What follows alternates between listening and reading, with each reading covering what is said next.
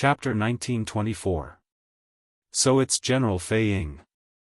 Light returned to the room and Wang Qingwu finally had a chance to see the situation in the room clearly. Seeing that Wang Li was killed by his blade and the old lady's life was not in danger, he couldn't help but heave a sigh of relief. However, after seeing the group of people who barged in, Wang Qingwu's heart suddenly jumped up. This was because the group of people who came in was the people he didn't want to meet the most, the Imperial Army. Wang Qingwu cupped his fists to Dugu Fei Ying. Taking advantage of this moment, his mind began to whirl as he tried to think of an excuse that would allow him to extricate himself from the other members of the Wang clan and highlight the contributions of the first branch as much as possible. Needless to say, he really did manage to think of something. Tonight, the family had received news from the Wang family's disciples that the assassin you caught this afternoon had appeared in Baoxing Lane. Thus, the family head sent me over to check on the situation. Unexpectedly, when I arrived at Baoxing Lane, I saw a black-clothed man sneaking into this room. I hid on the roof to see what this person was up to. Unexpectedly, this person actually wanted to harm the owner of this room. In a moment of desperation, I descended from the roof and killed this person with one slash of my blade. Then, you all came. Hearing this, Dugu Fei Ying frowned. Although Wang Qingwu's words were logical, he still felt that something wasn't right. Because if what Wang Qingwu said was true, then wasn't this matter too much of a coincidence? However, the most important thing now was to confirm if the old lady of the assassin they caught was here and was safe. As for the rest, it wouldn't be too late to talk about it later. Dugu Fei Ying expressionlessly nodded at Wang Qingwu and then walked to the side of the bed. Looking at the trembling old lady who was curled up in the corner, he squatted down slightly and asked, "Old lady, do you recognize this person?" As he spoke, Dugu Fei Ying took out a portrait and unfolded it in front of the old lady.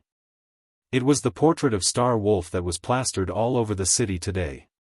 That old lady was only an ordinary citizen. When had she ever seen such a scene? She had long been scared silly by the bloody scene in the room. She didn't seem to be able to hear Dugu Fei Ying's words.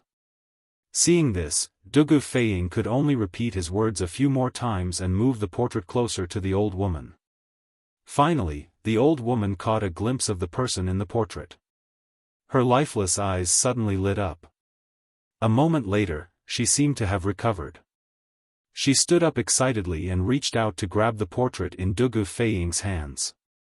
She said excitedly, "Brother Dugu, this is my Cheng. Why do you have his portrait? Where is my Cheng now?" Cough, cough, cough.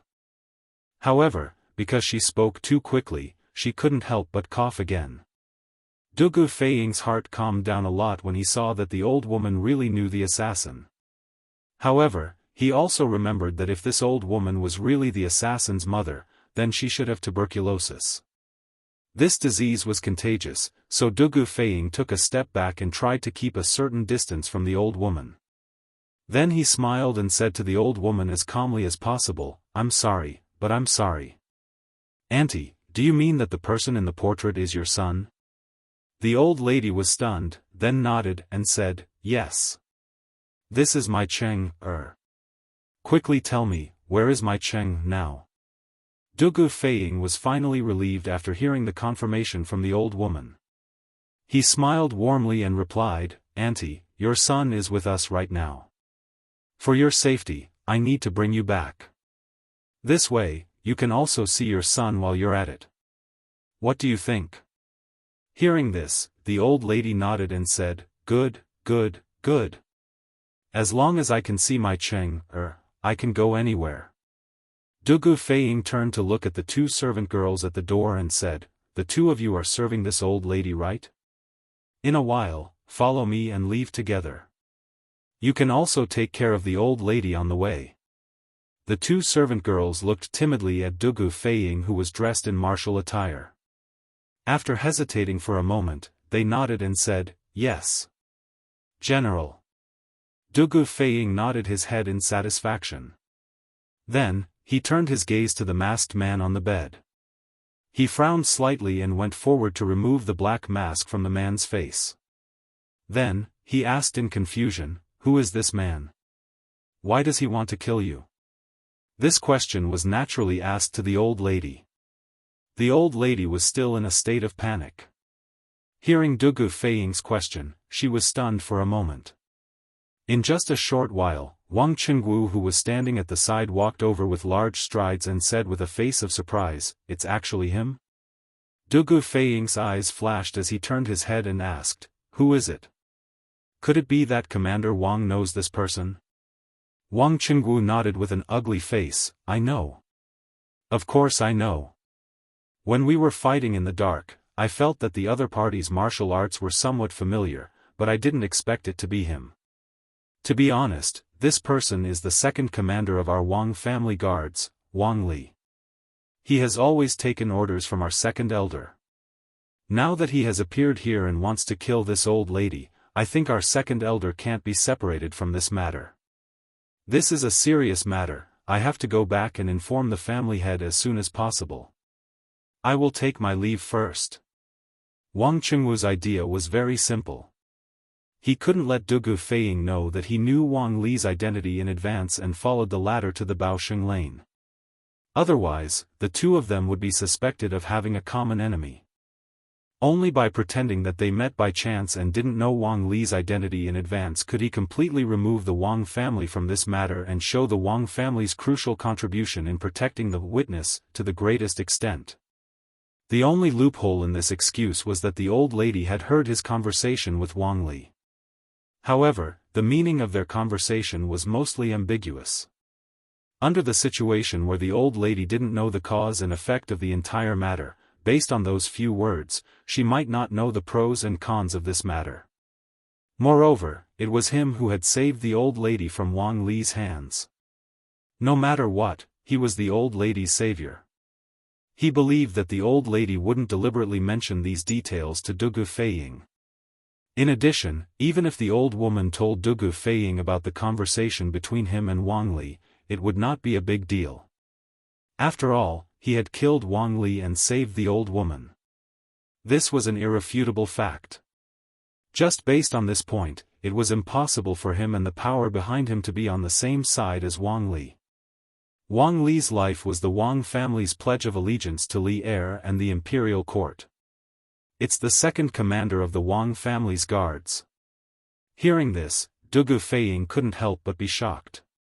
He looked at Wang Qingwu with an inexplicable expression in his eyes.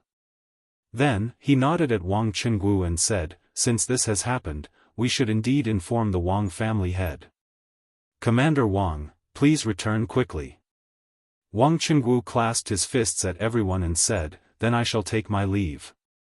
After saying that, he seemed to inadvertently glance at the old lady. Seeing that the latter's face was still in shock, he felt slightly relieved and turned to leave. As for Wang Li's corpse, he definitely couldn't bring it back. Of course, he didn't want to bring it back either. Go. Return to the post house immediately. After Wang Qingwu left, Dugu Feiying waved his hand and ordered. Clatter, clatter, clatter. However, as soon as his voice fell, a rumbling sound of horse hooves could be heard from outside the courtyard. Wang Qingwu's complexion changed slightly. He subconsciously thought that it was the hidden forces of Source Peak City, but after thinking about it for a moment, he realized that the entire city was under martial law now. Even if those people had the guts, they wouldn't dare to make such a big move unless they were tired of living. Thus, he ordered an imperial guard beside him, "Go. See what's going on outside." "Yes, General." The imperial guard received the order and left. Dugu Feiying, Han Li, and the other imperial guards in the room guarded the old lady behind them with vigilant expressions. After a while, the imperial guard ran back and clasped his fists at Dugu Feiying. "General, it's the Bing province barracks troops. There are about 400 of them, and they're right in front of the courtyard." "Oh? Someone from the Bing province barracks? Go, let's go out and take a look." Dugu Feiying's eyes flashed.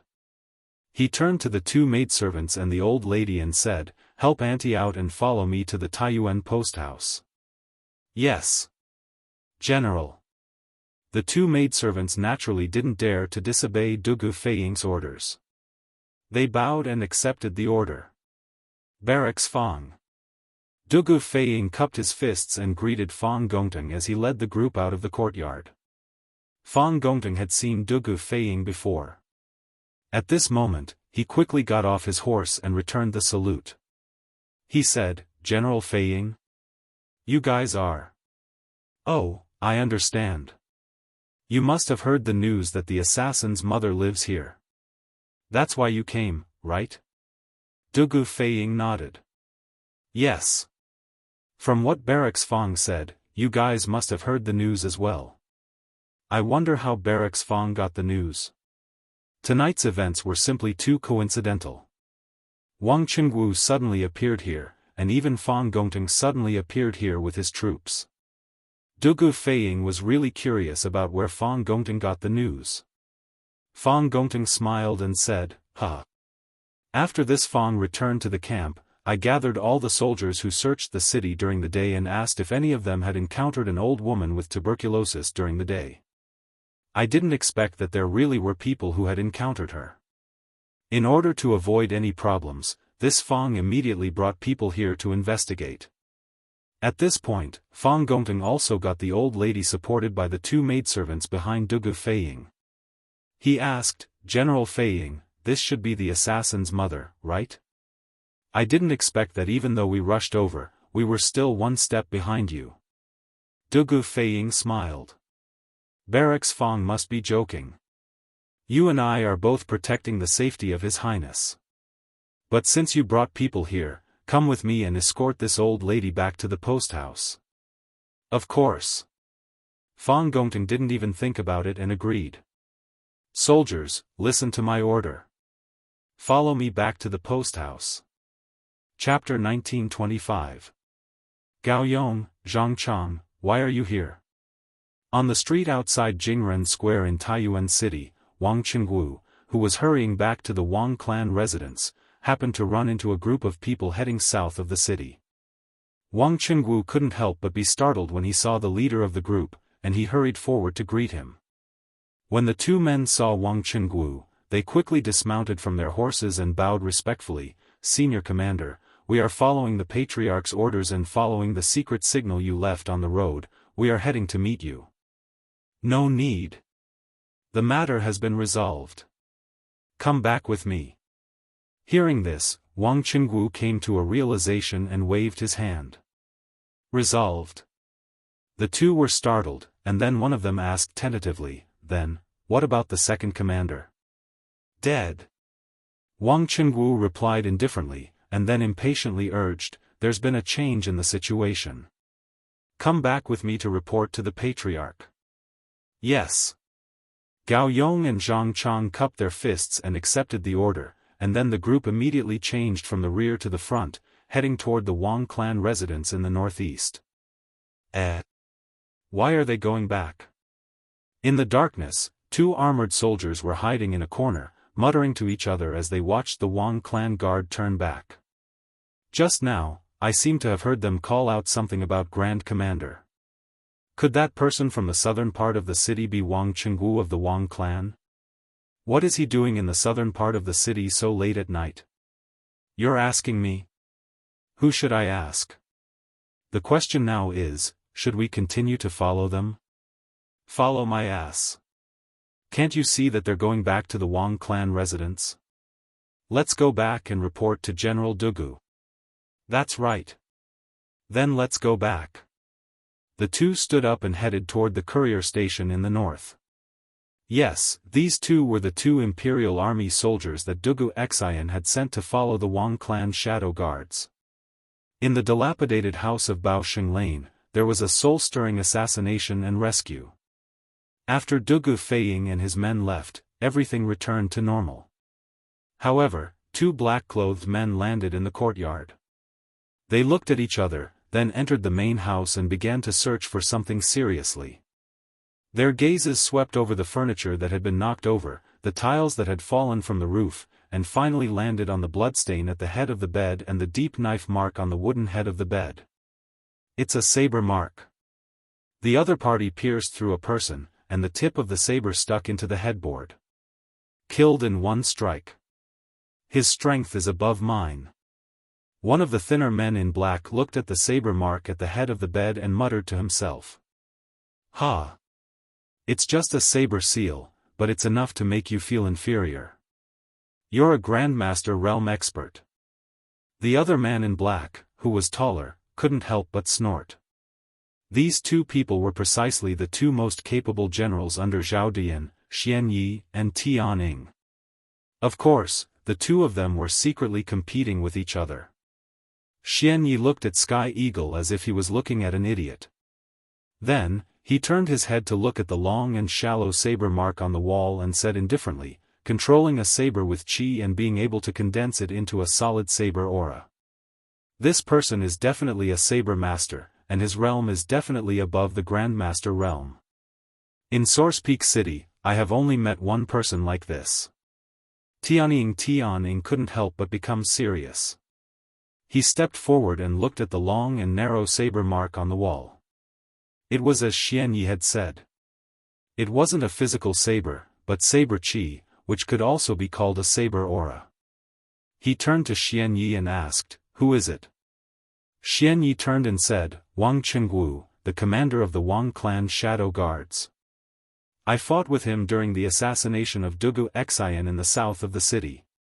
Tianying was silent. Although he had always been at odds with Xian Yi, he still believed in Xian Yi's personal strength. If even Xian Yi couldn't defeat someone, then there was no need to talk about him. "There's a smell of medicine in this room. When we came, we saw the woman in the room being taken away by an army. Judging from their armor, there were imperial guards and soldiers from the Bing province barracks. This means that the woman in the room is very important to them. Go back and report to the guard master. I'll follow them and act according to the situation." Xian Yi saw that there were no more valuable clues in the room, so he walked out with his hands behind his back. When he reached the door, he turned to Tianying behind him and said. Based on, Sky Eagle subconsciously wanted to say, "Why do you let me run errands while you do the work that might lead to meritorious service?" However, he swallowed his words. Putting aside the fact that there was a saber wielder in the Grandmaster realm who was more powerful than Xian Yi, even the well-trained Imperial Guards and the Bing province barrack soldiers were not people that he could deal with. When they first arrived here, Wang Qinggu had just left. Then, not long after, Fang Gongting arrived with 400 soldiers. Therefore, the two of them didn't have the chance to get close to the room. They could only hide in the dark and watch as Dugu Feiying, Fang Gongting, and the rest left with an old woman, 2 maids, and a bloody corpse. Okay. Tianying nodded after hesitating for a moment. However, Xian Yi was already nowhere to be seen. A hint of anger flashed across Tianying's eyes. He cursed, F***CK. This guy won't steal the limelight again, will he? Although he cursed, he couldn't change the fact that he was weaker than Xian Yi. As the saying went, one should do as much as one could. Right now, he had to obediently go back and report to Zhao Dian. Chapter 1926. Escape? Now that Taiyuan City is under martial law, where can we escape to? In the room, Wang Kuei frowned and said helplessly. If they could live, who would want to die? But the problem now was that the 4 city gates of Taiyuan City were all closed. Even if they wanted to escape, they couldn't. Wang Xinyuan said firmly, "Grandfather, we don't have to escape from the city. Aren't Guardian Zhao and the others trapped in the city now? But they can live peacefully under the search of the soldiers. As long as we take people to Guardian Zhao now, we will have a chance of survival." This guy wanted to go all the way to the dark side. But didn't you say before that Zhao Dian was of low birth and unreliable? Even if we rely on him, we can only live under his roof and look at his face. Wang Kuei was a little moved, but he remembered their previous judgment of Zhao Dian and shook his head. They came from the Wang family of Taiyuan and were members of a 1,000-year-old family. Zhao Diyan was just a local official. Even if they relied on the Turks, how could they be willing to be under Zhao Diyan, a Han? So they had been secretly waiting for a high-level Turk official, such as the Turk state preceptor, to come to Taiyuan city. Then, they would fully surrender. Wang Xinyuan said helplessly, "Grandfather, today is different from the past. Since we have been exposed, our lives are in danger at any time. The most important thing now is to protect our lives. As long as we are still alive and have people in our hands, we will definitely be able to make a comeback.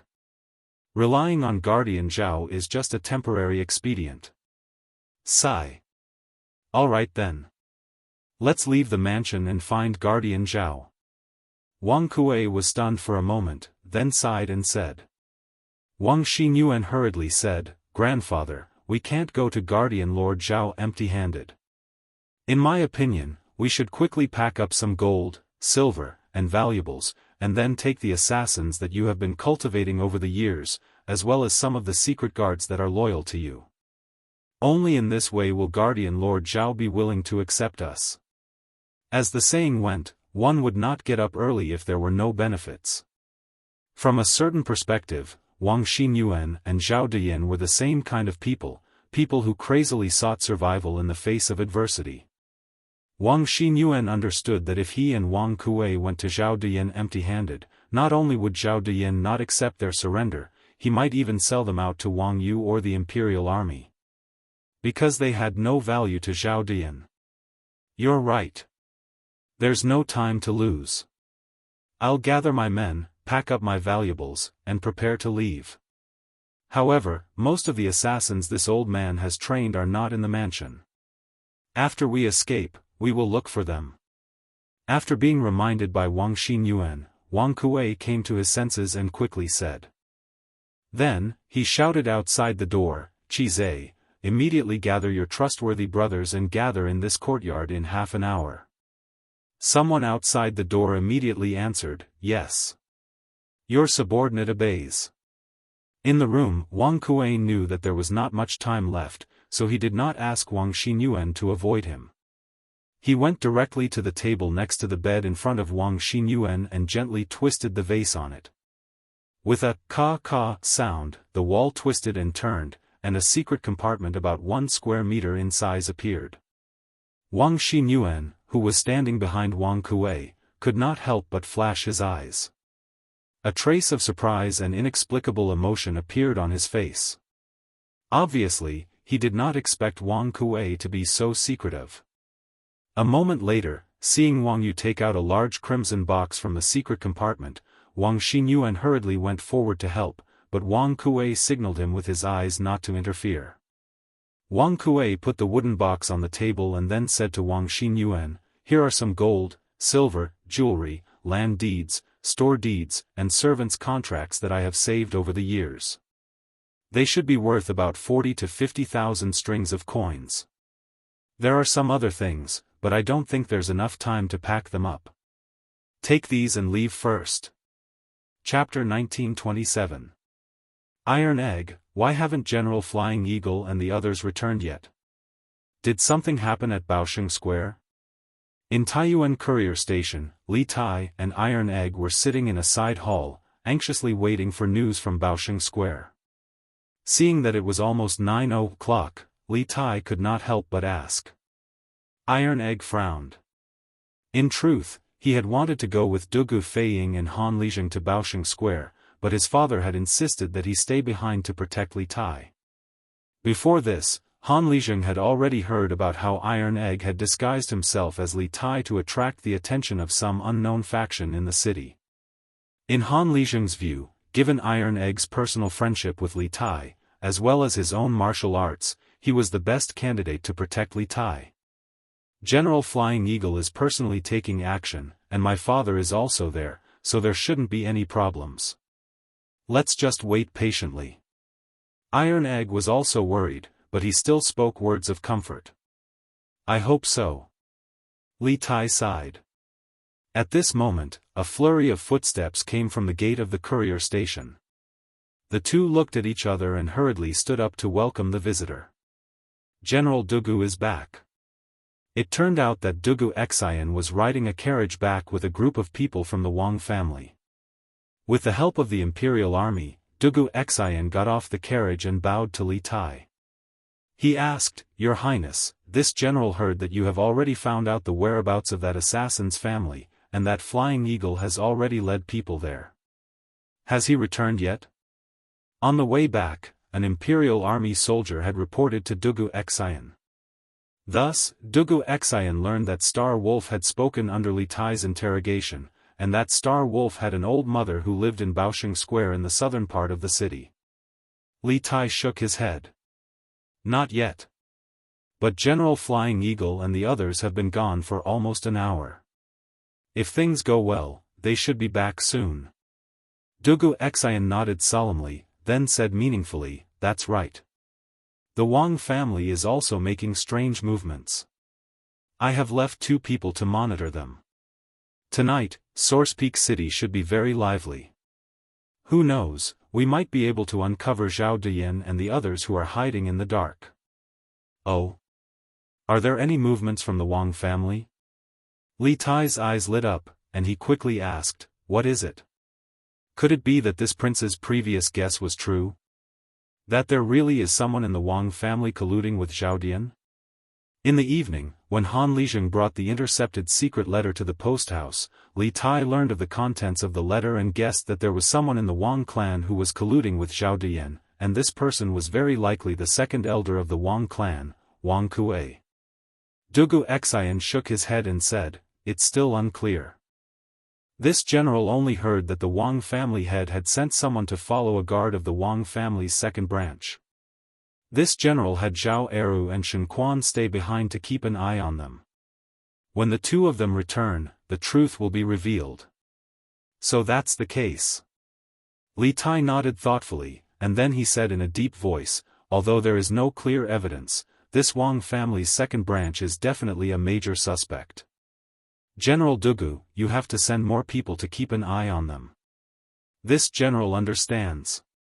Dugu Xian cupped his fists in acknowledgement. While the 2 of them were talking, the sound of galloping horses suddenly came from outside the inn. From the sound of the galloping horses, there were at least a few hundred people coming, and all of them were cavalry. Li Tai said excitedly, "It must be General Fei Ying. I wonder if he brought back the assassin's old mother. This prince will go take a look." "Your Highness, please wait." Dugu Xian's expression flickered. They had only brought 1,000 imperial guardsmen with them from Chang'an, and they had to send a portion of their forces to Longshan and guard the post house. It was impossible for Dugu Feiying to bring a few hundred people to Baoxing Square tonight. And from the deafening sound of hooves coming from the street outside the post house, it was clear that several hundred cavalry had arrived. Although Taiyuan City was still under the control of the government, Dugu Xian still didn't dare to let Li Tai take the risk. He pulled back Li Tai, who was about to run out, and then shouted to the imperial guardsmen behind him, "You lot, follow this general out to take a look." "Yes, sir." The soldiers obeyed the order and followed Dugu Xian to the entrance of the courier station. They saw a long fire dragon charging towards them from the street. Just as Dugu Xian had predicted, there were about 400 to 500 soldiers in this group, and the cavalry at the front of the group was only about 300 feet away from Dugu Xian's group. As the sky was too dark and the other party was rather far away, Dugu Xian couldn't see who the commander was. "On guard!"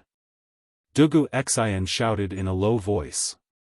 At the same time, he gripped the sword at his waist. Although he hadn't recovered from his injuries and couldn't fight yet, if the other party really wasn't Dugu Feiying's men and were coming for Li Tai, he would have to draw his sword and fight with his life on the line. "Yes, sir." The imperial guardsmen behind Dugu Xian all drew their long sabers and looked at the fire dragon charging toward the post house warily. Thump, thump, thump. The chaotic sound of hooves came closer and closer, and Dugu Xian and the others were extremely nervous. If the other party was really coming for Li Tai, it would be very difficult for them to win as infantry. It's Fei Ying. When the fire dragon was about 100 feet away from the gate of the post house, Wuxia Xianxia finally saw the face of the commander. He sighed softly and turned to the Imperial guardsmen behind him as if relieved of a heavy burden. Don't be on guard. Everyone, return to your positions. Yes, sir. The Imperial guardsmen replied. They were actually relieved as well. In the courtyard, Li Tai and Iron Egg saw this and hurried out to welcome them. Wuxia Xianxia didn't stop them this time. Although he still didn't know why Wuxia Fei Ying had so many soldiers behind him, it was fine as long as he knew that Wuxia Fei Ying was in that group. He had always believed in his brother without a doubt. Whoosh! A moment later, the fire dragon had already arrived in front of the inn. Wuxia Fei Ying, Han Lizheng, Fang Gongteng, and the others all dismounted and came to Li Tai. They bowed and cupped their fists, Your Highness. Li Tai quickly said, No need for formalities. Is Adjutant Fang here too? It was only then that he noticed Fang Gongteng and couldn't help but exclaim in surprise. Your Highness, after I returned from the provincial governor's residence, I summoned all the soldiers who searched the city during the day. Fang Gongteng cupped his fists and briefly told Li Tai what he had told Wuxia Fei Ying earlier. Li Tai was enlightened. He then looked at Wuxia Fei Ying and hurriedly asked, General Fei Ying, how was it? Did you find the assassin's mother in Baosheng Lane? Earlier in the prison cell, although Star Wolf had promised Li Tai that he would be willing to tell him the mastermind, there was a precondition. He had to bring his mother over and invite Sun Simiao and other famous doctors to treat her. Therefore, Li Tai still had high hopes for the results of Wuxia Fei Ying and the others' trip. Wuxia Fei Ying didn't disappoint Li Tai. He smiled and said, Your Highness, fortunately, I didn't disappoint you. Then, he turned and ordered, Bring the ant here. Under the escort of 2 soldiers, the 2 young maidservants helped the old woman out of the crowd. Wuxia Fei Ying suddenly thought of something and quickly whispered something in Li Tai's ear. Then, he pulled Li Tai back a few steps. Obviously, Wuxia Fei Ying was worried that the old woman's tuberculosis would be transmitted to Li Tai. Li Tai wasn't angry. Instead, he was in a good mood. Good. Good. Bring this aunt to see her son and settle her in the post house. Yes. Your Highness. Wuxia Fei Ying quickly waved his hand and signaled the 2 soldiers to bring the old woman away. Chapter 1928. In a side hall of the relay station, Wuxia Fei Ying recounted the scene that he had encountered at the Star Wolf family, as well as Wang Qingwu's explanation. After everyone heard this, they all revealed looks of contemplation. A few moments later, Li Tai's eyes focused as he said, based on the information General Wuxia brought back from the Wang clan and what General Fei Ying said just now, this king believes that there's an 80 to 90% chance that the Wang clan's second elder is colluding with Zhao Dian. As long as we can capture him, I'm confident that we can find Zhao Dian's hiding place. Wuxia Xianxia nodded in agreement. Your Highness's words are reasonable. Although there is no conclusive evidence, Source Peak City's situation is special and perilous. This general believes that we should first capture the Wang clan's second elder and interrogate him. As the saying went, special cases had to be dealt with in a special way. In normal times, if the second elder of the Wang clan had done something that violated the laws of the Great Tang, the authorities would not have dared to arrest him without solid evidence. But things were different now. Zhao Dian and the other Turkic spies in Source Peak City were threatening the safety of the city, and Wang Kuei, the second elder of the Wang clan, was colluding with Zhao Dian. Even if there was no evidence, they still needed to arrest him. It was better to kill the wrong person than to leave him alive. After all, Li Tai and the teachers and students of Yanhuang College were all in Source Peak City. If something happened to them, the imperial court would suffer a massive loss. Li Tai's face turned grim as he stood up and sternly said, Okay. Since that's the case, General Fei Ying, this king orders you to immediately take men to the Wang clan and arrest the second elder. Afterward, you will be sent to the provincial governor's residence.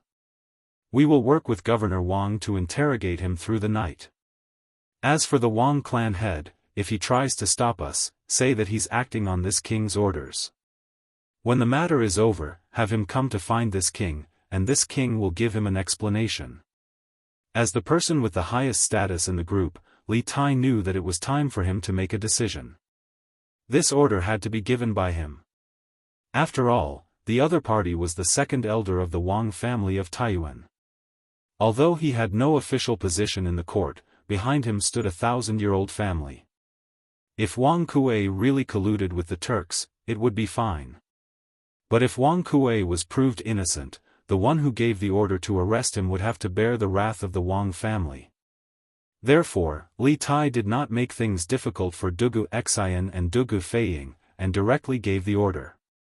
Dugu Feiying stood up and cupped his fists, understood. With that, he cupped his fists at Han Lijing and Dugu Xian before turning to leave.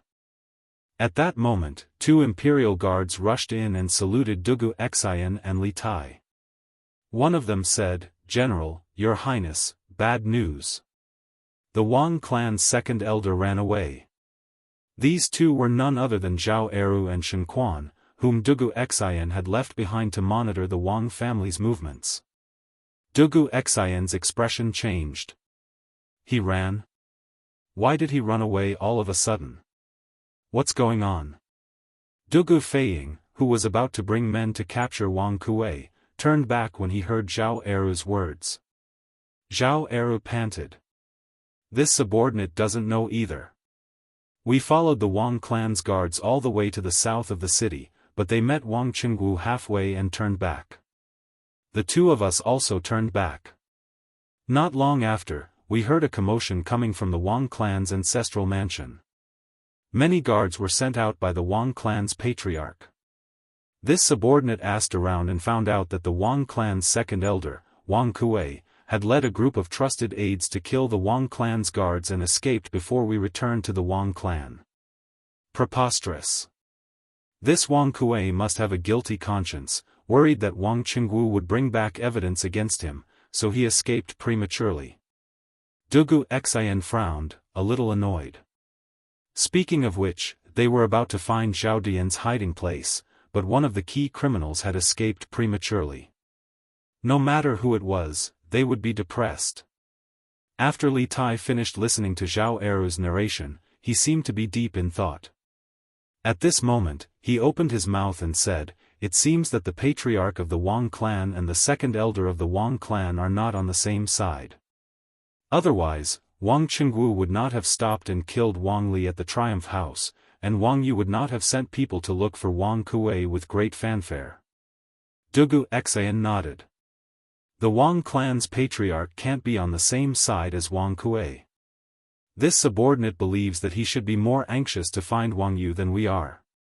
Dugu Xian had indeed suspected Wang Yu before, but after a series of events, he had long since eliminated Wang Yu as a suspect. Li Tai thought for a moment, and then a thought came to his mind. He muttered, "Wang Kuei's escape has confirmed the crime of colluding with Turkic spies. We can't rely on the Wang clan's power to find him. First, immediately send men to the provincial governor's residence to inform Provincial Governor Wang and the Bing province barracks to search the entire city for Wang Kuei. Second, this prince wants to interrogate that assassin. All signs indicate that this assassin is very likely one of Wang Kuei's men. He should know better than us where Wang Kuei went after escaping from the Wang clan." Chapter 1929. It's already dark, and it's not safe outside. Your Highness, why don't you stay in the post house and allow me to lead the men there? In the prison of the post house, Dugu Xian immediately felt that something was amiss when he saw the eagerness on Li Tai's face. Right now, it was completely dark outside. Not to mention the fact that Zhao Dian's men were still lurking in the city. Even if Zhao Dian wasn't around, Dugu Xian wouldn't have dared to let Li Tai personally lead his men to the manor that Star Wolf had mentioned.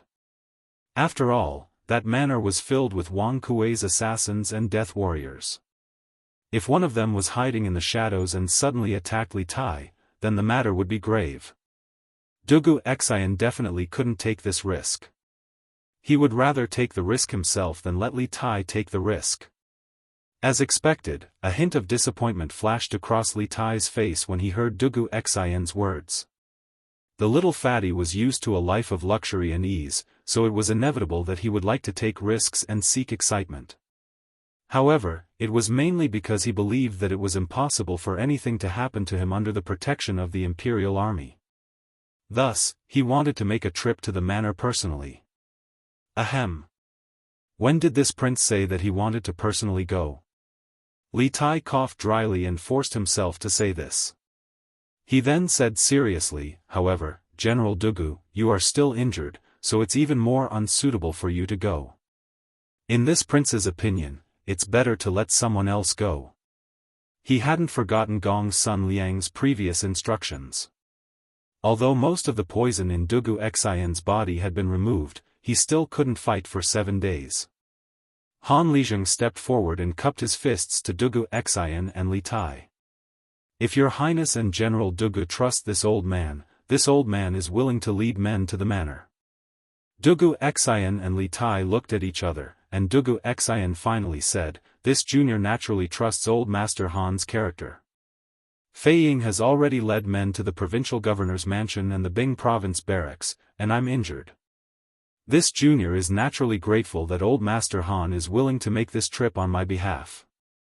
At his peak, Han Lizheng's strength should be around the peak of Qi transformation.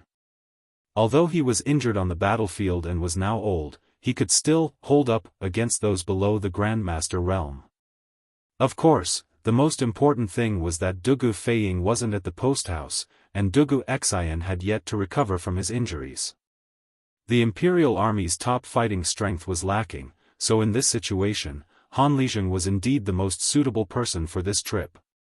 Han Lizheng cupped his fists and said, then there's no time to lose.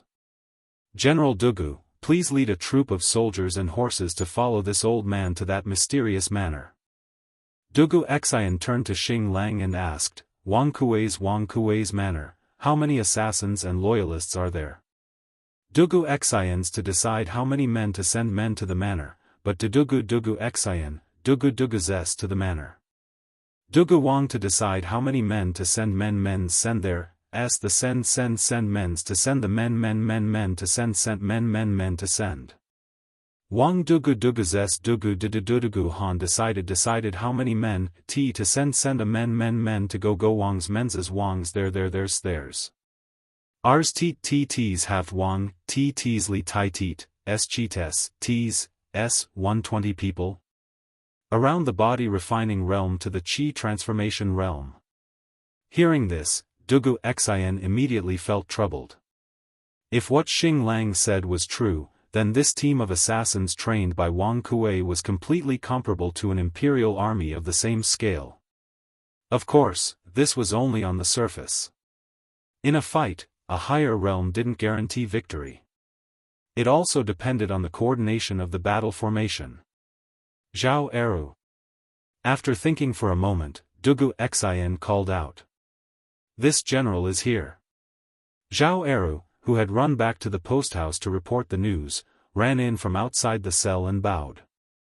I order you to immediately count 200 men and follow Master Han to a manor near Dragon Mountain. Dugu Xian ordered in a deep voice. Xing Lang's words were very vague.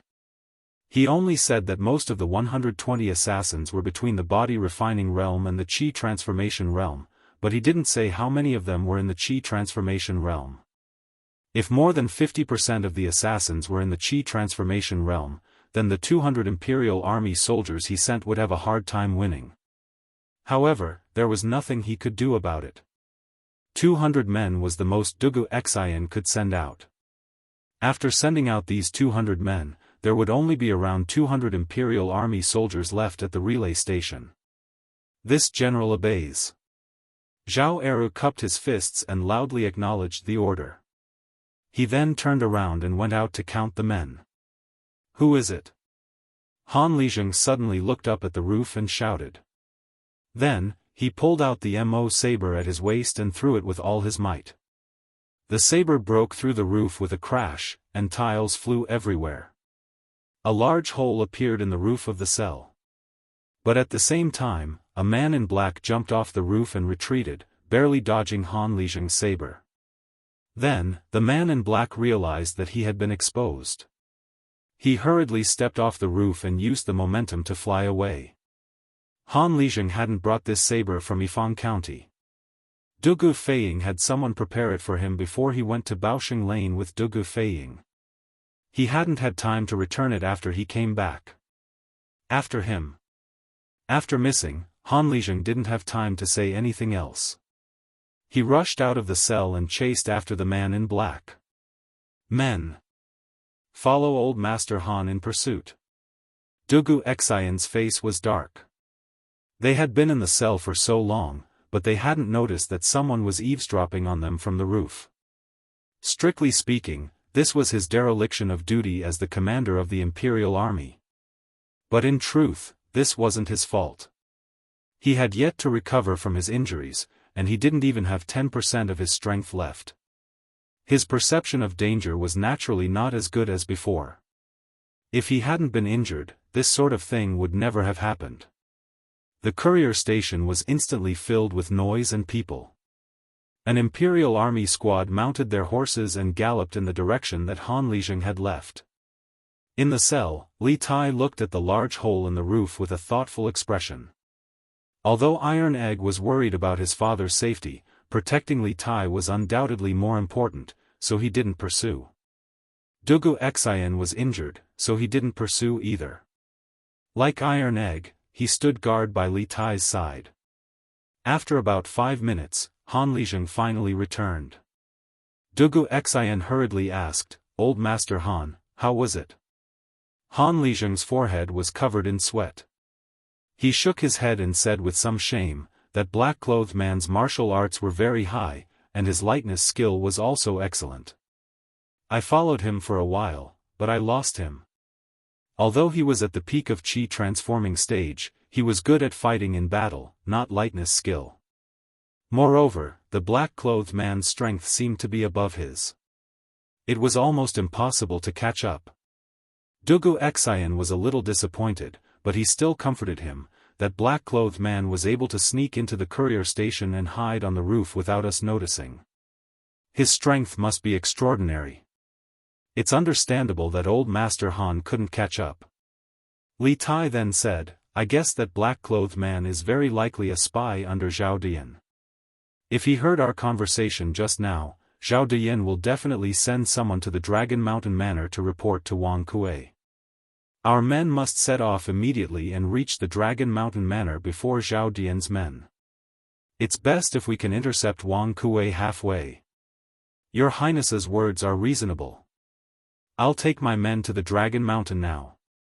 Han Lizheng nodded and cupped his fists. Just then, Zhao Eru happened to walk in and cupped his fists to Dugu Xian. "General, the men have been counted. We can set off at any time." Dugu Xian's face was solemn as he said in a deep voice, "Good. Zhao Eru, take your men with old Master Han and Su Yuncheng and set off immediately." "Yes." Zhao Eru cupped his fists and accepted the order. 2 Imperial guards came in and untied Star Wolf from the gallows, then brought him out of the prison cell. A moment later, a group of 200 cavalrymen, each holding a torch, rushed out of the courier station and headed south. The Imperial Guards and the Bing Province barracks went to such great lengths just for a sick old woman? Within the heavenly room of the Tongfu Inn, Sky Eagle spoke in detail of what he saw and heard in the house in Triumph House. Zhao Dian's brows knit together tightly when he finished listening, and he couldn't help but mutter to himself. By the time Sky Eagle's group arrived at Triumph House, Wang Li had already been killed by Wang Qingwu, and Dugu Feiying's men had already brought Star Wolf's mother out. Thus, he didn't know much. He could only tell Zhao Dian what they had seen and some of Xian Ye's deductions. It was normal that Zhao Dian couldn't figure out the crux of the matter. "You said that a great battle took place in that house, and Sky Eagle deduced that one of the combatants was the Grand Commander of the Wang clan's Shadow Guards, Wang Qingwu?" Zhao Dian's mind spun rapidly. He closed his eyes and repeated what Tianning had just said a few times in his mind. Suddenly, he opened his eyes and asked Tianning with a deep voice. Tianning? Sky Eagle cupped his fists and said, Xianyi deduced based on the saber slashes at the scene. He said that he fought with Wang Qingguo in the morning. The only person in Source Peak City with such strength could only be Wang Qingguo. Wang Qingguo. The Wang clan. The Wang clan is also involved. It seems that this old lady's identity is definitely not ordinary. Zhao Dian nodded and seemed to be lost in thought. After a while, he came back to his senses and said to Sky Eagle, "All right. I know everything. Wait for Xianyi to come back and see what news he can bring back." Sky Eagle brought back too little useful information. He could only deduce that the old lady's identity was special and that she was related to the Wang clan and the Imperial Army. However, it was difficult to deduce why the Wang clan was involved in this matter with just this little information. It would depend on whether Xianyi could find out more useful information in the process of following Dugu Feiying and the rest. Yes. Your subordinate will take his leave. Sky Eagle was a little jealous when he heard Zhao Dian's words. In the end, he had really become an errand boy, and all the meritorious work had been done by Xianyi. However, who asked him to be weaker than the other party? With his strength, it was very likely that he would be discovered if he secretly followed Dugu Feiying and the rest. Chapter 1930. Father, where are we going? Also, why did you give the order to kill the gatekeeper? If Uncle finds out, will he spare us? In the dark night, a group of more than 40 people was being led by 3 men on horseback. They were rushing towards the southwest of Taiyuan City. For the sake of concealment, only a few people at the front of the group were holding torches. The people at the back were following the footsteps of the people in front. At this time, the middle-aged man at the front of the group turned his head and asked the old man beside him. If we don't kill the gatekeeper, how will we escape? Right now, our only chance of survival is to escape from the Wang family. The old man replied snappily. The old man was Wang Kuei, the one who had killed the gatekeeper and escaped from the Wang family's ancestral home. The 2 people beside him were Wang Hong and Wang Xinyuan. When they had fled from the Wang family, they had fled in such a hurry that Wang Kuei had not explained anything to Wang Hong, so even now, Wang Hong was still in a state of confusion. He didn't even know why his father wanted to bring him away. However, the moment Wang Kuei gave the order to kill the guards at the Wang family's back door, Wang Hong had already realized that they had caused trouble. In the future, it would be very difficult for them to return to the Wang family. Escape? Father, we didn't do anything wrong, so why do we have to escape? Wang Hong asked in confusion after hearing Wang Kuei's words. Wang Kuei paused for a moment, then sighed deeply. That's right. We didn't do anything wrong. This old man just wants to take control of the Wang family and restore the Wang family to its former glory as a 1,000-year-old clan. Wang Hong felt that the first half of this sentence was quite normal, but the second half. When Wang Hong heard this, he was so frightened that he almost fell off his horse. What? Father, you want the second branch to take control of the clan? Are you trying to rebel against Uncle and Big Brother? Our second branch hasn't had to worry about food and drink all these years. Why do you want to take control of the clan instead of living a good life? Wang Hong was a typical scion of an aristocratic family. He only wanted to live a comfortable life with the Wang family as his backing. With the Wang family as his backing, not only would he not have to worry about food and drink, but he would also be able to do whatever he wanted in Source Peak City. As for the position of patriarch and authority in the clan, what did that have to do with him? He had never cared about it. Of course, as the saying goes, no one knows a son better than his father. It was precisely because Wang Kuei knew that his son was unambitious that Wang Kuei did not involve Wang Hong in the matters such as surrendering to the Turks and kidnapping Li Tai, nor did he mention them in front of Wang Hong. It was no wonder that Wang Hong was so confused. Bullshit. Not only are you ignorant and incompetent, you don't even have the slightest bit of ambition. All these years, our second branch has been suppressed by the first branch. Wang Yu and Wang Renbiao have relied on their family's resources to become provincial governors of provinces. They hold high positions and power. Are you willing to submit to others for the rest of your life? Wang Kuei cursed angrily when he heard Wang Hong's words. He was exasperated that Wang Hong had failed to meet his expectations.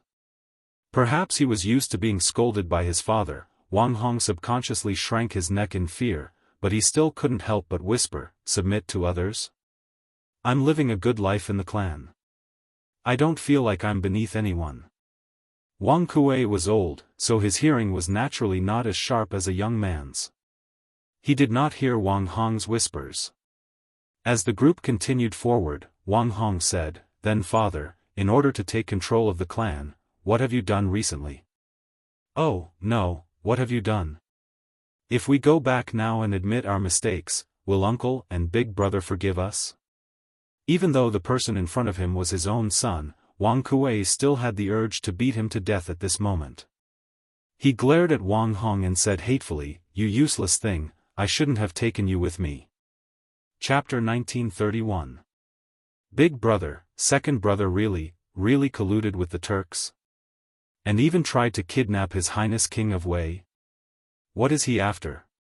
In the main hall of the Wang clan residence, the third elder still found it hard to believe that Wang Kuei would do such a disgraceful thing. The main reason was that he couldn't imagine Wang Kuei's motive, or rather, he couldn't imagine what benefit Wang Kuei would gain from this matter. Third brother, although no one saw second brother colluding with the Turks and kidnapping King Wei, all the evidence points to second brother. Now, second brother has led his men to kill the gatekeeper and escape from the residence, thus confirming his crimes. There's no need to explain this matter. The most important thing is to find second brother as quickly as possible, capture him, and send him to the provincial governor's residence. Otherwise, when His Majesty blames us, the Wang clan might be wiped out. Wang Bing sternly said, his face cold. When he had first learned that Wang Kuei had fled with his men, he had also been stunned, but when he came to his senses, he had been infuriated. After all, Wang Kuei had committed a disgraceful act, and now that he had fled, the rest of the Wang clan had to take the blame. In this situation, Wang Bing, the Situ of the previous dynasty and the previous clan head of the Wang clan, had no choice but to step forward and preside over the situation. Everyone in the hall scowled at these words, especially the third elder, fourth elder, and fifth elder. They had always been close to Wang Kuei, but this did not mean that they were willing to take the blame for Wang Kuei, especially when it was a crime that involved the execution of 9 generations of the clan. Wang Kuei had to be found. This was the common belief in everyone's hearts. Big brother is right. We must find second brother Wang Ku as soon as possible. Apart from the ancestral residence, I remember that he seems to have another residence in Chui Su Fang and Ping Ruo Fang. I wonder if he will go there. The fourth elder spoke up in support of Wang Bing. He had been sitting at home, but the pot had fallen from the sky. In his anger, the old fellow had changed his address of Wang Kuei from second brother to directly calling him by his name. Wang Yu, who was sitting next to the fourth elder, said, "Fourth uncle, I've already sent people to these 2 residences. I'm confident that we'll have news soon." Obviously, Wang Yu had already guessed that Wang Kuei had bought this business before. Otherwise, he would have been the head of the family for nothing. Wang Bing's face darkened as he said, "There are records of the businesses that second brother has purchased outside these years. You don't have to say anything. The shadow guards of the clan have all gone to investigate. Think about it carefully and see if there are any other businesses that second brother secretly bought behind the back of the family."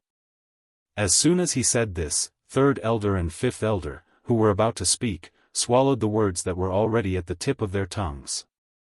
The hall fell silent for a moment. A moment later, Princess Tongpan said, "Father, I heard that when second elder escaped this time, other than taking some guards with him, he only took Wang Xinyuan and Uncle Wang Hong. Uncle's concubines are still in the estate. Since the elders can't think of any valuable clues, why don't we ask Uncle's concubines? After all, they are the closest to Uncle. Maybe they know something that we don't. Little Uncle, in addition to addressing the father's youngest brother, married women generally address their husband's younger brother as Little Uncle. Chapter 1932. Reporting to the general, this general followed your orders to search the fifth house on the east side of Shuorenfang when it was dark. There was indeed no one in the house, but this subordinate found many weapons in the garden in the backyard. However, this subordinate does not know if they are the weapons that the government is searching for among the people today. In a residence near Tongfu Inn, a soldier cupped his fist and reported to Li Junxian. This soldier's name was Yan Gui. During the day, Li Junxian had ordered him to infiltrate the fifth residence on the east side of Xuanren Lane, the place where Kong Chang'an and Zhu Zeqing had been hiding, and searched to see if he could find anything new. Li Junxian had given this order on a whim as he had no idea what the situation in the city was like. He didn't have much hope, but to his surprise, Yan Gui had actually found something. Oh? How many weapons are there? Where are they now? Li Junxian asked, his expression shifting. General, there are 7 swords, 21 scimitars, and some hidden weapons. This subordinate and my brothers have already brought back all the weapons. Yan Gui cupped his fist and replied.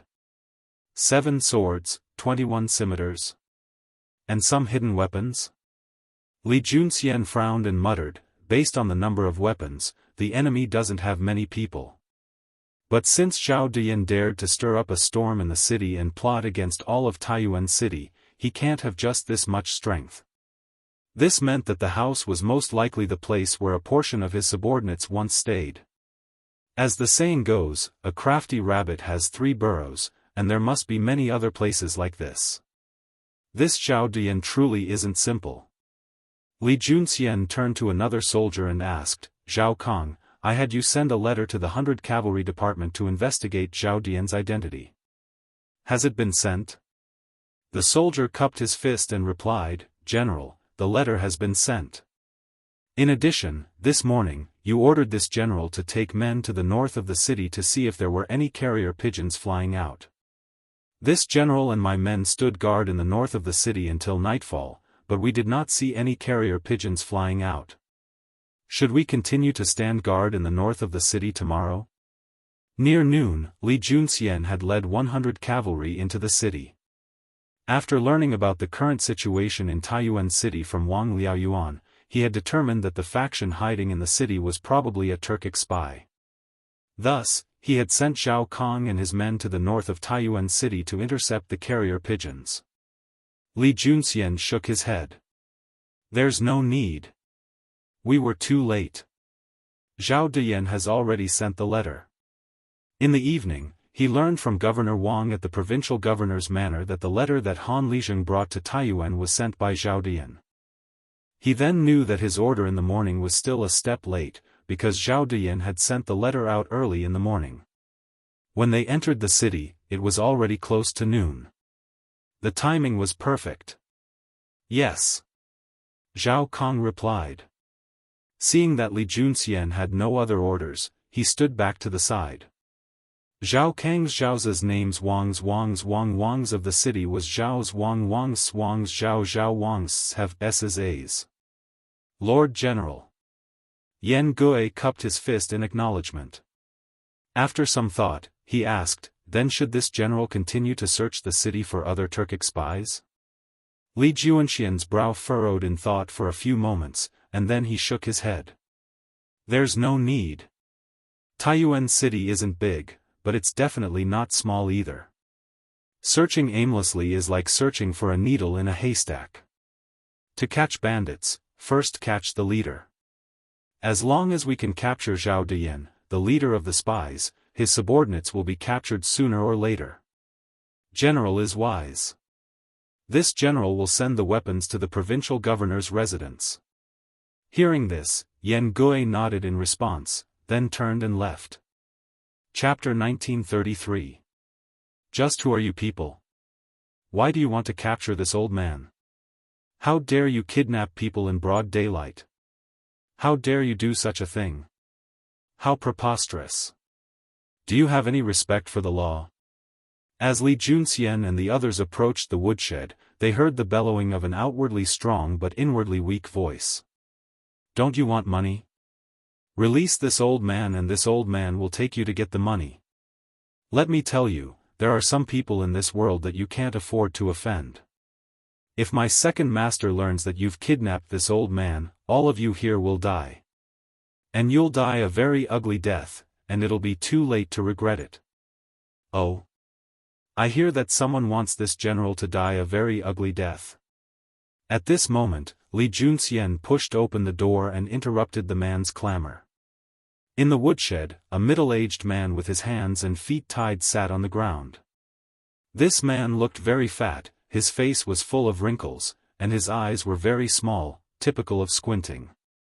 From afar, he looked like a Maitreya Buddha. In front of this middle-aged man were two men in martial arts robes, their backs to him. Laughably, even though this fellow had been hooting the entire time, the two men had completely ignored him. Perhaps because no one had taken care of this woodshed in a very long time, Li Junxian sensed that there was a strange odor to it. But interrogating Sun Dafu was more important, so he didn't care. The two of them were just about to step forward and bow to Li Junxian, but the middle-aged man's mouth was even faster. Pa! A bunch of hoodlums who rely on kidnapping and extortion. What kind of general are you? He had come to Taiyuan on this trip. Li Junxian and the 100 horsemen he had brought were primarily meant to protect Li Tai from the shadows, so they normally wore the clothes of ordinary people. This was why the middle-aged man had mocked Li Junxian when he heard him call himself a general. Impudent! Are your dog eyes blind? The one standing in front of you is. Seeing that the middle-aged man was speaking rudely to Li Junxian, one of the men in the room angrily glared at him and prepared to attack. But Li Junxian pulled him back. Lin Jiang, stop. Li Junxian waved his hand and said, one who doesn't know is not guilty. This person must be the shopkeeper of Tongfu Inn, Sun Dafu? Lin Jiang cupped his fists and replied, yes, General. Li Junxian nodded, and then he curiously asked, how did you kidnap him? Why would he think that we are hooligans who kidnap and blackmail people? Lin Jiang pursed his lips and replied in all seriousness, replying to the general, this general snuck into the inn when it was dark and happened to see this fellow going to the outhouse. This subordinate tailed him and knocked him out when he wasn't paying attention. Then, I stuffed him into a sack and carried him back. Li Junxian was speechless. It's no wonder Sun Dafu thought you were a kidnapper. Your methods are exactly the same as those of a scoundrel. You still have the nerve to say that? This old man has always emphasized that amiability brings wealth, and I've never offended you.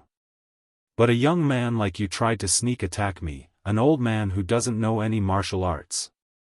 You don't have any martial virtues. Lin Jiang's earnest explanation had thoroughly infuriated Sun Dafu, but his words seemed lacking in confidence. Moreover, as he spoke, Sun Dafu clamped his legs together and leaned his body as far away from Li Junxian as possible, as if there was something he didn't want Li Junxian to see. Li Junxian naturally noticed Sun Dafu's little movements, and he curiously turned to Lin Jiang. Lin Jiang innocently said, General, before this subordinate knocked him out, he hadn't finished peeing, so after I knocked him out, he immediately peed his pants. Li Junxian's lips twitched in speechlessness. Although it was true that he had ordered Lin Jiang to kidnap Sun Dafu, Lin Jiang's methods were truly, rather lacking in martial virtues. If you want to sneak attack someone, you can sneak attack them, but at least wait until they're done peeing before knocking them out. Sun Dafu's face turned red, and he wanted nothing more than to find a hole in the ground and crawl into it. Of course, before he did that, he would have to drag this immoral Lin Jiang down with him. Enough. This general subordinate was just following orders. Shopkeeper son, don't get angry with him. Besides, who hasn't peed their pants in their life? No one will laugh at you. Li Junxian saw Sun Dafu's embarrassed expression and hurriedly tried to resolve the situation. Lin Jiang and the other soldier almost laughed out loud, but when they saw that Li Junxian wasn't laughing, they suppressed their laughter. Sun Dafu glared at Li Junxian with hatred. If looks could kill, Li Junxian would have died many times over by now. But through his observations, he had realized that Li Junxian and the other two soldiers in the room truly were soldiers. Thus, even though he was furious, Sun Dafu was still able to restrain himself. "Shopkeeper son, I didn't invite you here today to take your money, but because this general has a matter to ask you." After a round of banter, Li Junxian turned serious and spoke to Sun Dafu. "Invite? This is how you invite people?" Sun Dafu glanced at the ropes binding him and sneered. "Moreover, this old man has not committed any crime, nor has he broken any laws. You claim to be a soldier, so what right do you have to knowingly break the law and use such despicable methods to imprison this old man? Do you still have any respect for the laws of the country? When one couldn't win with their fists, one had to reason with them." Sun Dafu understood this, and he wanted to reason with Li Junxian right now. But Li Junxian had no desire to reason with Sun Dafu, because his fists were bigger, and more importantly, he truly had broken the law in this matter. He was in the wrong. "Shopkeeper son, there's no need to talk about such useless things. If you really did break the law, the one who captured you wouldn't have been this general, but the bailiffs of the government. Since this general had you tied up and brought here, if you don't truthfully answer this general's questions, I can't guarantee that you'll be able to leave this place alive." Sun Dafu's face instantly paled. He hadn't expected Li Junxian to be so direct and ruthless. He didn't know if Li Junxian really dared to kill him, but he didn't dare to gamble. After all, each person only had one life, and he greatly cherished it. This old man is just the shopkeeper of an inn. What could I know? If you want to ask, then hurry up and ask. Sun Dafu said after a few moments of silence. At this moment, Lin Jiang brought over a bench, and Li Junxian sat down in front of Sun Dafu. He placed his arms on his knees and leaned over to ask, "The second master you spoke of before should be the owner of Tongfu Inn, Gao Yong, right?" Gao Yong is the second son of the Gao clan. He has an older brother called Gao Su and a younger sister called Gao Ping, the concubine of the Wang clan's second son, Wang Hong. It is precisely because he has managed to climb up the branch of the Wang clan that Gao Yong has been able to flourish in Taiyuan City. Sun Dafu's pupils constricted in shock. He stared at Li Junxian and asked, word by word, "You're investigating the second master? Just who are you? Just who are you people?" Li Junxian unhappily said, "My time is limited, so it's best if you don't waste it. Answer my questions, or else." Li Junxian glanced at Lin Jiang. The latter understood, unsheathed his saber, and placed it against Sun Dafu's neck. With a savage smile, he said, "Hey, shopkeeper son, I recently learned a saber art that can remove the bones from a person's limbs without killing them. Do you want to give it a try?" Sun Dafu lived like a prince, so how could he possibly endure such a shock? He hurriedly shook his head and said, "I'll talk. I'll talk. Take your saber away." "Humph. At least you know your place." Lin Jiang coldly snorted and then pulled his saber back. Sun Dafu nodded at Li Junxian and said, "What you said just now was correct. The second master truly is the owner of Tongfu Inn. Relying on his relationship with the Wang clan, the second master's business has been getting better and better, and he's opening more and more shops." Li Junxian nodded in satisfaction and asked, "Very good. This general will ask you again. This morning, did Wang Reni, the current Wang Xinyuan, go to your inn?" Sun Dafu was taken aback, a hint of panic in his eyes. Coming back to his senses, he hurriedly shook his head and said, "Wang Xinyuan? This old man has never seen him before." Li Junxian sat up straight and gave Sun Dafu a meaningful smile. Sun Dafu felt his scalp tingle, and when he turned his head, he saw that Lin Jiang was also savagely smiling at him. Shivering in fright, he hastily corrected himself, "Don't worry about me. Yes, young Master Wang really did come to the inn this morning." Li Junxian leaned over and asked, "Who did he meet at the inn?" Sun Dafu immediately shook his head and said, This old man doesn't know." Afraid that Li Junxian and Lin Jiang wouldn't believe him, he hurriedly explained, "This old man really doesn't know that person's identity. I only heard that he's a good friend of young Master Wang and that he stayed at the inn yesterday. Moreover, the second master said that that person was an honored guest of his and would only be staying at the inn for 2 days. That honored guest rarely goes out and spends almost all of his time in his room. When he checked in, he specifically instructed that no one was to disturb him, so this old man still doesn't know that person's name." Li Junxian's eyes flashed, and after a few moments of silence, he asked, "Is that person still staying at the inn?" Sun Dafu nodded. "Yes. He's still there. That honored guest is staying in the heaven guest room." Li Junxian calmed down a little. He stood up and said to Sun Dafu, "Shopkeeper's son, you'll have to suffer here for 1 night. Once this old man finishes his business tomorrow, I'll let you go. Don't think about running away. Even if you grow wings, you won't be able to escape. Moreover, if you're captured, this general can't guarantee that the brothers in the courtyard won't do anything to you."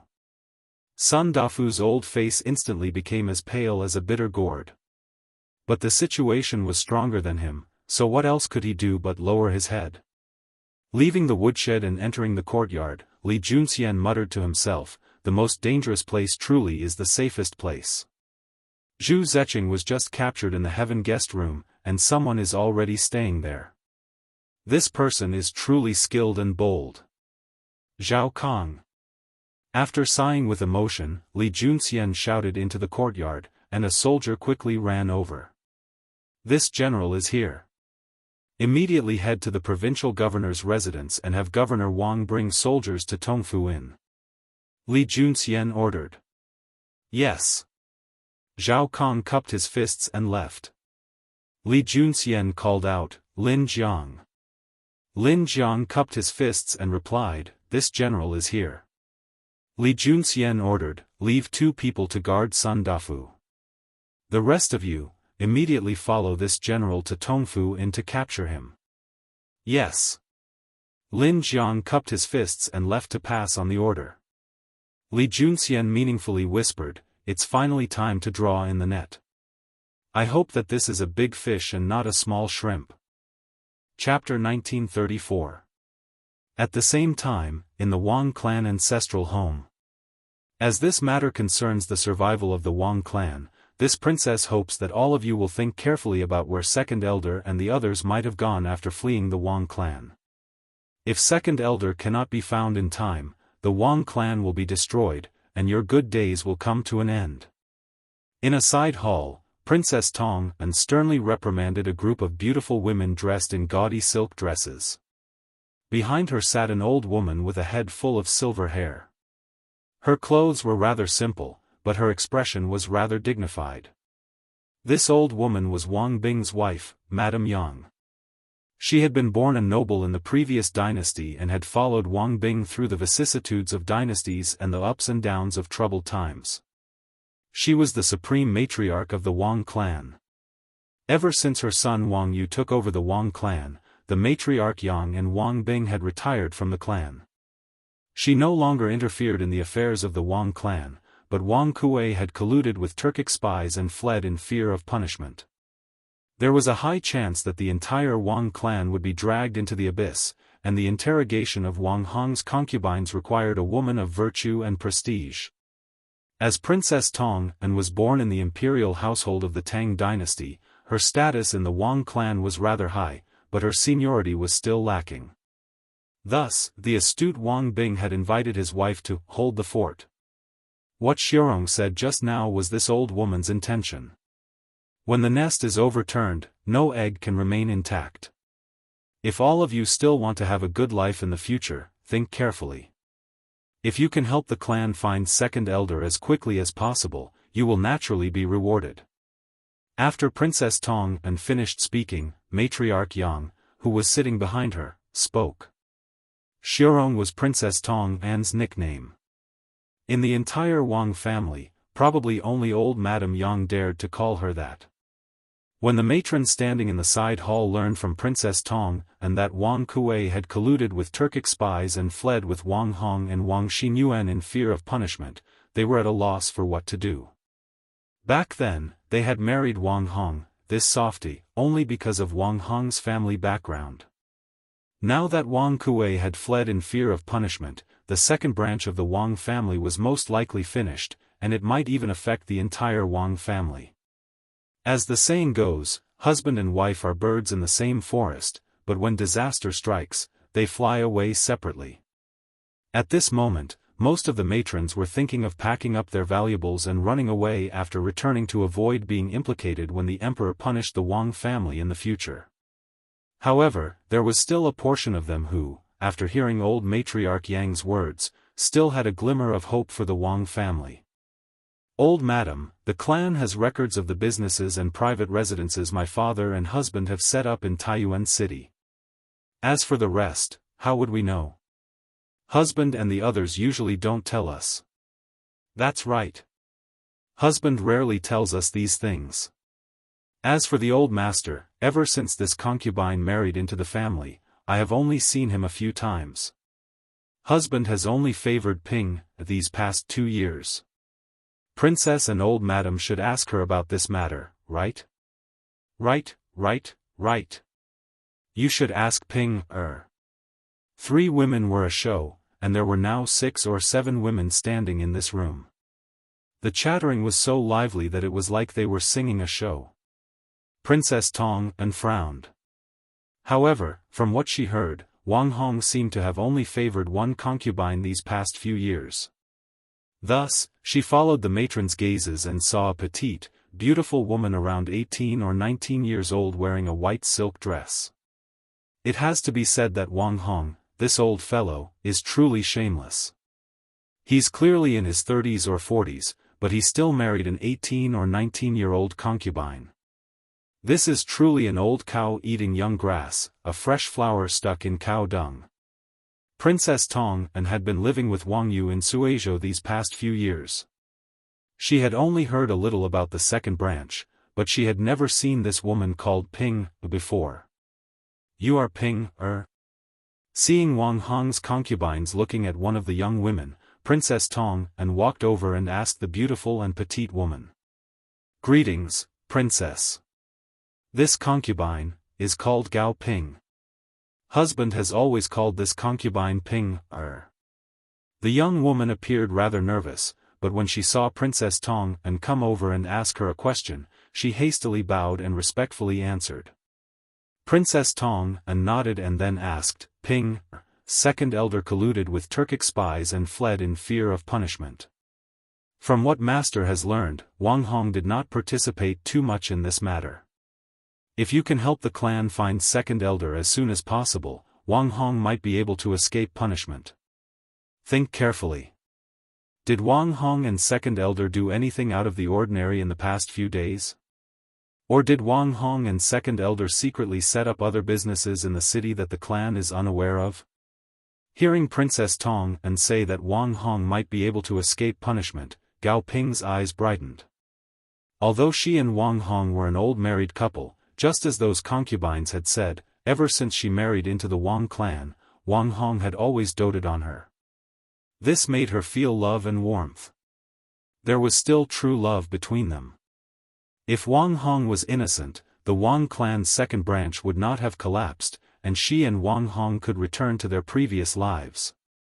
With this thought, Gao Ping frowned and began to seriously recall. After a while, her eyebrows trembled, and she suddenly said, this concubine remembers. Husband's behavior these past few days was normal, but yesterday, when my second brother came to the residence to visit me, he was dragged away by Xin Yuan. The two of them chatted for a while before my second brother left the Wang clan. Your second brother? Who's your second brother? Princess Tong and frowned and asked subconsciously. Gao Ping said somewhat embarrassedly, my second brother's name is Gao Yong, and he's a businessman. He opened many shops in the city, and the largest inn in the city, Tongfu Inn, was also opened by him. Gao Ping was born into a merchant family.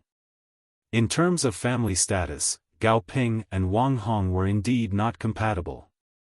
However, after marrying into the Wang clan, not only did Wang Hong not look down on her because of her background, he even tried his best to protect her. This was also one of the reasons why she wanted to help Wang Hong exonerate himself. After introducing Gao Yong's identity, Gao Ping continued. Early this morning, Xian Yuan suddenly told my husband that he was going out to meet a friend at Tongfu Inn. Now that I think about it, there are too many coincidences. Yesterday, my husband introduced Xian Yuan to my second brother, and today, Xian Yuan went out to Tongfu Inn.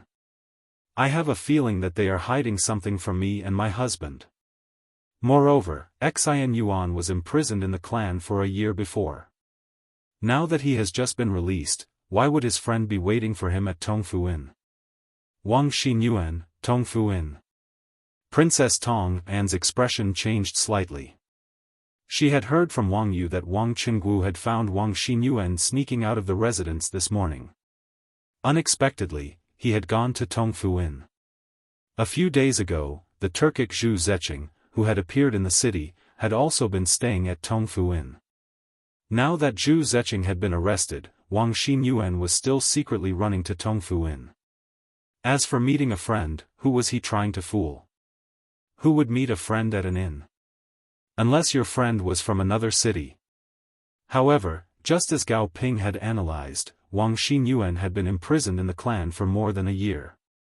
How could it be so coincidental that a friend from another city came to see him as soon as he was released?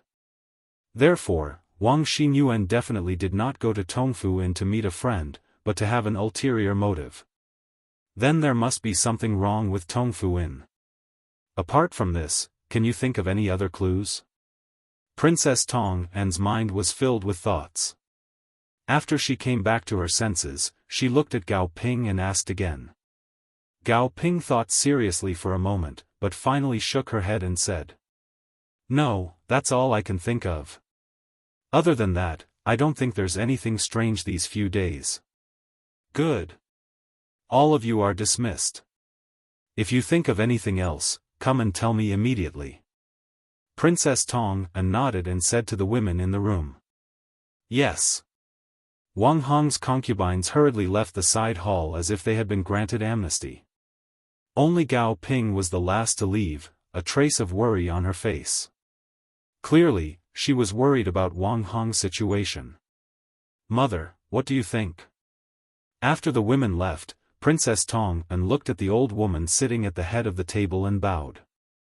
A wisp of wisdom flashed across the old woman's weathered eyes. She said meaningfully to Princess Tong An, "Shirong, since you already have an answer in your heart, why ask me? Do as you wish.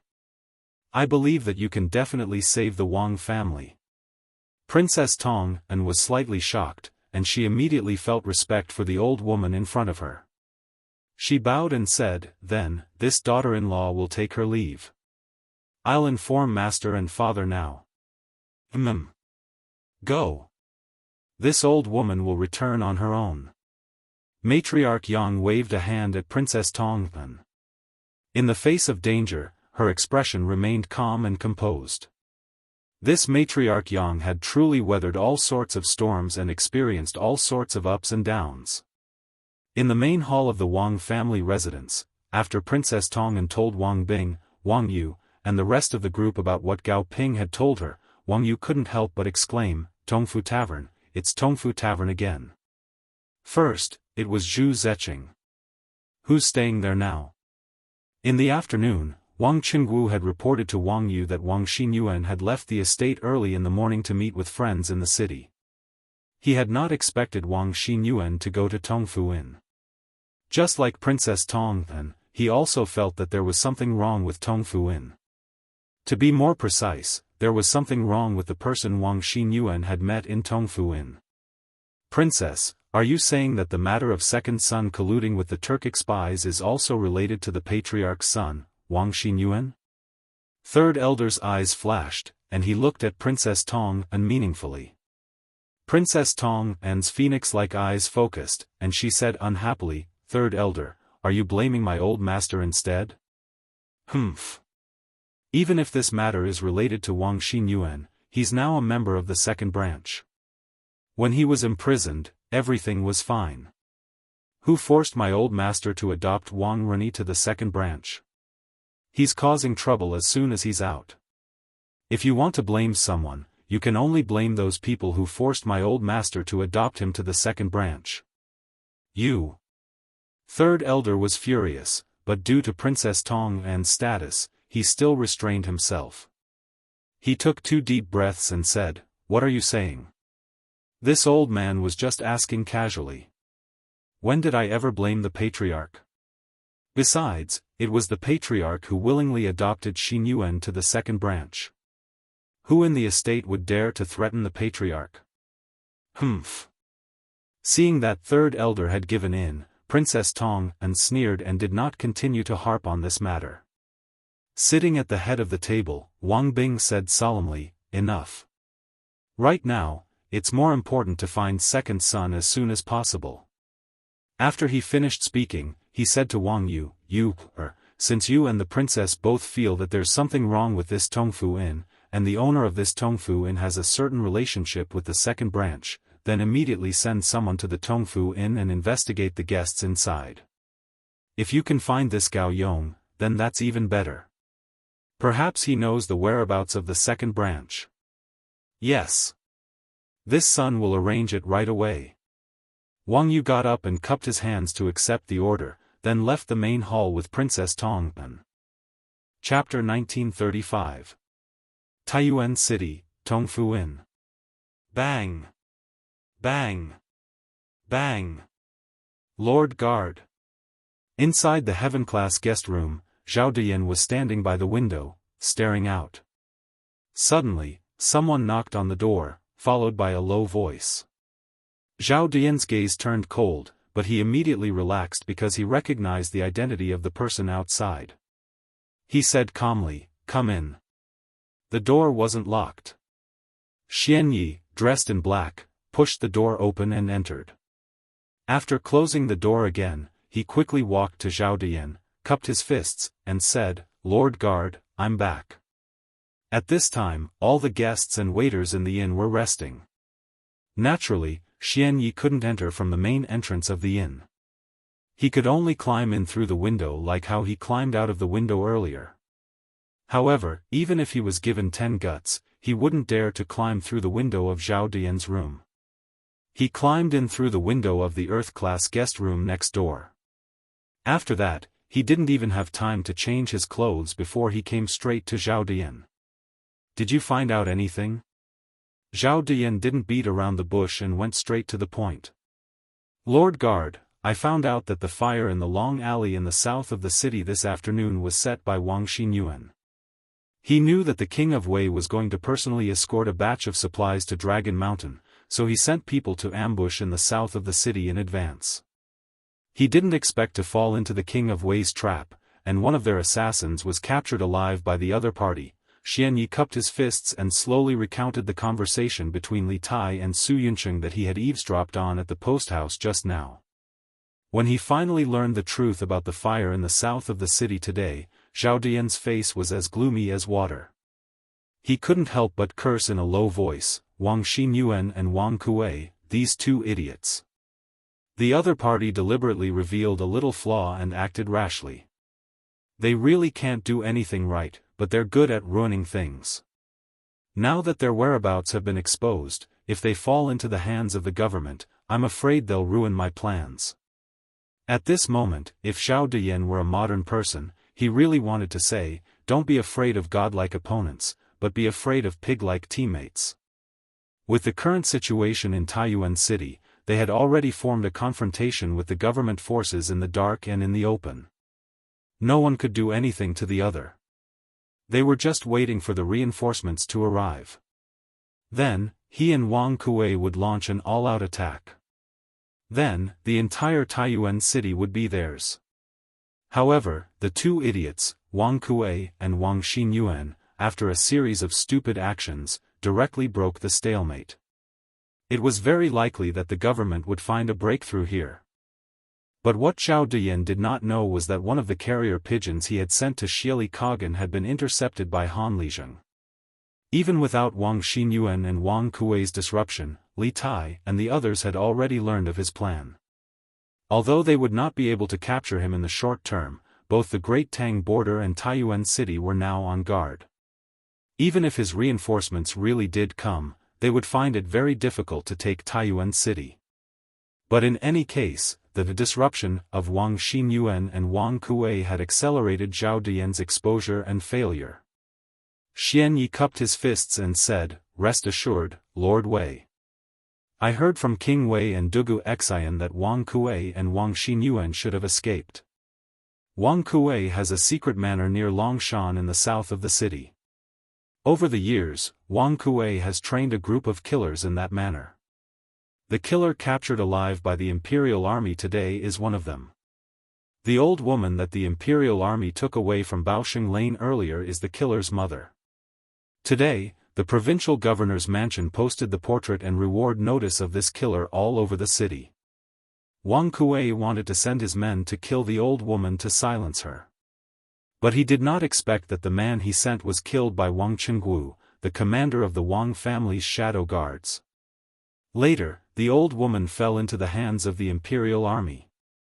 The killer confessed everything about Wang Kuei. Now, Dugu Xian has sent the Imperial Army to Wang Kuei's secret manor in the south of the city. This Wang Kuei is really difficult to achieve great things." Zhao Diyan frowned. Then, he reacted and asked, Did you just say Dugu Xian? What? From what you said, he is still alive and well. He is not dead yet?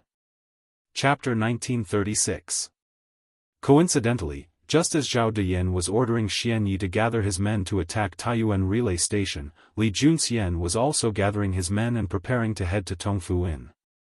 Although the two sides had begun to move at almost the same time, there was a problem.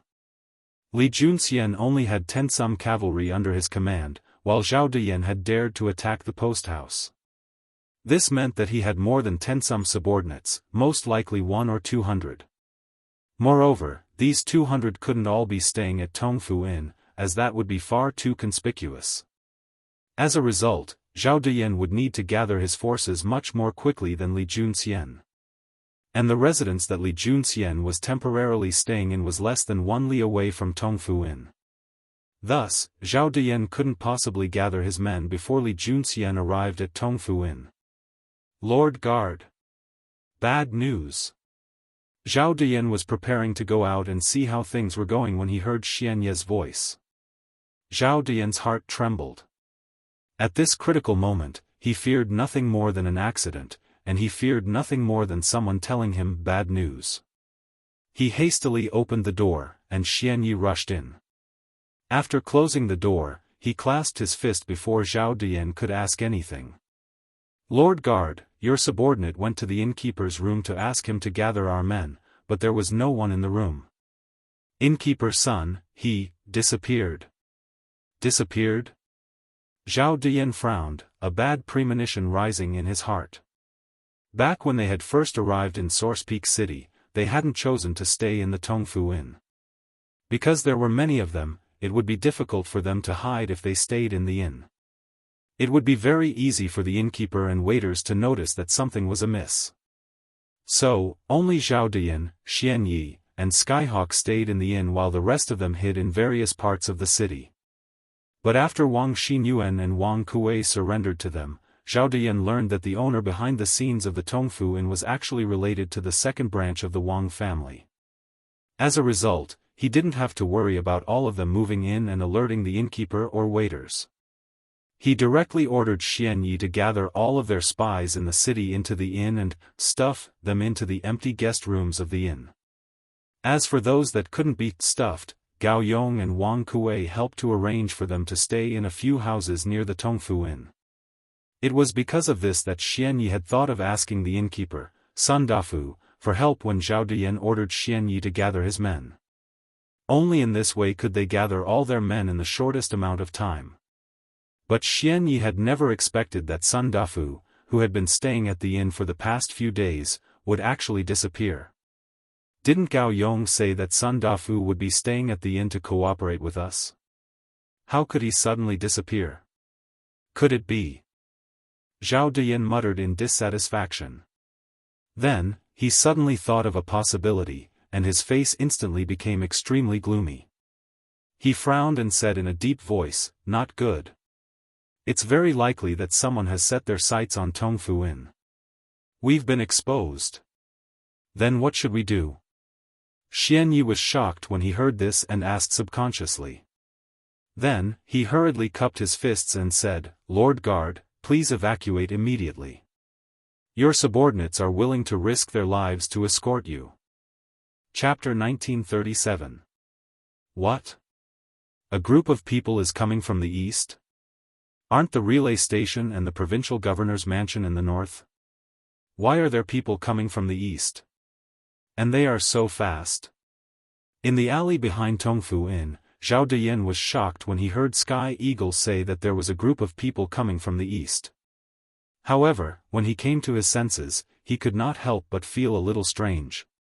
When he found out that Sun Dafu, the innkeeper of the inn, had gone missing, he guessed that Sun Dafu might have been captured by the provincial governor's mansion or the imperial army.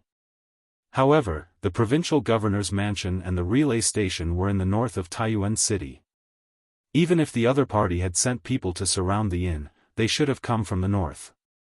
Moreover, the other party should not have come so quickly. After all, Tongfu Inn was in the south of Taiyuan City. How many people are coming from the other party? After forcing himself to calm down, Zhao Diyin regained his composure and looked at Sky Eagle as he asked in a low voice. Sky Eagle cupped his fists and said, reporting to the guard master, "The other party does not have many people. There are only about 10 of them. All of them are riding fast horses. They will catch up in a while. Do you want me to bring a few people to deal with them? 10 of them?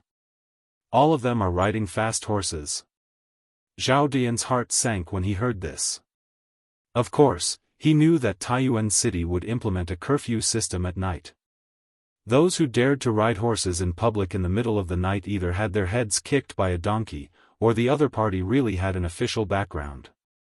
Obviously, these 10 or so cavalrymen coming toward the inn were definitely from the Tang Empire's government. When did the government arrange such a surprise army near the inn? This was a question that Zhao Diyin could not figure out no matter how hard he tried. However, there was no time for him to think about this at this moment. He had to make a decision.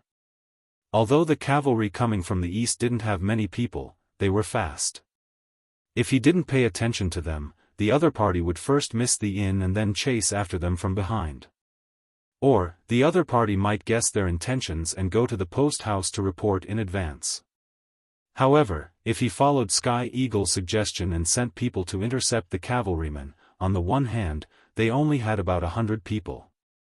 If they split their forces to deal with the cavalrymen, it would definitely weaken the power to attack the relay station. On the other hand, although the other party only had about 10 people, he did not know how strong they were. The people he could send to intercept them were very limited. If they could not win or the noise during the battle attracted the Yamens patrolling in the city, the other party would still send people on fast horses to chase them. Who would have thought that a cavalry troop of over 10 people would actually cause Zhao Diyin's current situation to seem to have fallen into a dead knot that could not be untied no matter what? Guard master, quickly give the order. If those people catch up any later, our operation might be exposed. Seeing Zhao Diyin standing on the spot without saying a word, Sky Eagle was anxious and could not help but urge. Zhao Diyin's eyes flashed as he recovered from his deep thoughts.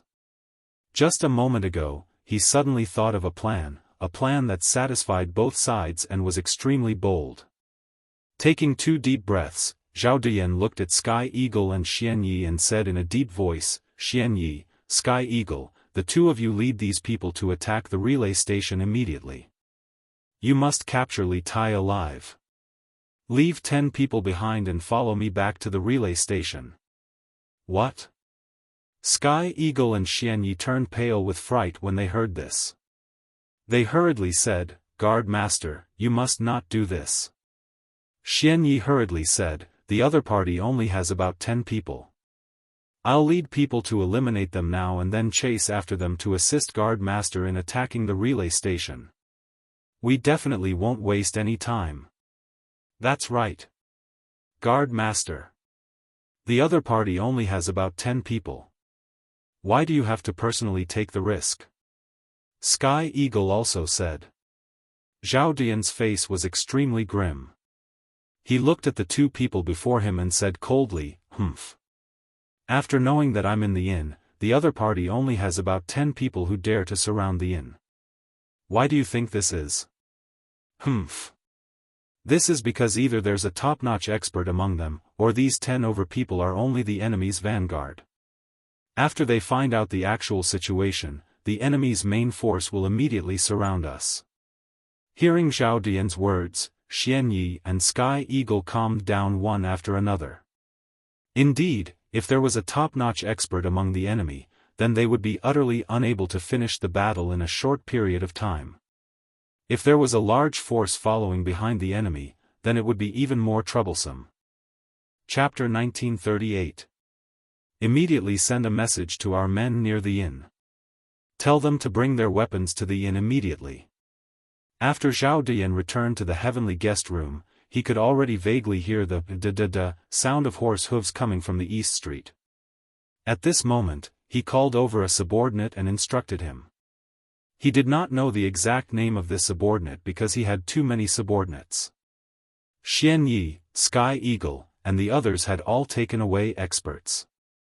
The 10 people left by his side were the weakest among them, so he naturally did not remember their names. Zhao Dian had planted a total of 200 people in Source Peak City. Xianyi had taken away 110 people, and he had left 10 people with him. In the houses near Tong Fu Inn, there were still 80 or so of his men. Previously, due to the urgency of time, Zhao Dian did not wait for everyone to arrive before giving the order to attack the post house. But now, since he had chosen to use himself as bait and guard the inn, then these people naturally had to be called over. After all, if the cavalry coming from the east was weak, Zhao Dian was confident that he could take them down with these people. If the opponent was strong, it did not matter even if he lost, because his goal of restraining the opponent would have been achieved. Yes. Guard Master. That person cupped his fists respectfully to Zhao Dian, then turned around and left. If you want to put on a show, you have to do it all the way. The few of you, wait in the room next door. If this cavalry comes straight for my room after entering the inn, then find an opportunity to kill your way out. Zhao Dian instructed the other 9 people. Yes. Everyone cupped their fists and accepted the order. Then, they turned around and went out to the earth-ranked guest room next door. Bang, bang, bang. Not long after this series of arrangements was completed, Zhao Dian heard the door of the inn being directly knocked open from the outside, emitting a few loud bangs. Almost all of the sleeping guests in the inn were woken up, and some with bad tempers couldn't help but curse loudly. Who the F***ck is this? Why aren't you sleeping at night? What are you knocking on the door for? What is the innkeeper doing? Who the F***ck is knocking on the door in the middle of the night? Which bastard is it? Why don't you try hitting me again? In the midst of the scattered curses, many rooms that were originally in darkness lit up one after another. Then, a crowd of people could be seen moving about. Obviously, those were the guests who had been woken up. They came out of their rooms to see what was happening outside. With just one look, the people who were cursing earlier immediately shut their mouths. More than 10 men with weapons in their hands were standing in the hall with murderous looks on their faces. Although there were only a dozen of them, they gave off the aura of hundreds and thousands of people. Aura was a mysterious thing, but it did exist. A general who had been through hundreds of battles and a new recruit who had just joined the army would definitely give off a different feeling when they stood in front of each other. The 100 cavalry was the most mysterious and elite force of the Great Tang. Each of its soldiers was an elite, and as the commander of the 100 cavalry, Li Juanxian's strength was even greater. Amongst all the Tang generals, he could be considered one of the strongest. This group of elites standing in front of the crowd naturally exerted an invisible pressure on them. Although the Tang revered martial arts and many of their refined guests carried sabers and swords with them, for Li Juanxian and his men to charge into an inn with weapons in the middle of the night clearly meant that they had come with ill intentions. If not for the fact that they were all dressed rather neatly and had no bandit faces like one-eyed man or scarred face on them, the guests would have thought that they were bandits. Even if they weren't bandits, Li Juanxian's group still gave off the impression that they were not to be trifled with. Thus, those guests who had been about to come out of their rooms and curse when they saw Li Juanxian's group swallowed their words and dejectedly returned to their rooms. It wasn't that they were cowards, but that Li Juanxian's group was simply too powerful. Anyone who dared to provoke them would have to have been kicked in the head by a donkey. In truth, Li Juanxian didn't think much of these guests. Ever since he had entered the inn, his eyes had never once paused on them. His head was raised as he scanned the small wooden plates above the doors of each room on the second floor, recording the room number of each room. As the largest inn in Taiyuan City, Tongfu Inn had divided its rooms into heaven, earth, human, and common. There was only one heaven room, but it was so expensive that ordinary people couldn't afford it. The lower the level of the rooms, the more there were, and correspondingly, the cheaper each night. Thus, Li Juanxian only needed to find the heaven character on the wooden plates in front of each room. Over there. Li Juanxian's eyes focused as he pointed at the westernmost room and sternly said, Shen Fu, Shen Tu, the two of you guard the front and back doors of the inn. The rest of you, follow me upstairs. Yes. Everyone bowed and received their orders. Two of them went to the front door and the back door of the inn, while Li Juanxian led the rest of them up the stairs to the heaven guest room on the west side. There's no need to knock. Just open the door. One of the 100 horsemen was just about to knock on the door when Li Juanxian stopped him. As the saying went, delay could lead to change, and he did not want any changes. After saying this, he walked past the 100 horsemen and kicked open the door. In truth, the door wasn't locked. The moment the door was kicked open, Li Juanxian's group rushed in and saw an ordinary-looking middle-aged man casually drinking tea at the tea table in the center of the room. The middle-aged man was taken aback by the intrusion of Li Juanxian's group, and then he frowned. Who are you?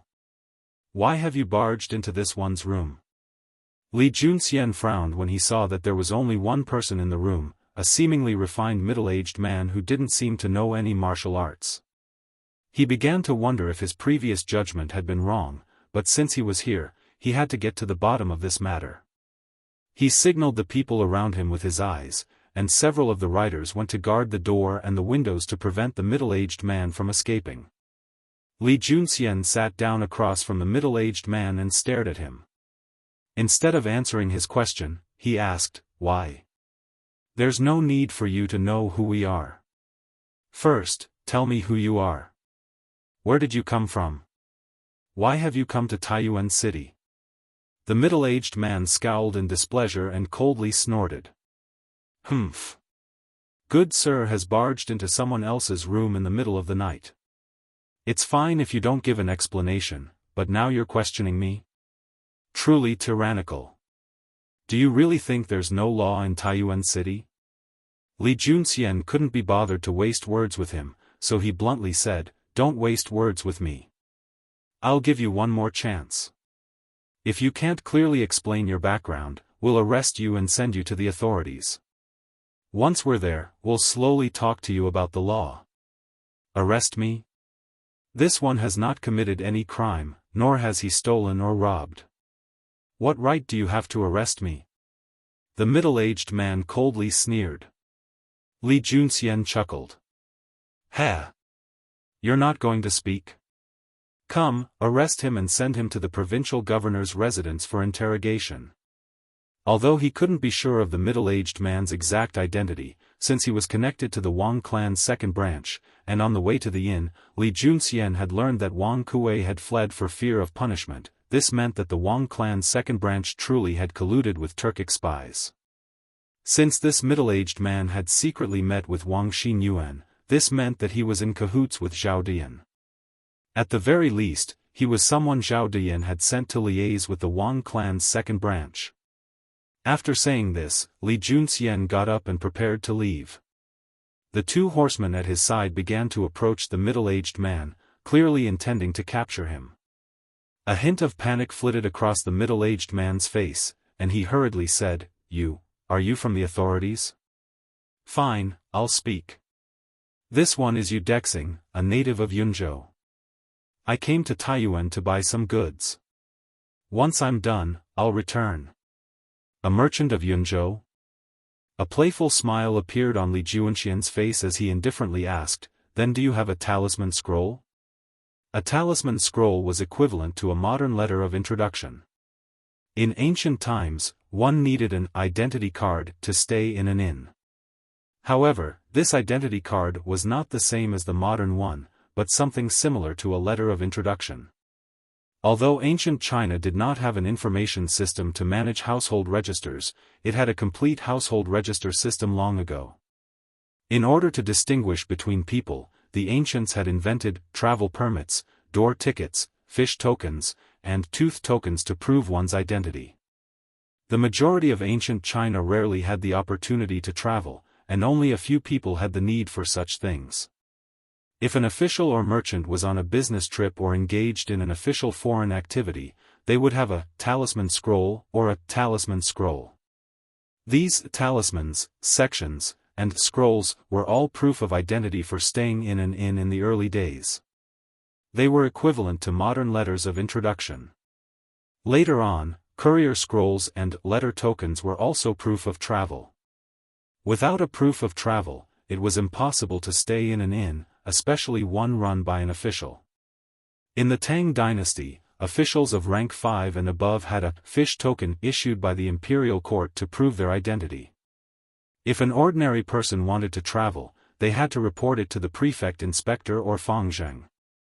The prefect inspector or fangzheng would then report it to the local yamen, and the prefect or secretary would issue a talisman scroll, letter of introduction, upon approval. In truth, the travel permits of the Ming dynasty were similar to these things. I do. The middle-aged man seemed to believe that Li Junxian was an official. He nodded and then took out a yellowed paper from his bosom and placed it on the table. Li Junxian took it and began to carefully examine it. A few moments later, Li Junxian put down the paper and smiled at the middle-aged man. This talisman scroll is forged so well that it looks almost real. If this general hadn't seen the talisman scroll from Yunzhou, you really might have fooled me. Come, seize this man.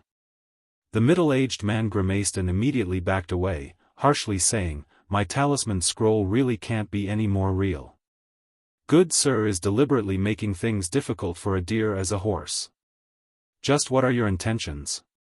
Do you really think that this you is easy to bully? After saying this, he picked up the teacup on the table and smashed it to the ground. At the same time, there was a rush of footsteps outside the door, and then a group of people charged in, sabers and swords in hand. At a glance, there were 20 to 30 people. It was clear that some of the reinforcements Zhao Diyan had sent earlier had already arrived at the inn. Chapter 1939. Humph. Finally willing to reveal your true face? In the heavenly guest room of Tongfu Inn in Taiyuan City, Li Junxian showed no fear in the face of these menacing 20 to 30 men. On the contrary, he would have found it strange if this middle-aged man had no helpers. The more subordinates he had, the higher his status on Zhao Diyan's side. There was even a chance that he was Zhao Diyan himself. The middle-aged man was now standing close to the door, and the 20 to 30 people who had broken in with their sabers and swords had automatically moved to the left and right of the middle-aged man. The two sides were now in a standoff. The middle-aged man looked at Li Junxian and said, "Since good sir insists on pestering this you endlessly, don't blame this you for being impolite." After he finished speaking, he looked at the guards beside him and said, "When going out to do business, it's inevitable to encounter some bandits. For the sake of safety, this you specially hired some guards. If your excellency is from the government, then please reveal your identity. If your excellency is here to make things difficult for this you, then these guards of mine won't show you any mercy." A hint of derision appeared on Li Junxian's face. "Reveal my identity? You still don't have the right to know who I am. In my view, you should stop pretending. If you didn't have firm evidence, I wouldn't have personally led my men here. Tell me, what is your true identity? Where is your leader, Zhao Dian?" "Zhao Dian?" The middle-aged man's eyes narrowed. He had clearly not expected Li Junxian to know his identity. After all, ever since he had infiltrated Taiyuan City, he had been operating in secret. Other than Wang Kuei and Wang Xinyuan, he had never revealed his identity to anyone else, so how did Li Junxian know his name? He had no idea that the secret letter he had sent to the steppe this morning had already been intercepted by Han Lizheng and brought to Taiyuan City. What leader? This one doesn't know what you're talking about. Come, see the guests out. The middle-aged man was only a few moments stunned before he ordered his men. Please leave. My master does not welcome you. Two saber-wielding soldiers stepped forward and sternly barked at Li Junxian's group. Humph. Could you be Zhao Dian? Very good. Li Junxian had noticed the expression on the middle-aged man's face, and he couldn't help but think of a possibility. Thus, he decisively ordered the 100-some cavalry in the room, capture him. Yes. The 8 horsemen in the house answered loudly. Then, a series of clanging sounds could be heard. The horsemen drew their weapons and charged at the middle-aged man. Humph. You are courting death. The leader of the guards beside the middle-aged man snorted coldly. He was not afraid at all and led a few people to greet them. As the weapons clashed, the room was suddenly filled with the sound of ding-ding-pang-pang. In terms of numbers, Li Junxian's side had no advantage in a battle of 8 against 30, but the 100-some cavalry were the most elite soldiers of the Great Tang, and each one of them was a top-notch expert. In terms of individual strength, the 100-some cavalry had the advantage. In addition, there was limited space in the room, and with so many people, it was very difficult to move freely. If this had been an open area outside the room, the middle-aged man's side would have been able to use their numbers to pincer him. But there was only so much space in the room, and the 30-some of them had basically filled the room. And this was only because the middle-aged man was staying in the most expensive room of Tongfu Inn, the Heaven Room. Compared to the other rooms, this room was not only luxuriously decorated, but it was also large enough. If they had been staying in a shared room, it would have been a problem for them to even squeeze in. Thus, even though they had the advantage in numbers, the middle-aged man's side had not been able to gain much of an advantage. On the contrary, after a few rounds, several of them had been stabbed in the vitals and dropped to the ground. The middle-aged man stood motionless in the doorway, 2 guards on his left and right. Li Junxian also did not move. He was coldly watching the middle-aged man to prevent him from escaping. As for the battle, he was not very worried. Although the 100-some cavalry were not strong enough to fight against 10 or 100, he was confident that his men would be able to deal with an enemy 3 times their size. Sure enough, after the 2 sides fought for more than 10 rounds, the middle-aged man's side was already showing signs of defeat. There were more than 10 people lying on the ground. The 2 guards beside the middle-aged man said in a low voice, "Master. Master, we will escort you to retreat first." In his panic, this fellow had almost let his tongue slip. Li Junxian's sharp ears had picked up on this small slip of the tongue in the chaos, and his eyes brightened. This middle-aged man really was a big fish, and there was a high chance that he was Zhao Dian himself. Thus, Li Junxian wasted no more time. As the saying went, to capture bandits, capture the leader first. He blinked up to the middle-aged man and sneered. Humph. You want to escape? You won't be able to escape tonight. As he spoke, Li Junxian reached out with his hand to grab the middle-aged man's shoulder. The middle-aged man hastily backed away, but he was far slower than the Grandmaster Li Junxian. As Li Junxian's hand got closer and closer, a hint of panic appeared in his eyes. At this moment, the two guards at his side attacked. Two sabers slashed at Li Junxian's arm. If Li Junxian continued forward, he would have been able to grab the middle-aged man before the sabers fell, but once he did, he would not have the time to pull back his arm. Although Li Junxian was a powerful martial artist, he was far from being invulnerable. How could a body of flesh and blood stand against sharp sabers? Thus, Li Junxian chose to retreat for now. At the same time, he unsheathed his sword and brazenly charged at the two guards at the middle-aged man's side. Clang clang. Saber and sword clashed. These two were only at the Qi transformation realm, so how could they possibly contend against Li Junxian, who had already reached the Grandmaster realm? In just 2 or 3 moves, Li Junxian had found a small flaw in their saber techniques. Once the time was right, he cut their throats with a single slash. While he was fighting with the two guards, the middle-aged man was hastily backing away. As the two guards fell, clutching their necks, the middle-aged man hastily turned around and ran out of the room. Too powerful. Li Junxian gave him the feeling that he was simply too powerful. Although Xianyi was also a grandmaster, he was still lacking compared to Li Junxian. In just 2 or 3 moves, he had killed 2 Qi transformation experts.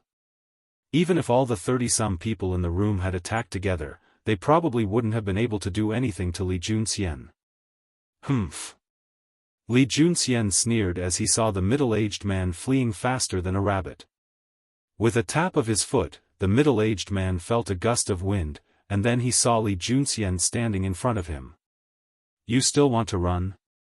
I already said that you won't be going anywhere today. Obediently come back with me.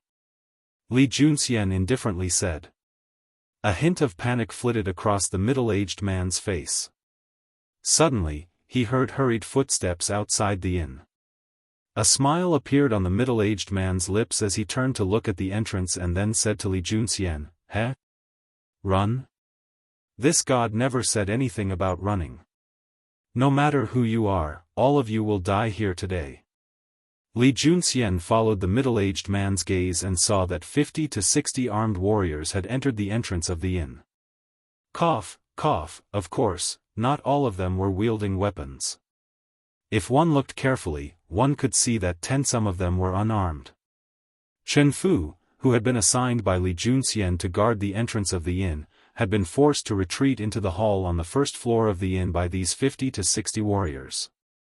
He was not a grandmaster like Li Junxian, so it was only natural for him to feel uneasy in the face of so many people. Shen Tu, who had been guarding the back gate, had hurried over when he heard the commotion at the front gate, but the 2 of them were still useless against 50 to 60 people. Li Junxian finally understood why the middle-aged man had suddenly become so confident. These 50 to 60 people and the 30-some in the room made for a total of 80 to 90 people. But the 100 horsemen only had 10 people. This made the situation even more difficult to deal with. But Li Junxian was not afraid. On the contrary, he was rather excited. The more people that came to the middle-aged man's rescue, the higher his status. At this moment, he was almost certain that this middle-aged man was Zhao Dian. "Ha! I didn't think that you would have so many subordinates. It seems like you're Zhao Dian." Upon seeing the situation, Li Junxian showed no signs of nervousness. He looked at the middle-aged man and chuckled. Seeing that the situation was settled, the middle-aged man no longer put on an act. He neither admitted nor denied it, but asked. "Just who are you? How did you know of this god's identity?" Although the middle-aged man did not directly admit it, his words were basically a tacit admission that he was Zhao Dian. Li Junxian turned serious and indifferently said, remember, the one who captured you today is Li Junxian of the Great Tang's 100 Cavalry. As for how this general knew of your identity, you will understand once you follow this general to the Yamen. 100 Cavalry. Li Junxian. You're actually Li Junxian? Zhao Diyan was flabbergasted by Li Junxian's report of his identity. Not even with Kongming's wisdom could he have predicted that the 100 Cavalry commander of Chang'an would suddenly appear in Taiyuan City. In this case, it was no surprise that his identity had been exposed. After all, few people in the world could compare to the 100 Horsemen's ability to gather information.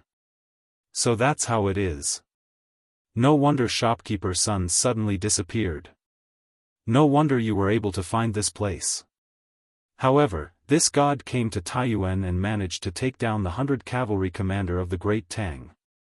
That's not a loss. Zhao Diyan turned to Li Junxian and sneered. Humph. Take down. Do you think that victory is already in your grasp?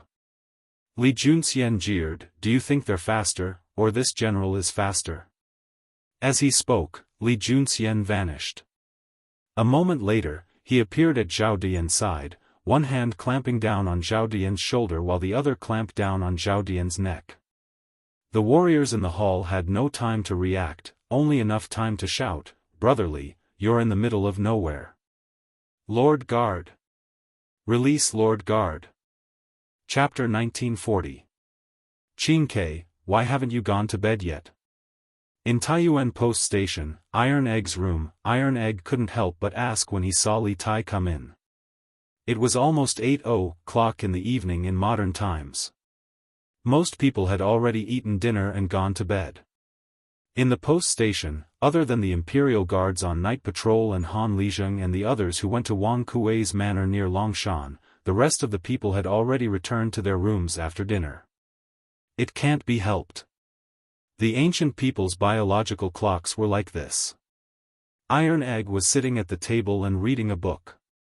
This was the mathematics textbook for the next semester of Yanhuang College. Li Zishuan had already compiled it before he entered the military camp, but it hadn't been printed on a large scale yet. After all, Li Zishuan was his brother-in-law, so Li Zishuan had opened a back door for Iron Egg in this regard. I can't sleep. Li Tai walked in and sat across from Iron Egg without hesitation. When he saw the book in Iron Egg's hands, he couldn't help but mutter, Iron Egg, you're not being kind. Everyone is busy working for the telegraph relay station, but you're the only one enjoying the special treatment from the Yamacho. This is unfair competition. Speaking up to this point, little Fatty's face was full of indignation. That look was a bit like a modern school sports meet, where students were all participating in the sports meet on the field, but someone discovered that a student was secretly studying in the classroom. Iron Egg put down the book in his hand and said with a speechless face, what unfair competition. Master gave me the mathematics textbook for the next semester. It's not like you haven't read it before. It wasn't a secret that he had the mathematics textbook for the next semester. At least, Li Tai, Meng Wenhao, and Qin Huayu already knew about it.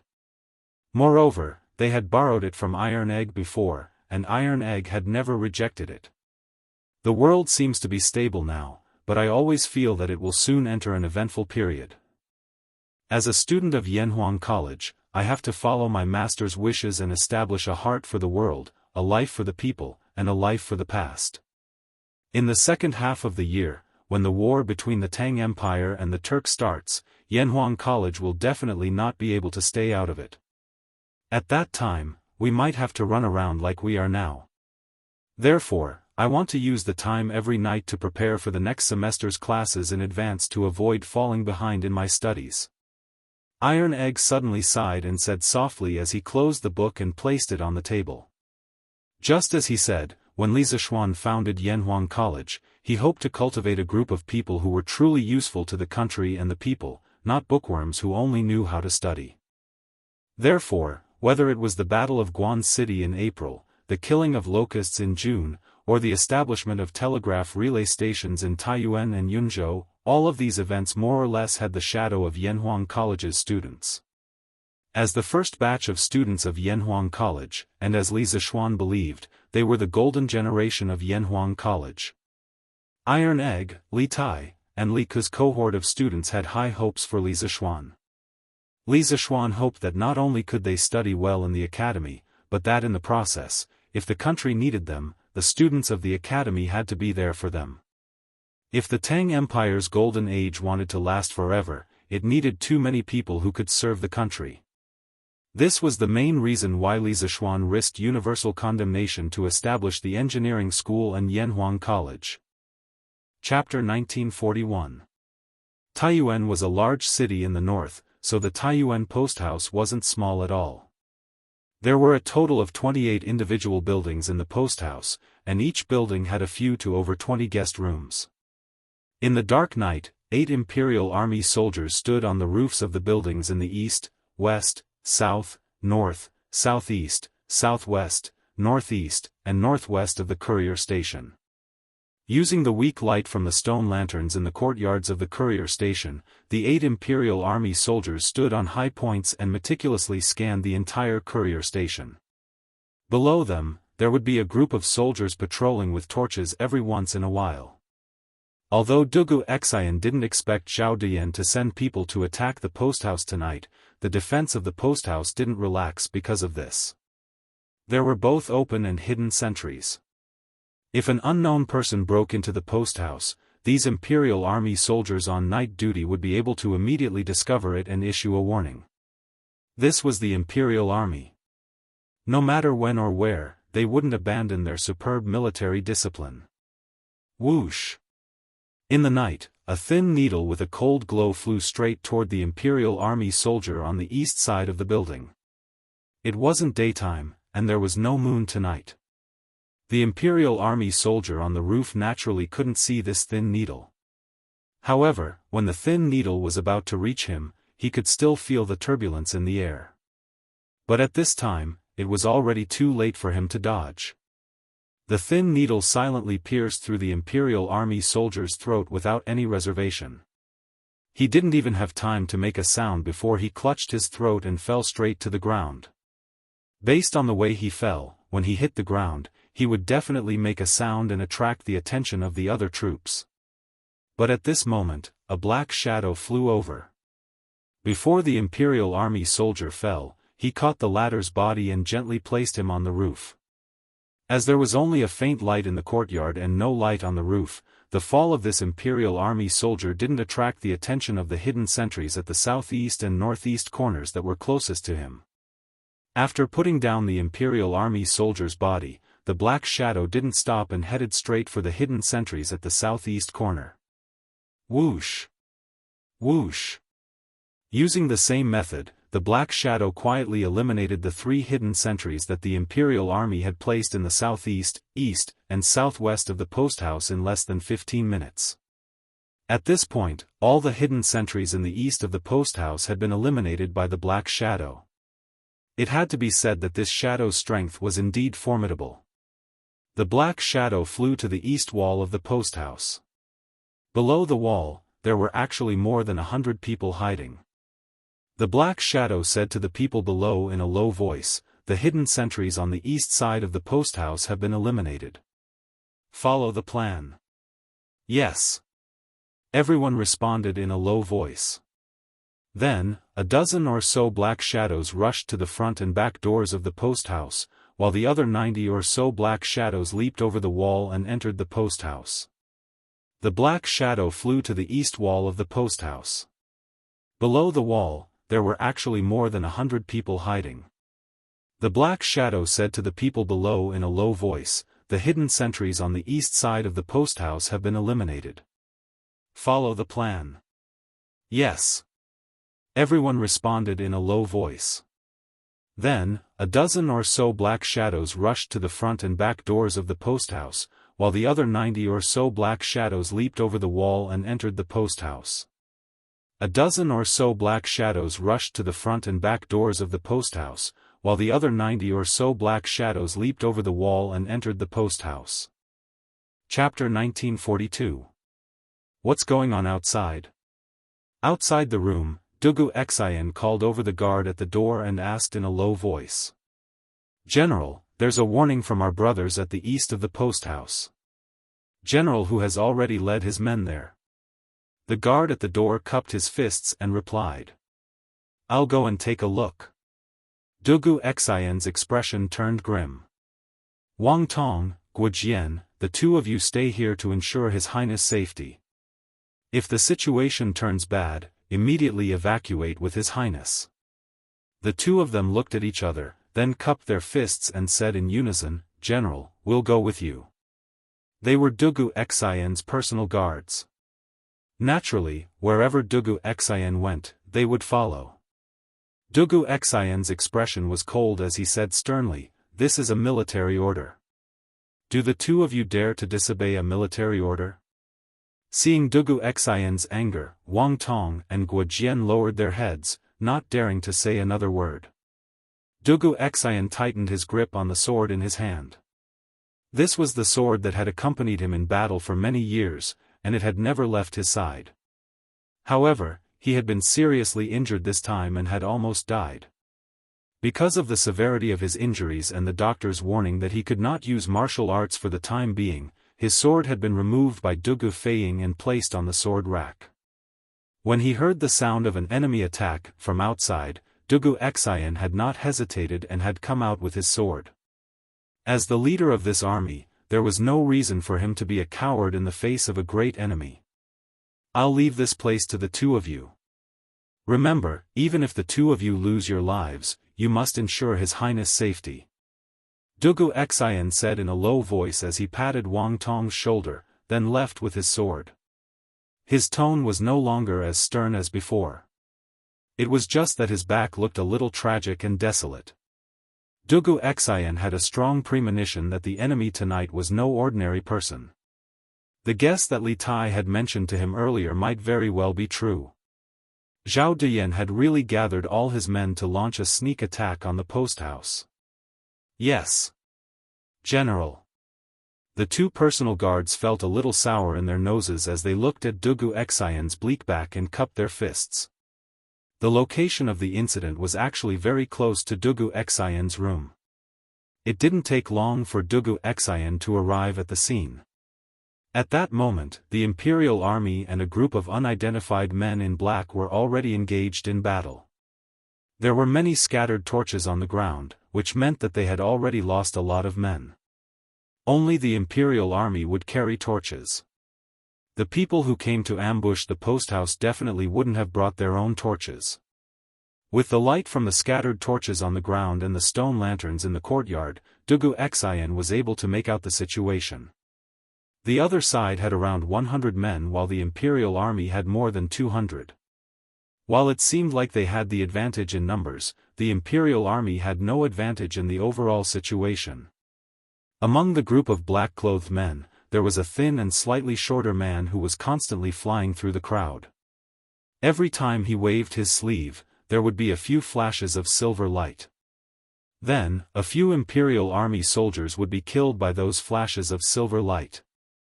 He was truly a harvester of human lives. It was as if he had entered a realm where no one could stop him. "It's him." Dugu Xian narrowed his eyes. Although the man was dressed in black and had his face covered, Dugu Xian still recognized him at a glance. It was the masked assassin who had severely injured him in the southern part of the city this morning. The hidden weapons used by the two of them were exactly the same, as well as the way they used them. In the entire Taiyuan city, there was probably no other person who could use hidden weapons to such an extent. Seeing this, Dugu Xian quickly stepped forward, wanting to join the battle. Although he had not yet recovered from his serious injuries, and although Gong Sun Liang had warned him not to use force for 7 days, he couldn't just stand by and watch his men get slaughtered in front of him. Not only was there a martial arts master on the other side, but the strength of the rest was also not low.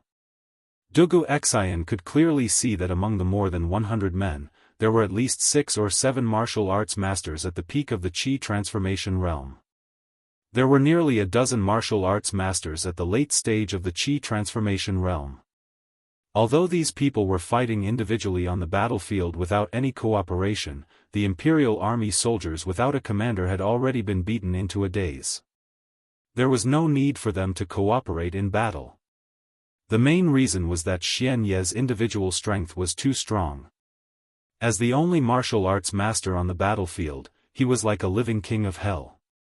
If he wanted to take someone's life, that person would fall in the next moment.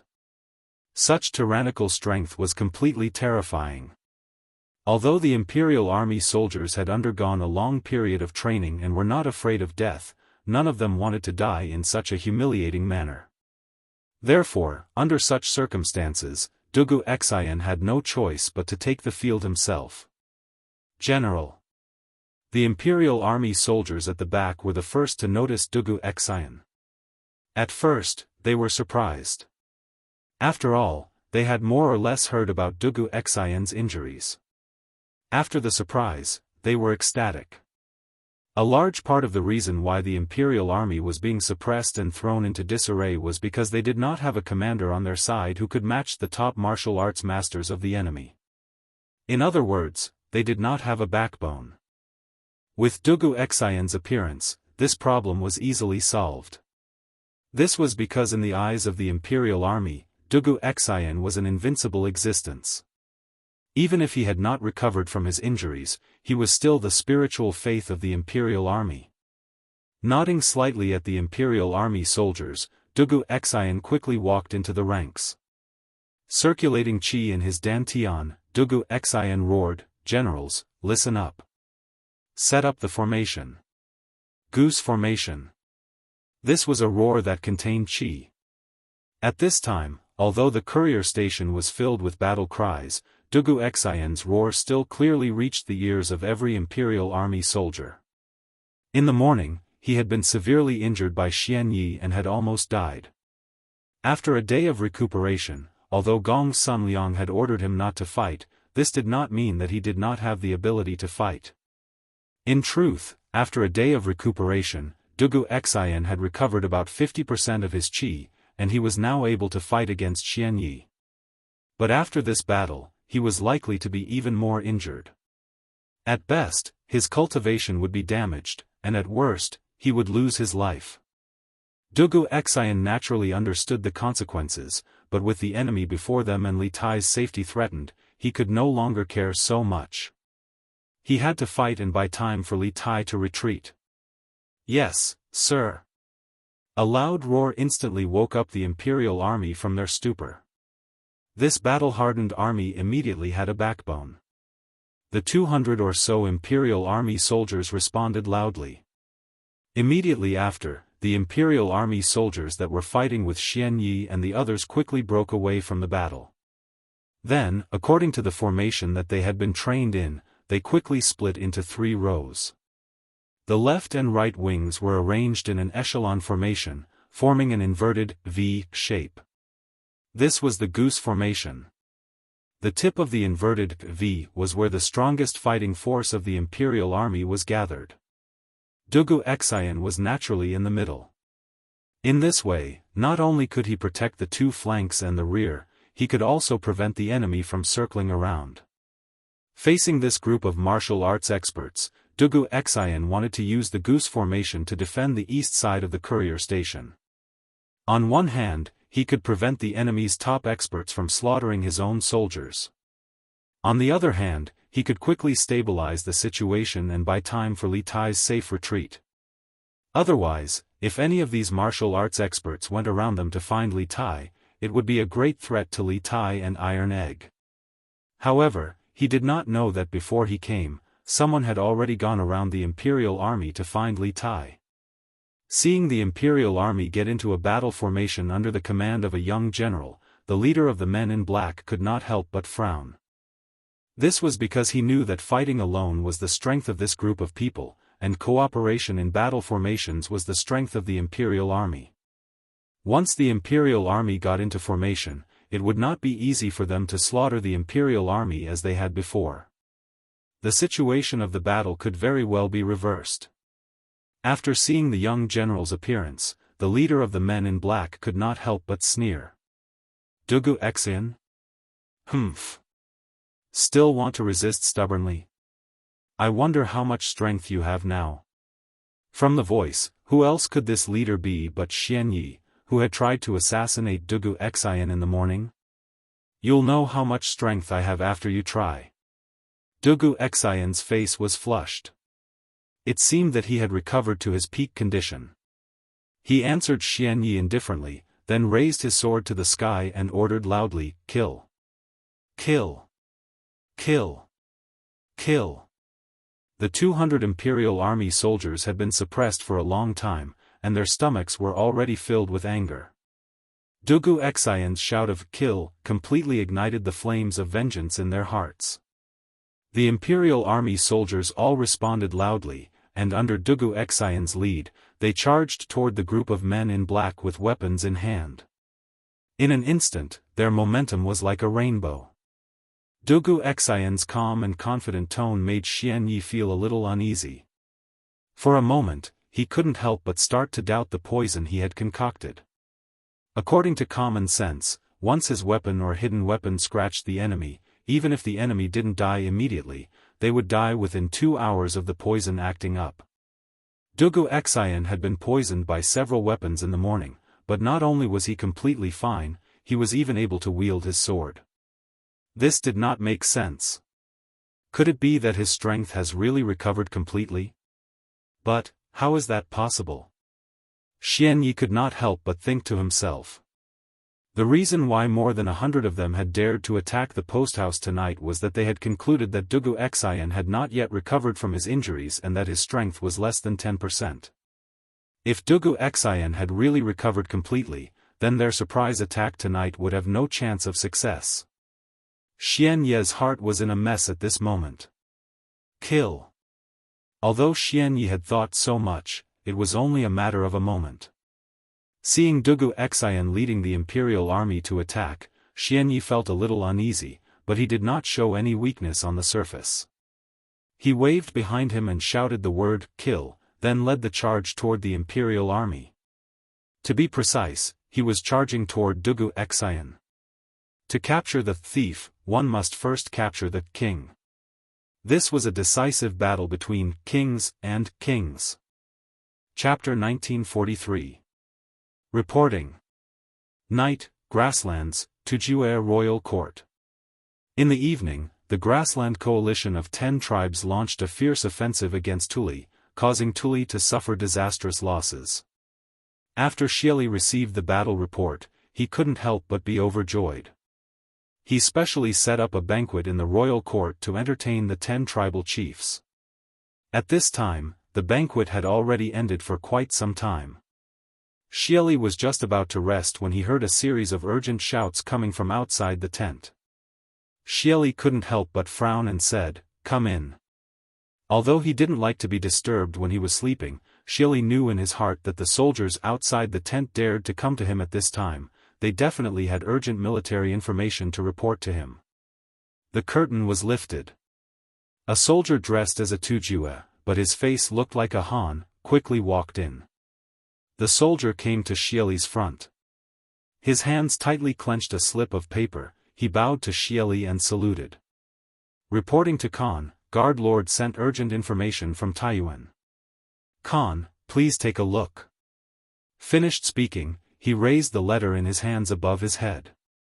The soldier's respectful attitude and thorough etiquette made Xieli's heart feel very comfortable. His anger from being disturbed from his rest earlier immediately dissipated a little. Speaking of which, the reason why he wanted to plot against the Central Plains, other than the rich land and abundant natural resources, there was another important reason. The people of the Central Plains had been educated in etiquette for thousands of years. The dynasties of the Central Plains also had a set of strict hierarchical system. Those in lower positions were generally respectful and courteous to those in higher positions. The grassland people, on the other hand, were mostly boorish men who liked to be straightforward. In Xieli's view, these people were all barbarians who needed to accept the education of the Central Plains etiquette. Only in this way could he demonstrate his status and authority. This was also one of the important reasons why he put Zhao Diyan, a Han, in an important position. It was because he wanted to move the system of the Central Plains imperial court and the etiquette and education that had been passed down for thousands of years in the Central Plains to the grasslands. Only in this way could he be like Li Er and become a truly respected emperor. Oh! Urgent information from Zhao Dian? Let this Khan take a look. When he heard that it was an urgent intelligence sent by his trusted minister, Xieli attached great importance to it. He quickly walked up and took the letter from the soldier's hand before opening it and reading it carefully. The Great Tang's Prince of Wei is leading the teachers and students of Yanhuang College to build a telegraph relay station in Taiyuan. I implore the Great Khan to send a troop of 10,000 wolf riders, to coordinate with the enemy, to take down Taiyuan city, to capture the Great Tang's Prince of Wei and the teachers and students of Yanhuang College alive. After reading the contents in his mind, Xieli put away the letter and fell into deep thought. Obviously, he was weighing the feasibility of Zhao Dian's plan. After all, not long ago, because he had believed in Wu Jie's plan, he had lost 50,000 elite wolf cavalry on the border of the Great Tang, all of them under his command. In the end, not only had he failed to obtain any of the Academy's secrets, he had even lost soldiers. Now that Zhao Dian had requested him to send troops to infiltrate Great Tang, he had no choice but to be cautious. When did Zhao Dian send out this letter? After thinking for a moment, Xieli was still somewhat moved by Zhao Dian's plan. He turned around and asked the soldier. The messenger soldier thought for a moment before replying to the Great Khan, based on the time, this secret letter should have been sent out by the guard lord this morning. Xieli nodded thoughtfully. On the other side, the soldier seemed to have something to say but hesitated. What else do you have to report?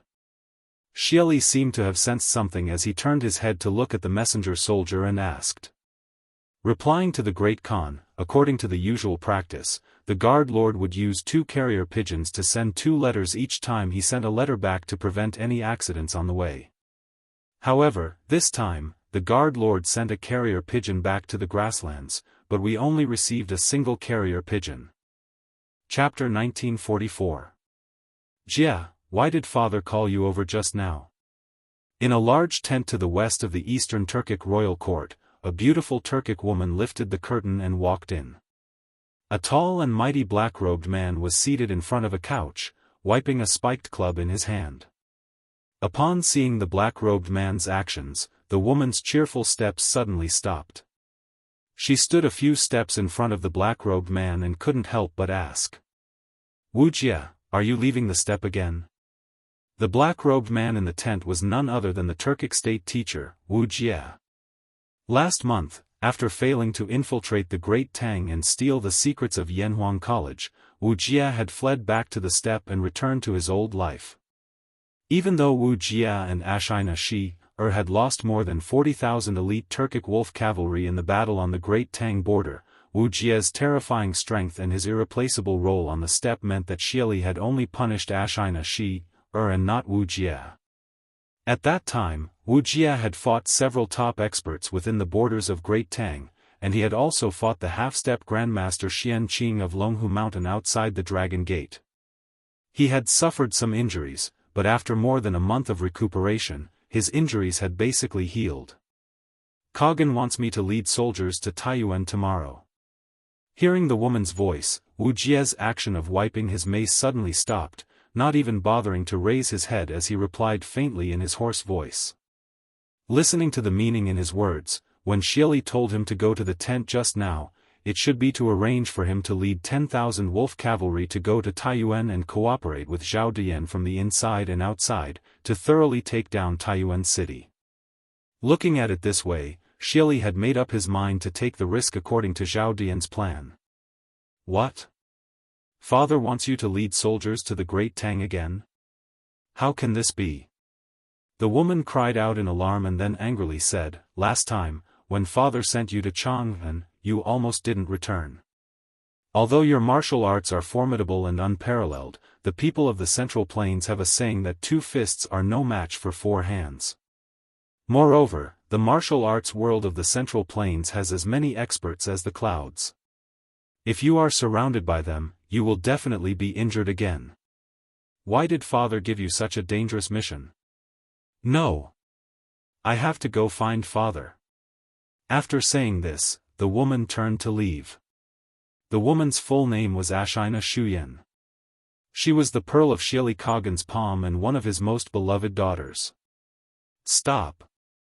Seeing that Ashina Shuyen was about to go find Xieli, Wuxia finally raised his head, his back facing Ashina Shuyen as he said, I am the imperial teacher of the great Zhou dynasty, enjoying the worship of tens of thousands of people. It is only right for me to share the burden of the great Khan.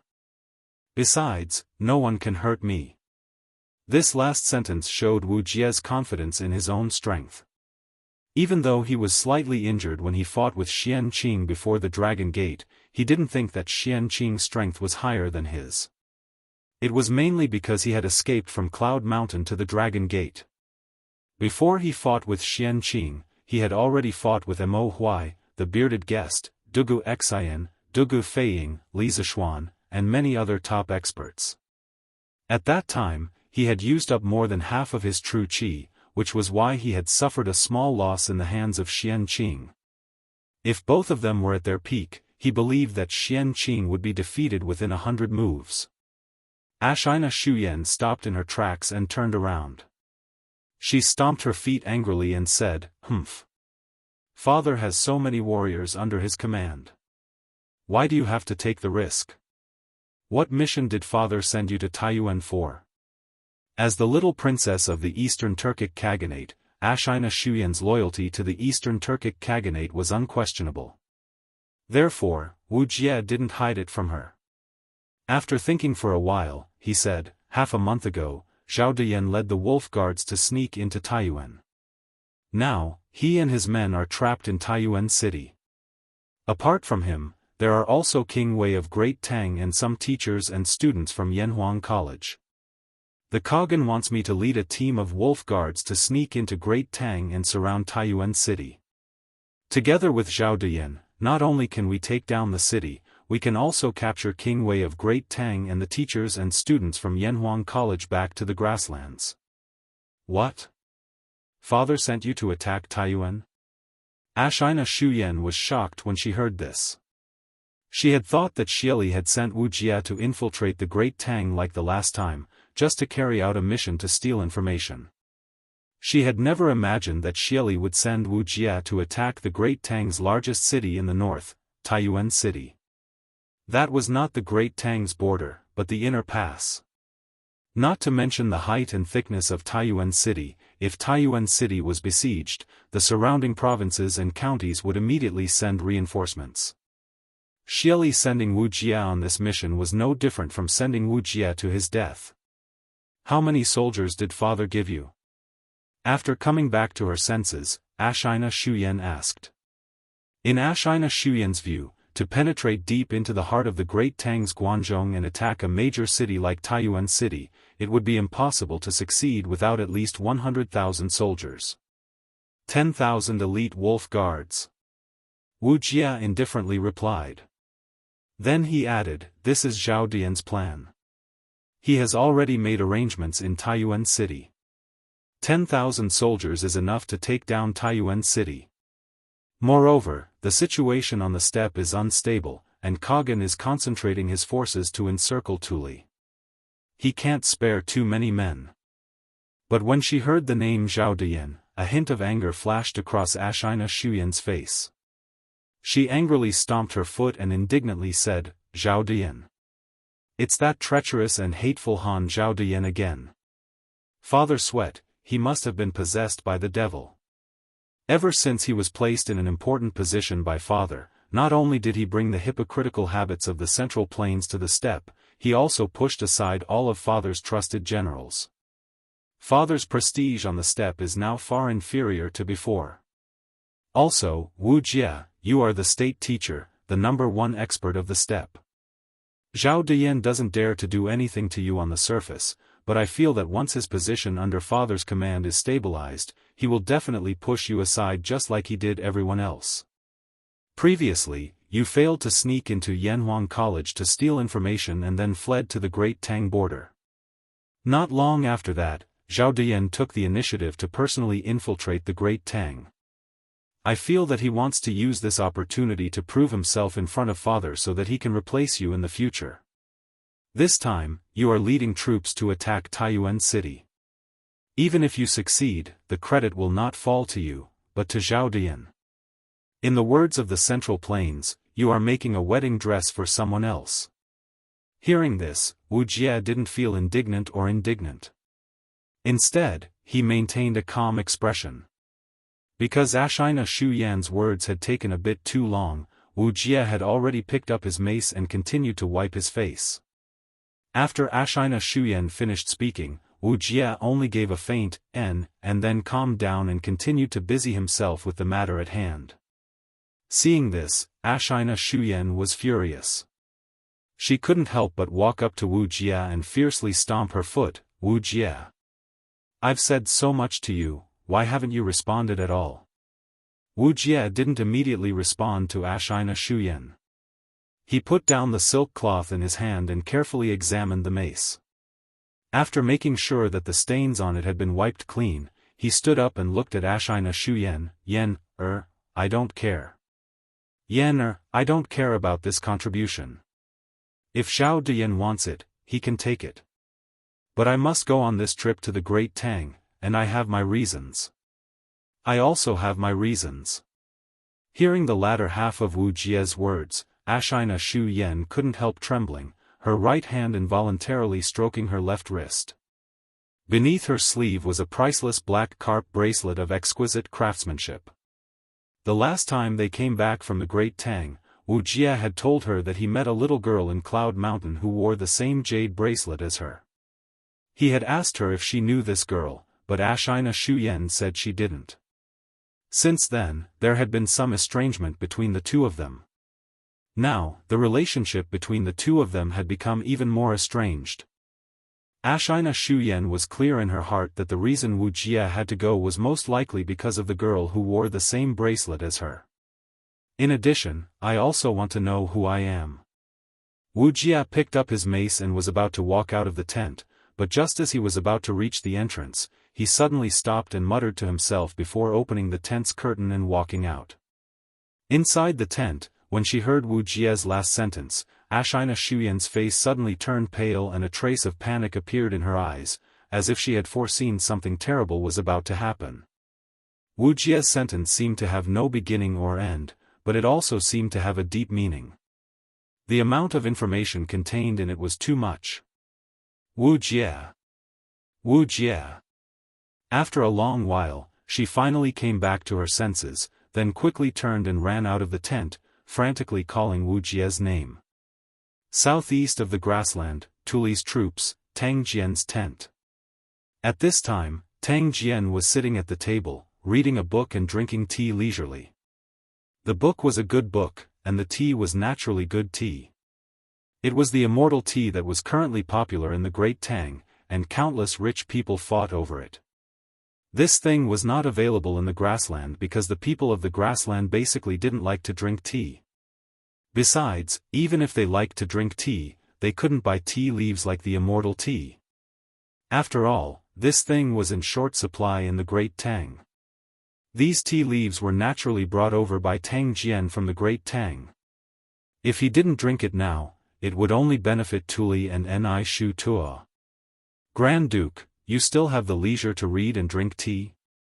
At this time, a tall man with sword-like eyebrows walked in and saw Tang Jian leisurely sitting at the table. He couldn't help but sigh helplessly. This man was the captain of the guards who escorted Tang Jian to the grassland, Yu Minghu. Oh! Minghu, you're here? Hearing this voice, Tang Jian put down the book in his hand, raised his head, and smiled indifferently. What's wrong? What happened? Now that we're all alive and well, why can't this old man have the leisure to read and drink tea? Chapter 1945. Right now, we are indeed still alive.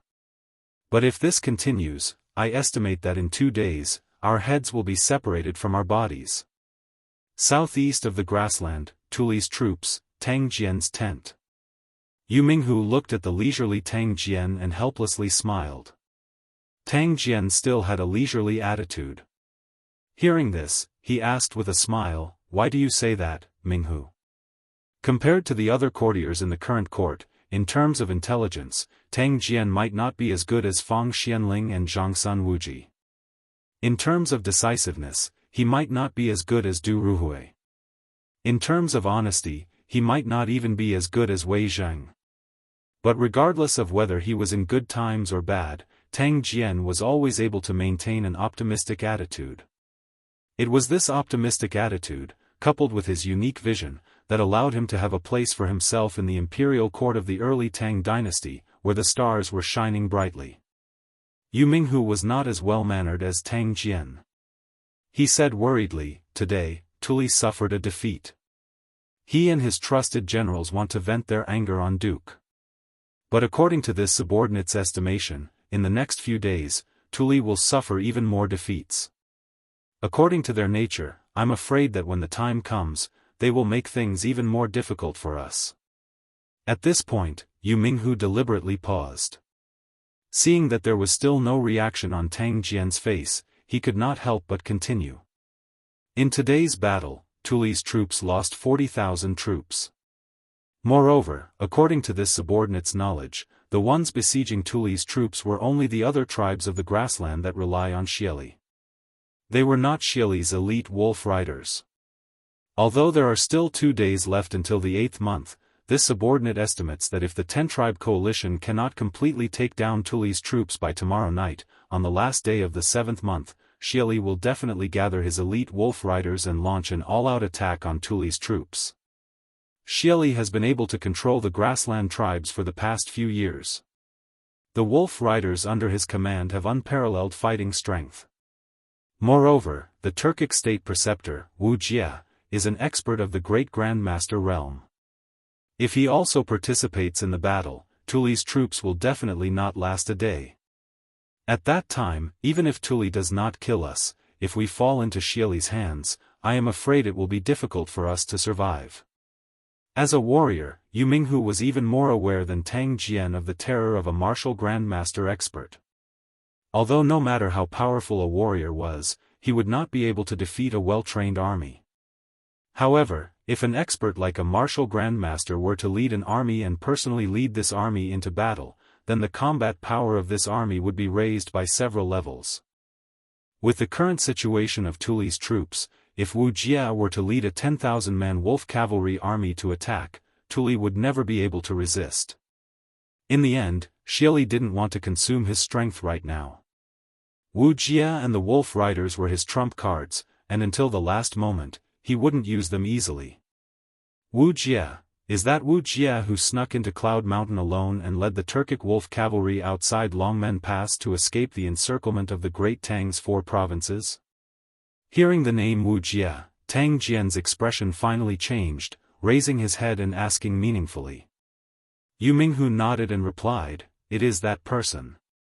This subordinate heard that Wu Jia was able to resist Mo Huai and Zhang Zhongjian, 2 peak Grandmaster experts, and smoothly escape from the encirclement of the imperial army. Later, the Marquis of Yong led an army to stop Wu Jia at Longmen Pass, but he was unexpectedly heavily injured. In the end, it was Daoist Master Xian Qing of Longhu Mountain who arrived in time to stop Wu Jia and the Turkic wolf cavalry. Otherwise, Longmen Pass would have been defeated. This person's martial arts are so high that he is probably invincible in the world. If he personally led an army to attack Tuli's troops, I'm afraid that the defenses here would collapse in an instant. Thus, Grand Duke, we must make plans as soon as possible. Tang Jian furrowed his brow in silence. He was not a member of the martial arts world, but he was born into a noble family, had experienced troubled times, and had mingled in the imperial court. He had some understanding of martial arts, so he naturally understood what Yu Minghu was saying. After a moment of silence, Tang Jian spoke. "Make plans as soon as possible? We came to the grasslands with the Emperor's mandate. If we don't complete the mission, how can we face His Majesty? The only thing we can do now is to firmly believe that frost will fall on the grasslands in the next 2 days. Other than that, we have no other choice." Speaking of this, Tang Jian's eyes revealed a sense of determination. He said in a deep voice, "Moreover, this old man believes in His Majesty. I believe that the prophecy of frost falling in July will come true." During the late Sui dynasty, Tang Jian and Li Er were very good friends. The two of them had similar interests and were close friends. They regarded each other as confidants. Although they were now monarchs and ministers, Tang Jian still trusted Li Er unconditionally. Li Er naturally also trusted his old friend. Otherwise, he would not have handed over such an important task to Tang Jian. If the prophecy of frost falling in midsummer at the end of July came true, for Tang Jian, their purpose of coming to the grasslands would be more than half completed. When that time came, rumors about Xieli's misconduct caused longevity heaven's wrath would spread in all tribes of the grasslands.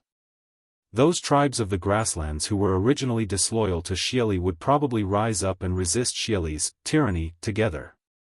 Pay attention to the news from Xieli's side. If he really does send Wu Jie to personally lead an army to encircle and annihilate Tuli's troops, we have to remind Tuli to make preparations. Tang Jian sighed and gave Yu Minghu an order. Yes, Duke. Yu Minghu naturally left to carry out the order. Taiyuan City, Tongfu Inn. Guard Lord?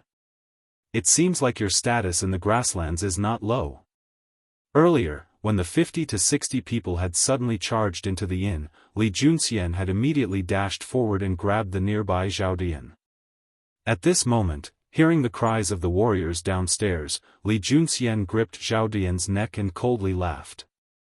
Although his neck was gripped, Zhao Dian did not appear very panicked. He lightly snorted and mocked, "I didn't think that the Grand Commander of 100 Cavalry, a Grandmaster expert, would actually take this Zhao, a scholar who doesn't even have the strength to truss a chicken, hostage. Should I say that Commander Li is lacking in grace, or is he lacking in martial virtue? What a fine lacking in martial virtue. Anyone else might have been goaded into letting Zhao Dian go, but Li Junxian was different. Although he was a Grandmaster, he was a member of the imperial court, not a member of the martial arts world. For him, completing the mission given by the imperial court was his #1 priority. As for martial virtue, was letting Zhao Dian go and having his 700 subordinates fight with 80 to 90 people a matter of martial virtue? Say what you want. Li Junxian nonchalantly chuckled, and then he threatened, "This general will not let his subordinates throw away their lives. Immediately have your men put down their weapons and surrender, or else." His right hand tightened around Zhao Dian's neck, and Zhao Dian immediately found it difficult to breathe. A few moments later, this fellow's face turned red. It was clear that Li Junxian had not used any small amount of strength. Ugh, Zhao Dian couldn't help but groan and slap away Li Junxian's right hand. Seeing this, Li Junxian slightly loosened his grip, and Zhao Dian hurriedly covered his neck with his hand and began to violently cough. Cough, cough. Commander Li truly has a good plan, but this Zhao will not let his subordinates surrender. At worst, we'll just die together.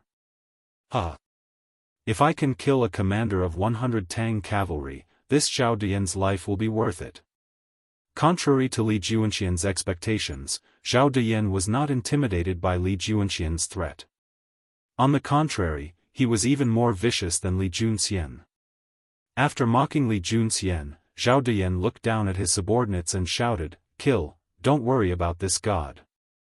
Li Junxian couldn't help but be taken aback. Zhao Dian's subordinates downstairs were also slightly stunned when they heard this. Everyone hesitated to move forward because although Zhao Dian had shouted this, if they really rashly went forward and caused Zhao Dian to lose his life, then what would be left for them after returning to the grassland would still be a dead end. Li Junxian's eyes narrowed as he slightly clenched his right hand. At the same time, he warily and threateningly glared at the warriors downstairs. For a moment, the two sides were in a standoff. Zhao Dian's men did not dare to recklessly step forward, while Li Junxian's men naturally would not attack for no reason. This was because while none of Zhao Dian's subordinates were top-class experts at the Grandmaster realm, the vast majority were at the Qi transformation realm. In terms of numbers, Zhao Dian's men had the absolute advantage. If they ignored Zhao Dian's life and attacked together, Li Juanxian's men would not be able to hold, not even if Li Junxian was a grandmaster. In this situation, grandmasters were not invincible existences. While Li Junxian could take on 10 of these Qi transformation experts alone, he could not take on 80 or 90 of them. Perhaps only a grandmaster like Wu Jie could do this. Therefore, neither side dared to act rashly for the time being. This stalemate required a third force to break the stalemate. But this stalemate was completely acceptable to Zhao Dian. He had remained at the inn precisely to buy time for Xian Yi and Celestial Eagle to attack the post house. In truth, he had not known that the cavalry that had come to the inn was led by Li Junxian. Now that he knew, he could only rejoice. If he had not used himself as bait and sent 10-some people to stop Li Juanxian's men, there was a high chance that Li Juanxian's cavalry would have been able to effortlessly deal with them. And after dealing with his men, Li Juanxian's men would have continued to pursue Xian Yi, Celestial Eagle, and the rest of the group that had attacked the post house. In that case, his plan would have been completely exposed. Right now, all he needed to do was delay Li Junxian until Xian Yi succeeded. At that time, even if he was captured by Li Junxian, it would be fine, because Li Tai would already be in their hands. The offensive and defensive positions would be reversed. Chapter 1946. Quick! Quick! In the darkness of the night, a group of over 100 people held torches as they galloped south on the main street of Taiyuan City. Their speed was very fast. Everywhere they passed, smoke and dust flew up. When the heavy horse hooves hit the green stone road, it made a d-d-d noise, waking countless people who had already fallen asleep along the way. The bailiffs who were patrolling the streets at night also noticed the loud noise, but before they could get close, the other party had already galloped far away on their horses. How could their 2 legs catch up to the 4 legs of the other party? They could only look at the other party's back and sigh helplessly. Motherf *Ker, where did this group come from? Galloping horses in the city at night, do they still want to live? Boss, should we report to the provincial governor and send people to arrest them? A group of bailiffs looked at the departing figures of the group, and one of them cursed. This is already the 3rd group.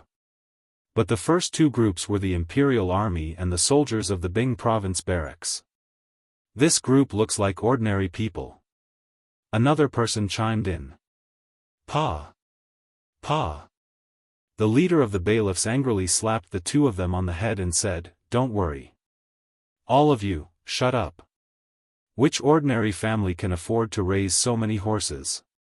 Who dares to gallop on the streets at night in defiance of the curfew? This matter is not something we can deal with. Just report it to the provincial governor. Continue patrolling. Tonight is not peaceful, so keep your eyes open. Do you understand?" "Yes." The bailiffs roared in response. Just as the leader of the bailiffs had said, Taiyuan City was not destined to be peaceful tonight. First, Dugu Feiying led the Imperial Army from the north to the south. Then, Fang Gongteng led several hundred cavalry from the Bing Province barracks in the northwest to the southeast. Now, another group of people had appeared out of nowhere and were heading south. These people treated the curfew policy of Taiyuan City as nothing, but at the same time, it was clear that these people were not ordinary people. After all, how could ordinary people be so bold? Moreover, the leader of the bailiffs had clearly seen this group of people coming from the direction of the Wang clan's ancestral home. This meant that this group was very likely from the Wang clan. Although they were bailiffs of the provincial government, they could not afford to offend the Wang clan. The leader of the bailiffs had guessed correctly. This group of people was the Wang family's hidden guards. The leader was the commander of the Wang family's hidden guards, Wang Chengwu. They had rushed to the Tongfu Inn under Wang Yu's orders. Firstly, they wanted to capture the innkeeper, Sun Dafu, or the owner, Gao Yong. Secondly, they wanted to see if Wang Li and the others were hiding in the inn. In terms of time, Wang Yu and Li Junxian had decided to send their men to Tongfu Inn at almost the same time, but in terms of distance, Li Junxian's temporary base in Taiyuan City was 4 to 5 times closer to Tongfu Inn than the Wang clan's ancestral residence. Thus, while Li Junxian's men were already fighting with Zhao Dian's men in the inn, Wang Chengwu's men were still on their way. But the arrival of Wang Chengwu's men was likely to be the key to breaking the stalemate in the inn. Within Tongfu Inn, both sides stood on opposite sides. Li Junxian's men had retreated to the corridor on the second floor while Zhao Dian's men stood in the main hall on the first floor. As for Zhao Dian himself, he was naturally under Li Junxian's control. Chapter 1947. I am Wang Chengwu, commander of the Wang clan guard. Who is good, sir? Do you know where shopkeeper's son is? Within Tongfu Inn, Wang Chengwu followed Li Junxian's voice to the corridor on the second floor. As he examined Li Junxian, he couldn't help but grimace. Although the man in the corridor didn't seem very old, he couldn't see through his cultivation level. What did this mean? This meant that this man was probably as strong as he was. Since when did Taiyuan City have another martial arts master of the Grandmaster realm? Wang Chengwu couldn't help but be confused. There were many martial artists in the world who were at the Qi transformation realm and below, but those who reached the Grandmaster realm were all renowned figures or great generals of the imperial court. The number of Grandmasters in each region could be counted on one hand, so Wang Chengwu wasn't making a fuss over nothing. So it was Commander Wang of the Wang clan. Li Junxian's eyes flashed upon hearing Wang Chengwu's identity, and he couldn't help but inwardly sigh in relief. Based on the information the 100 horsemen had gathered, Wang Chengwu was a member of the Wang clan's main branch, and the Wang clan's main branch and second branch were not on the same side. On the way to the inn, he had received news that Wang Kuei had fled in fear of punishment and that the entire Wang clan was searching for him. Although he didn't know why Wang Chengwu had brought people to Tongfu Inn, if Wang Chengwu wasn't working with Wang Kuei and Zhao Dian, then this was good news. With these thoughts in mind, Li Junxian turned to Wang Chengwu and said, "This general is 100 horseman Li Junxian, and I have been ordered by the emperor to secretly protect His Highness King of Wei in Taiyuan City. Commander Wang, these people are all spies hiding in Taiyuan City, and their leader is Zhao Dian. Commander Wang, you've come at just the right time. Why don't you help this general capture these people and send them to the provincial governor's residence?" Although he had sent someone to the provincial governor's office to ask for help in advance, the provincial governor's office was far away from the inn. It would take some time for the reinforcements from the provincial governor's office to arrive. No one knew what the situation would be like then. Rather than that, it was better to borrow the Wang clan's forces to capture Zhao Dian's group. What? Zhao Dian? Wang Chengwu's pupils constricted at the name, Zhao Dian. Before nightfall, Dugu Xian had personally visited the Wang clan to inform Wang Yu of the secret letter that Han Lijing had brought to Taiyuan City and had asked Wang Yu to search the city for Zhao Dian. Wang Chengwu was one of Wang Yu's trusted aides, knew that all this turmoil in Taiyuan City was Zhao Dian's work. Thus, when he heard Li Junxian's report that Zhao's group, Wang's report, was Li's, so when he heard Li that was SSS, his people's clan's group S's was Li, S was S he. Wang, S Wang, St. Li, St. Wang S duets Estes. The group of Wang family dark guards roared in agreement, then all of them drew their weapons and charged towards Zhao Dian's subordinates, S. Chapter 1948. Taiyuan Courier Station, a major battle was on the verge of breaking out. The Imperial Army was fighting against Xian Yi and the other Turkic spies on the eastern side of the courier station. The Imperial Army, under Dugu Xian's command, had already assumed the shape of a goose. As the strongest of the Imperial Army, Dugu Xian naturally stood at the very center of the formation.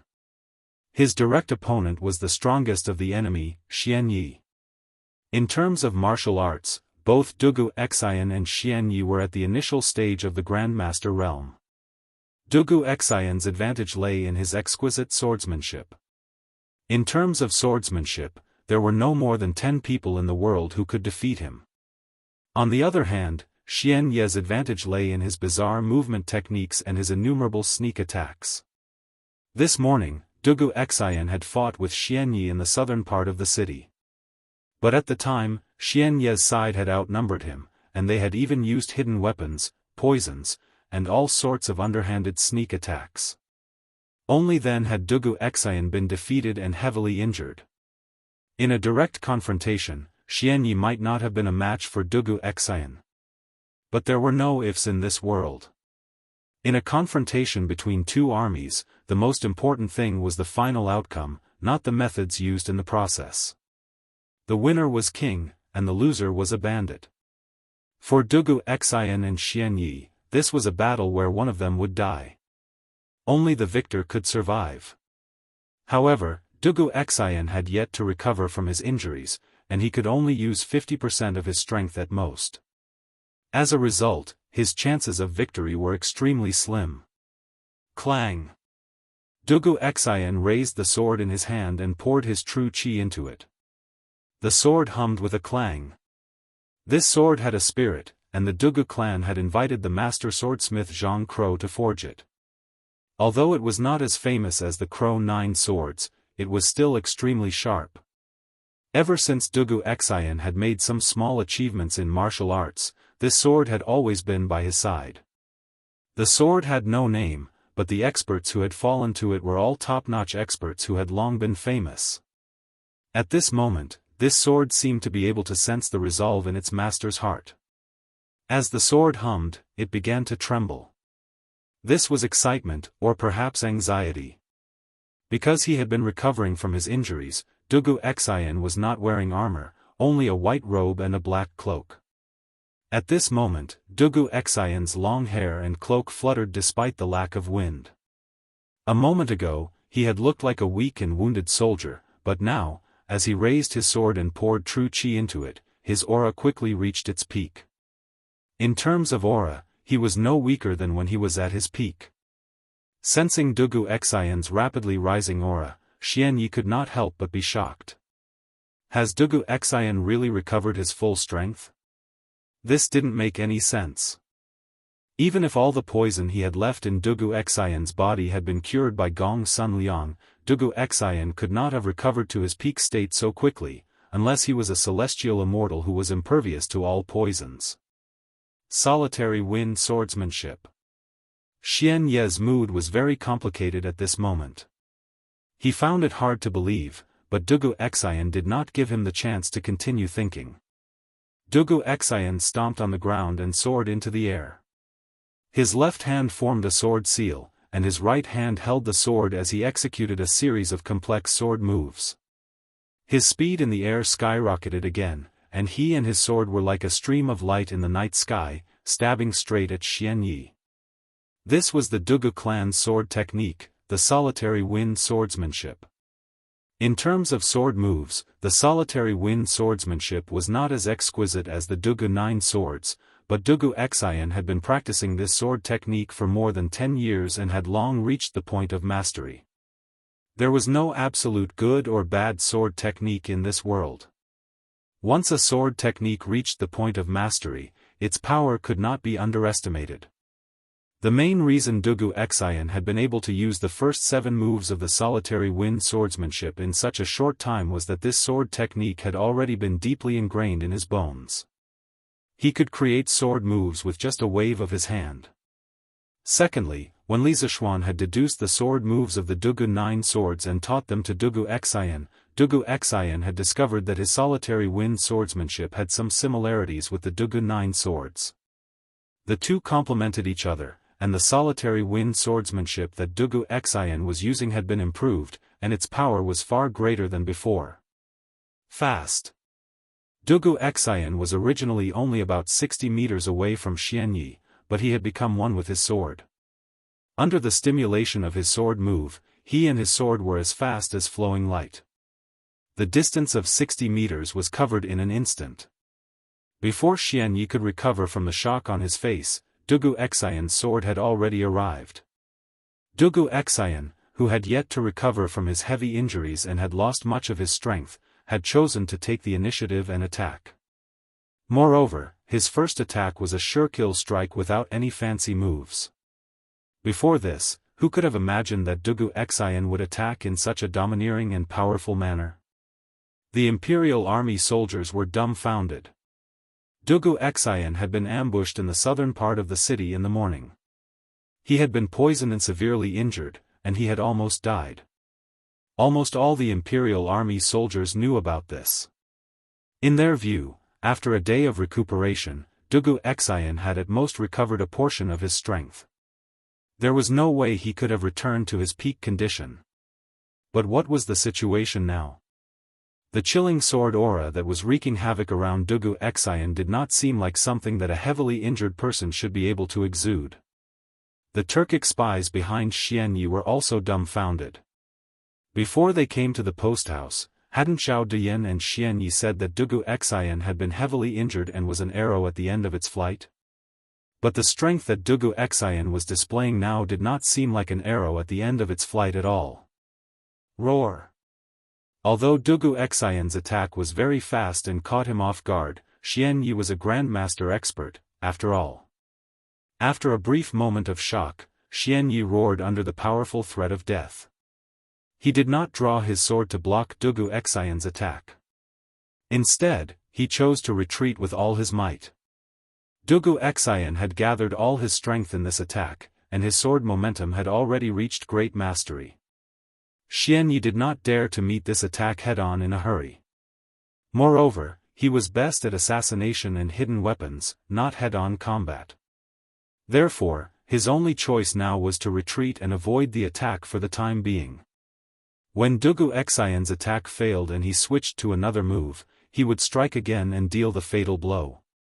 Xianyi's lightness technique was superior to Dugu Xian's in the first place. Even though he had launched his attack after Dugu Xian's, he still managed to narrowly avoid Dugu Xian's sure-kill strike. However, even though he managed to dodge, the other Turkic spies standing beside and behind him were not so lucky. Dugu Xian's attack was ferocious and indomitable. The surging sword aura around the sword was like a tangible blade, slashing directly at the people standing near Xianyi. Almost all the Turkic spies who did not manage to escape in time were injured by Dugu Xian's sword aura. In the blink of an eye, all 12 Turkic spies were injured and lying on the ground. What a pity, Dugu Xian shook his head slightly as he looked at the result of his attack. He could not help but feel disappointed. Theoretically speaking, it was impossible for him to use that attack in his current state. However, the unprecedented desperate situation had stimulated his body's huge potential. In addition, he had mobilized almost all the true qi in his body to use the first 7 moves of the Lonely Wind sword technique. That was why the power of that attack was so terrifying. Dugu Xian was well aware of his own situation. He knew that in his current state, he had no chance of defeating Xianyi if he attacked normally. He could not afford to waste his true qi. Dugu Xian had planned to take advantage of the fact that Xianyi was not fully prepared to deal him a powerful attack. If this attack could seriously injure Xianyi, then the rest of the Imperial Army would be dealt with by themselves. There would be no need for him to do anything at all. However, Xianyi had actually managed to dodge his sure-kill attack. That made things even more troublesome. On one hand, Xianyi would definitely be on guard after that attack. Even if he used the same move again, he would not be able to injure Xianyi in the slightest. On the other hand, that attack had used up most of his true qi. It would be very difficult for him to use another attack of the same power. Swish swish swish swish swish. Xianyi, who had dodged Dugu Xian's sure-kill attack, could not help but be shocked and enraged when he saw this scene. One had to know that he and Sky Eagle had brought people to ambush the post house, and they were already at a disadvantage in terms of numbers. Now that Dugu Xian had directly injured more than 10 of them, they were even more disadvantaged in terms of numbers. If Dugu Xian swung his sword a few more times, wouldn't all of his men be cut down to the ground? In the end, he would be the only commander without an army left on the battlefield. He could not allow Wuxia Xianxia to slaughter his men wantonly. Shocked and enraged, Xianyi did not stop after stabilizing himself. With a flick of his sleeves, 5 thin needles shimmering with cold light flew toward different parts of Wuxia Xianxia's body. The speed of the needles flying through the air was even faster than when Wuxia Xianxia had become one with his sword. Using offense as defense, he wanted to restrain Wuxia Xianxia with a sharp attack so that the martial artists on his side who were below the Grandmaster realm would not be killed by Wuxia Xianxia, a Grandmaster expert. Wuxia Xianxia, who had already suffered in the south of the city in the morning, knew that Xianyi's 5 needles must have been smeared with poison. Naturally, he did not dare to take them head-on. However, the 5 needles that Xianyi had thrown out were coming from different directions, almost sealing off all his escape routes. It was impossible for him to rely on his body movement to dodge these 5 poison needles. 9 strategies of the Wuxia sword, arrow-breaking style. Wuxia Xianxia did not hesitate in the face of these 5 needles. He swung his sword and used the arrow-breaking style of the 9 strategies of the Wuxia sword, which was specially designed to deal with hidden weapons. There was a flash of sword light in the air, and the 5 needles that came from different directions were all hit by Wuxia Xianxia. Ding, ding, ding. The needles fell to the limestone floor with crisp sounds. Xianyi's sneak attack had also failed. Chapter 1949. Let's go together. Use all the skills you're best at and end the battle quickly. Xianyi was not discouraged by the failure of his sneak attack, because Wuxia Xianxia seemed to have recovered to his peak state. Although he did not understand why, he had to admit it when the truth was right in front of him. Therefore, in order to prevent the situation from worsening, Xianyi did not intend to continue fighting Wuxia Xianxia alone. He roared at his men around him. Zhao Dian's men had not only gone through harsh and cruel training, but most of them were notorious scum of the martial arts world in the Central Plains before they joined the Turks. Each of them was more vicious than the other. In terms of head-on strength, they might not be as good as the Imperial Army, but in terms of sneak attacks, the Imperial Army was far inferior to them. And tonight's darkness was the best cover for their sneak attacks. Yes, sir. The men around Xianyi answered loudly and then scattered. Those who were good at lightness skills simply jumped onto the roof. The 100 or so men spread out in a fan shape. Obviously, they understood what Xianyi meant. Faced with the Imperial Army that had already set up a formation, if they charged at them together, they would only be killed. Only by spreading out and disrupting the Imperial Army's formation with some sneak attacks could they possibly break the formation. Whoosh! Whoosh! Whoosh! For a moment, all kinds of hidden weapons, such as hidden arrows, flying daggers, and poisonous needles, were shot out in all directions toward the Imperial Army that had set up a formation. Other than that, a few of them lit up balls with fire and threw them at the Imperial Army. Immediately, thick smoke rose from the Imperial Army's position. Clank! Clank! Clank! Metal clanked. The hidden weapons such as hidden arrows, flying daggers, and poisonous needles thrown by the Turkic spies did not cause much damage to the Imperial Guards. After all, the Imperial Guards were one of the most elite troops in Chang'an. They were dedicated to guarding the Imperial Palace. Every Imperial Guard was wearing excellent Mingguang armor. Ordinary swords and sabers could not penetrate their armor, let alone hidden arrows and flying daggers. Unless these hidden weapons happened to pierce the gaps between the joints of the armor, or directly hit the faces of the Imperial Guards. Physical attacks wouldn't work, but magical attacks would. The incense that the Turkic spies had thrown at the Imperial Army was clearly incense capable of releasing poisonous smoke. The Mingguang armor worn by the Imperial Army could block the attacks of ordinary hidden weapons, but it could not block the pervasive poisonous smoke. Everyone, cover your noses and mouths. We'll form teams of 3 and help each other. Don't let anyone pass. Dugu Xian had truly been caught off guard by this sudden turn of events.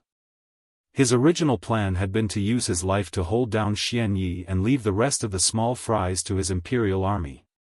Although these Turkic spies were all powerful martial artists, the imperial army was skilled in battle formations. Once they were in formation, the Turkic spies would never be able to defeat the imperial army, even if they were twice as numerous. However, who would have thought that Xian Yi wouldn't play by the rules at all? He directly ordered everyone to scatter and fight on their own. Moreover, he used some dirty tricks. Therefore, he hurriedly shouted. Chapter 1950. 9 Swords of Dugu, Sword-Breaking Style. Taiyuan Courier Station, East Side. Dugu Xian gritted his teeth in the face of the dozen or so bolts of sword chi flying toward him. Mustering the remaining true chi in his body, he leaped into the air with his sword and executed the most complex and exquisite sword-breaking style of the 9 Swords of Dugu. The essence of the 9 Swords of Dugu was that the moment one saw a flaw in the opponent's moves, one would exploit it to strike first. Although Dugu Xian's 9 Swords of Dugu was not as proficient as his solitary wind swordsmanship, he had already grasped the sword will of the 9 Swords of Dugu. The 9 Swords of Dugu was a set of swordsmanship that placed great emphasis on sword will. The crux of it was the sword will and not the moves. In that instant, Dugu Xian had seen through the flaws in the swordsmanship of the dozen or so people. Infusing true chi into his sword, he executed the Dugu family's unique lightness technique and flew toward the Turkic spy at the very front. His speed was extremely fast. Seeing that Dugu Xian was advancing instead of retreating in the face of their attacks, the Turkic spy was first stunned, then overjoyed. But in the next moment, the joy on his face froze. Because Dugu Xian's sword had already arrived. This Turkic spy loved to advance prematurely, so he was at the very front. Moreover, the sword move he executed was also a sure kill move that only attacked and did not defend. Thus, the area around his left rib was completely exposed to the opponent. Dugu Xian arrived in front of the Turkic spy. With a flash, he dodged the other party's attack and turned to stab his sword at the other party's left rib. With the Turkic spy's current position, there was no way he could save him in time. Splat! This was the sound of a sharp blade piercing flesh. The sword in Dugu Xian's hand pierced through the Turkic spy's left rib and into his heart without any hindrance. Ah! The Turkic spy was only halfway through his wretched howl before he breathed his last and plummeted from the sky. Xian Yi, who was rushing towards Dugu Xian, and the others behind him all sucked in a breath of cold air when they saw this, and they couldn't help but slow down their advance. Fast. Too fast. From the moment he swung his sword to the moment he killed his opponent, it took less than 2 breaths of time. In other words, it was only the time of one move. Before this, who would have thought that Dugu Xian would be able to kill a martial arts expert at the peak of chi transforming stage in a single move? Didn't they say that Dugu Xian was heavily injured and had less than 1/10 of his strength left? But why was this guy even more ferocious than before? In fact, it was not that Dugu Xian had become stronger. On the contrary, his current state of strength was far inferior to when he had not been injured in the morning. There was no doubt about this. His current state only looked very fierce, but only he knew the actual state of his body.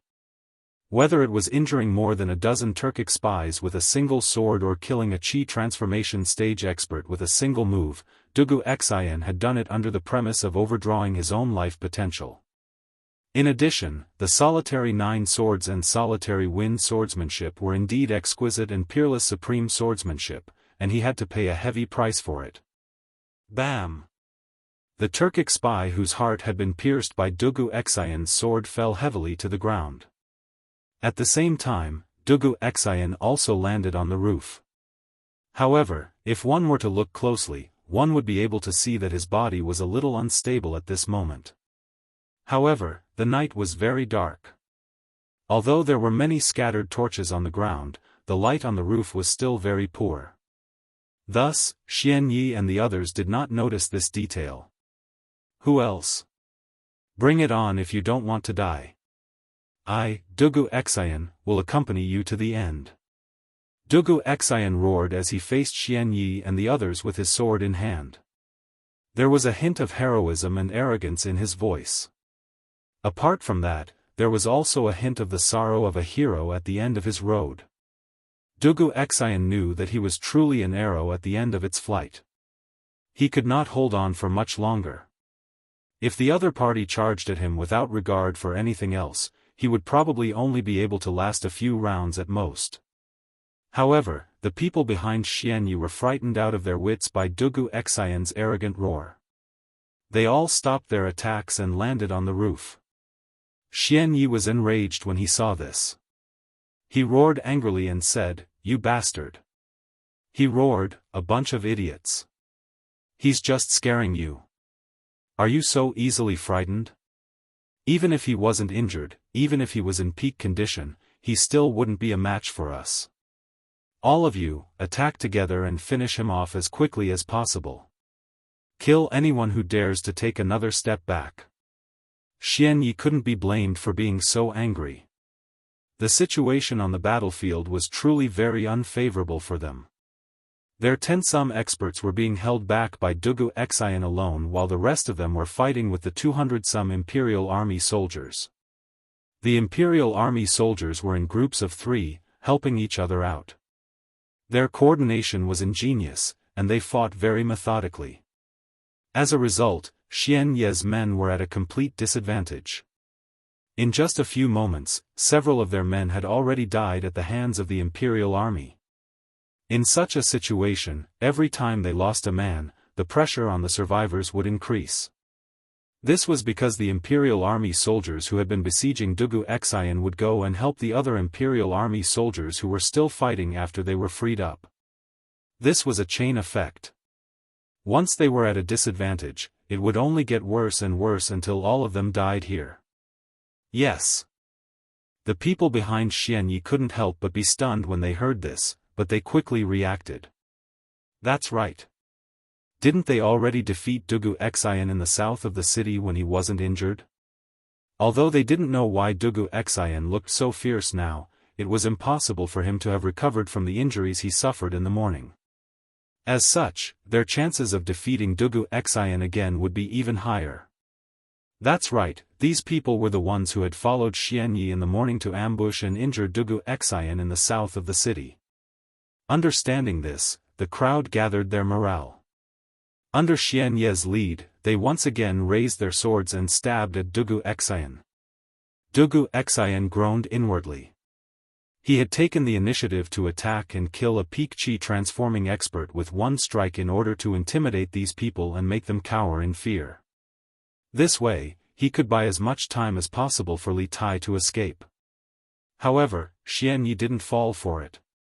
He had no choice but to raise his sword and continue fighting. After all, the Imperial Army's victory wasn't assured yet. He still had to buy time for the Imperial Army. However, there were some things that couldn't be done with persistence. Wuxia Xianxia's solitary 9 swords and solitary wind swordplay were exquisite, but these 2 swordplay only attacked and didn't defend. They consumed a lot of chi. After the previous 2 strikes, Wuxia Xianxia's chi was almost depleted. Even the cleverest housewife couldn't cook a meal without rice. Even if he forcefully raised his chi, it would be difficult for him to withstand this round of attacks from Xian Yi and the others. This was indeed the case. After Wuxia Xianxia found the weakness of the 2 Turkic spies and stabbed them with his sword, the other 2 Turkic spies stabbed at his back like lightning. At the same time, Xian Yi flicked his sleeve and 3 thin needles flew toward Wuxia Xianxia's left and right shoulders, as well as 3 inches above his dantian. In the blink of an eye, Wuxia Xianxia seemed to have fallen into a desperate situation.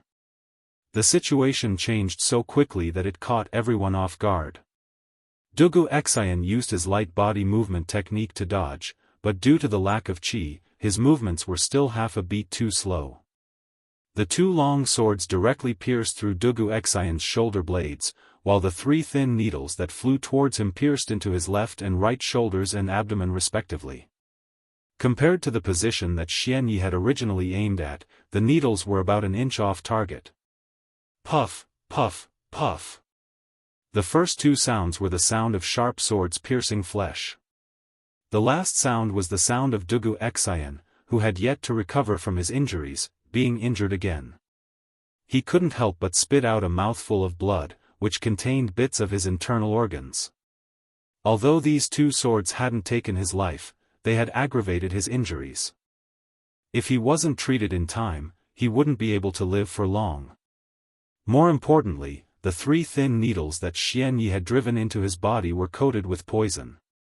In less than an hour, he would die from the poison. No. Can. Die. At this moment, Dugu Xian could clearly feel the strength in his body rapidly dissipating. He knew that this was a sign that he was about to fall into a coma or die. However, Dugu Xian was unwilling to fall just like that. This was because below the roof was still his comrade who had fought with him for many years. And behind him was Li Tai in the main building of the post house. No matter what, he couldn't allow Li Tai to fall into the hands of these Turkic spies. Dugu Xian, who was on the brink of death, suddenly let out a deafening roar. Then, the rapidly dissipating strength in his body miraculously gathered back together. Wielding his sword, he turned around and swept it across, beheading the 2 Turkic spies behind him who hadn't been able to react in time. However, Dugu Xian's series of movements had caused the 2 swords that had pierced into his shoulder blades to leave a deeper and wider wound on his shoulder. Blood flowed like a river. Blood instantly dyed Dugu Xian's entire back red. His eyes were red, and his hair was disheveled from the battle. He looked like a crazed demon. General. Dugu Xian's roar finally attracted the attention of the Imperial Army soldiers who were fighting with the Turk spies. Seeing Dugu Xian's figure swaying on the roof with 2 swords sticking out of his back, the eyes of the Imperial Army soldiers turned bloodshot, their eyes bulging out of their sockets. The man on the roof was not only their respected commander, but he had also ignored his injuries to face the enemy's strongest experts alone. How many generals in the world would cherish their soldiers so much? Protect the general. Quick! Protect the general. Thus, the Imperial Army soldiers gave up on fighting the Turkic spies and rushed toward Dugu Xian with all their might. That man was their spiritual pillar. They couldn't allow him to fall. Chapter 1951. Your Highness, the situation outside is very disadvantageous to us. Please evacuate the post house as soon as possible.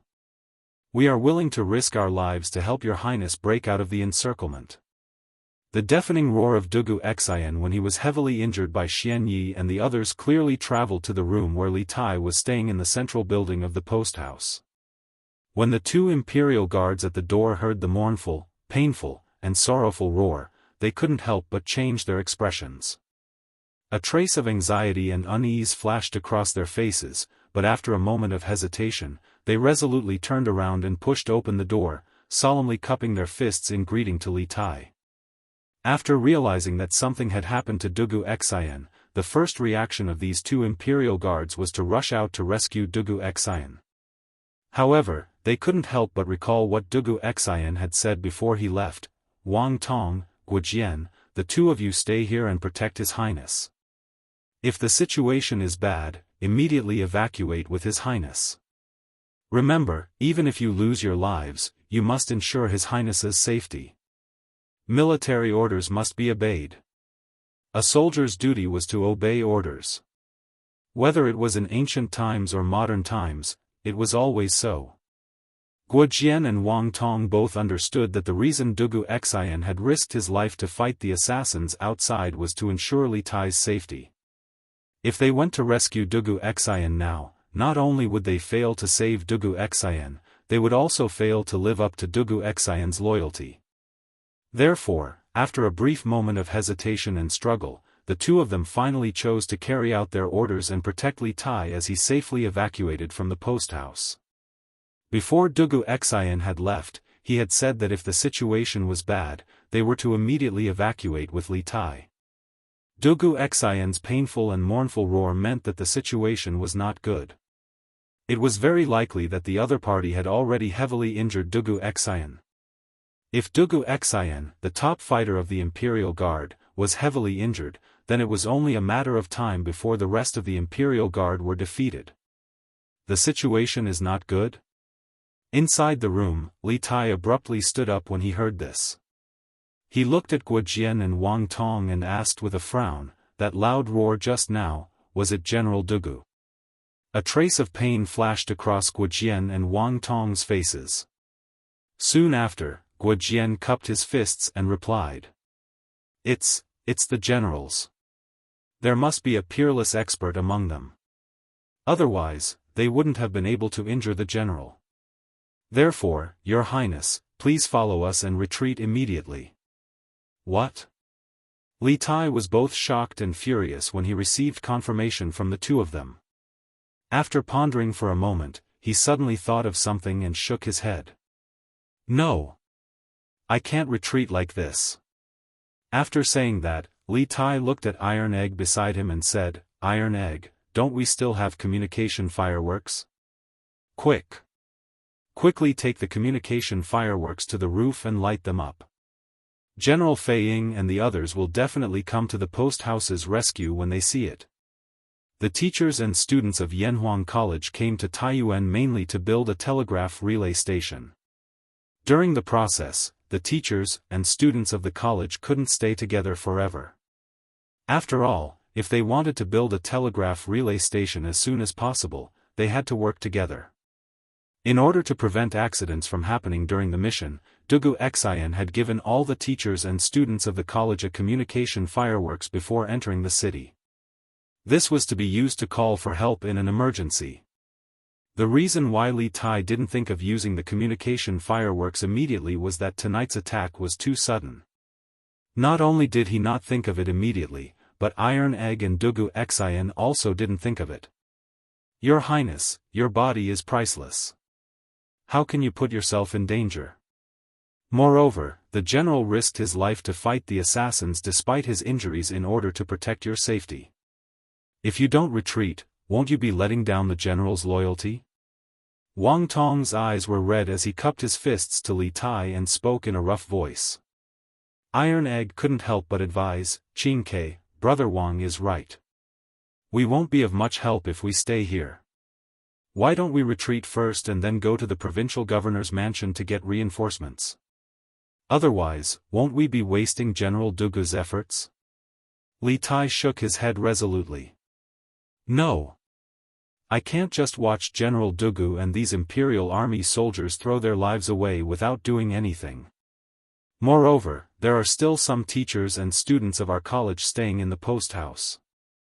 How can this prince abandon his teachers and classmates and flee alone?"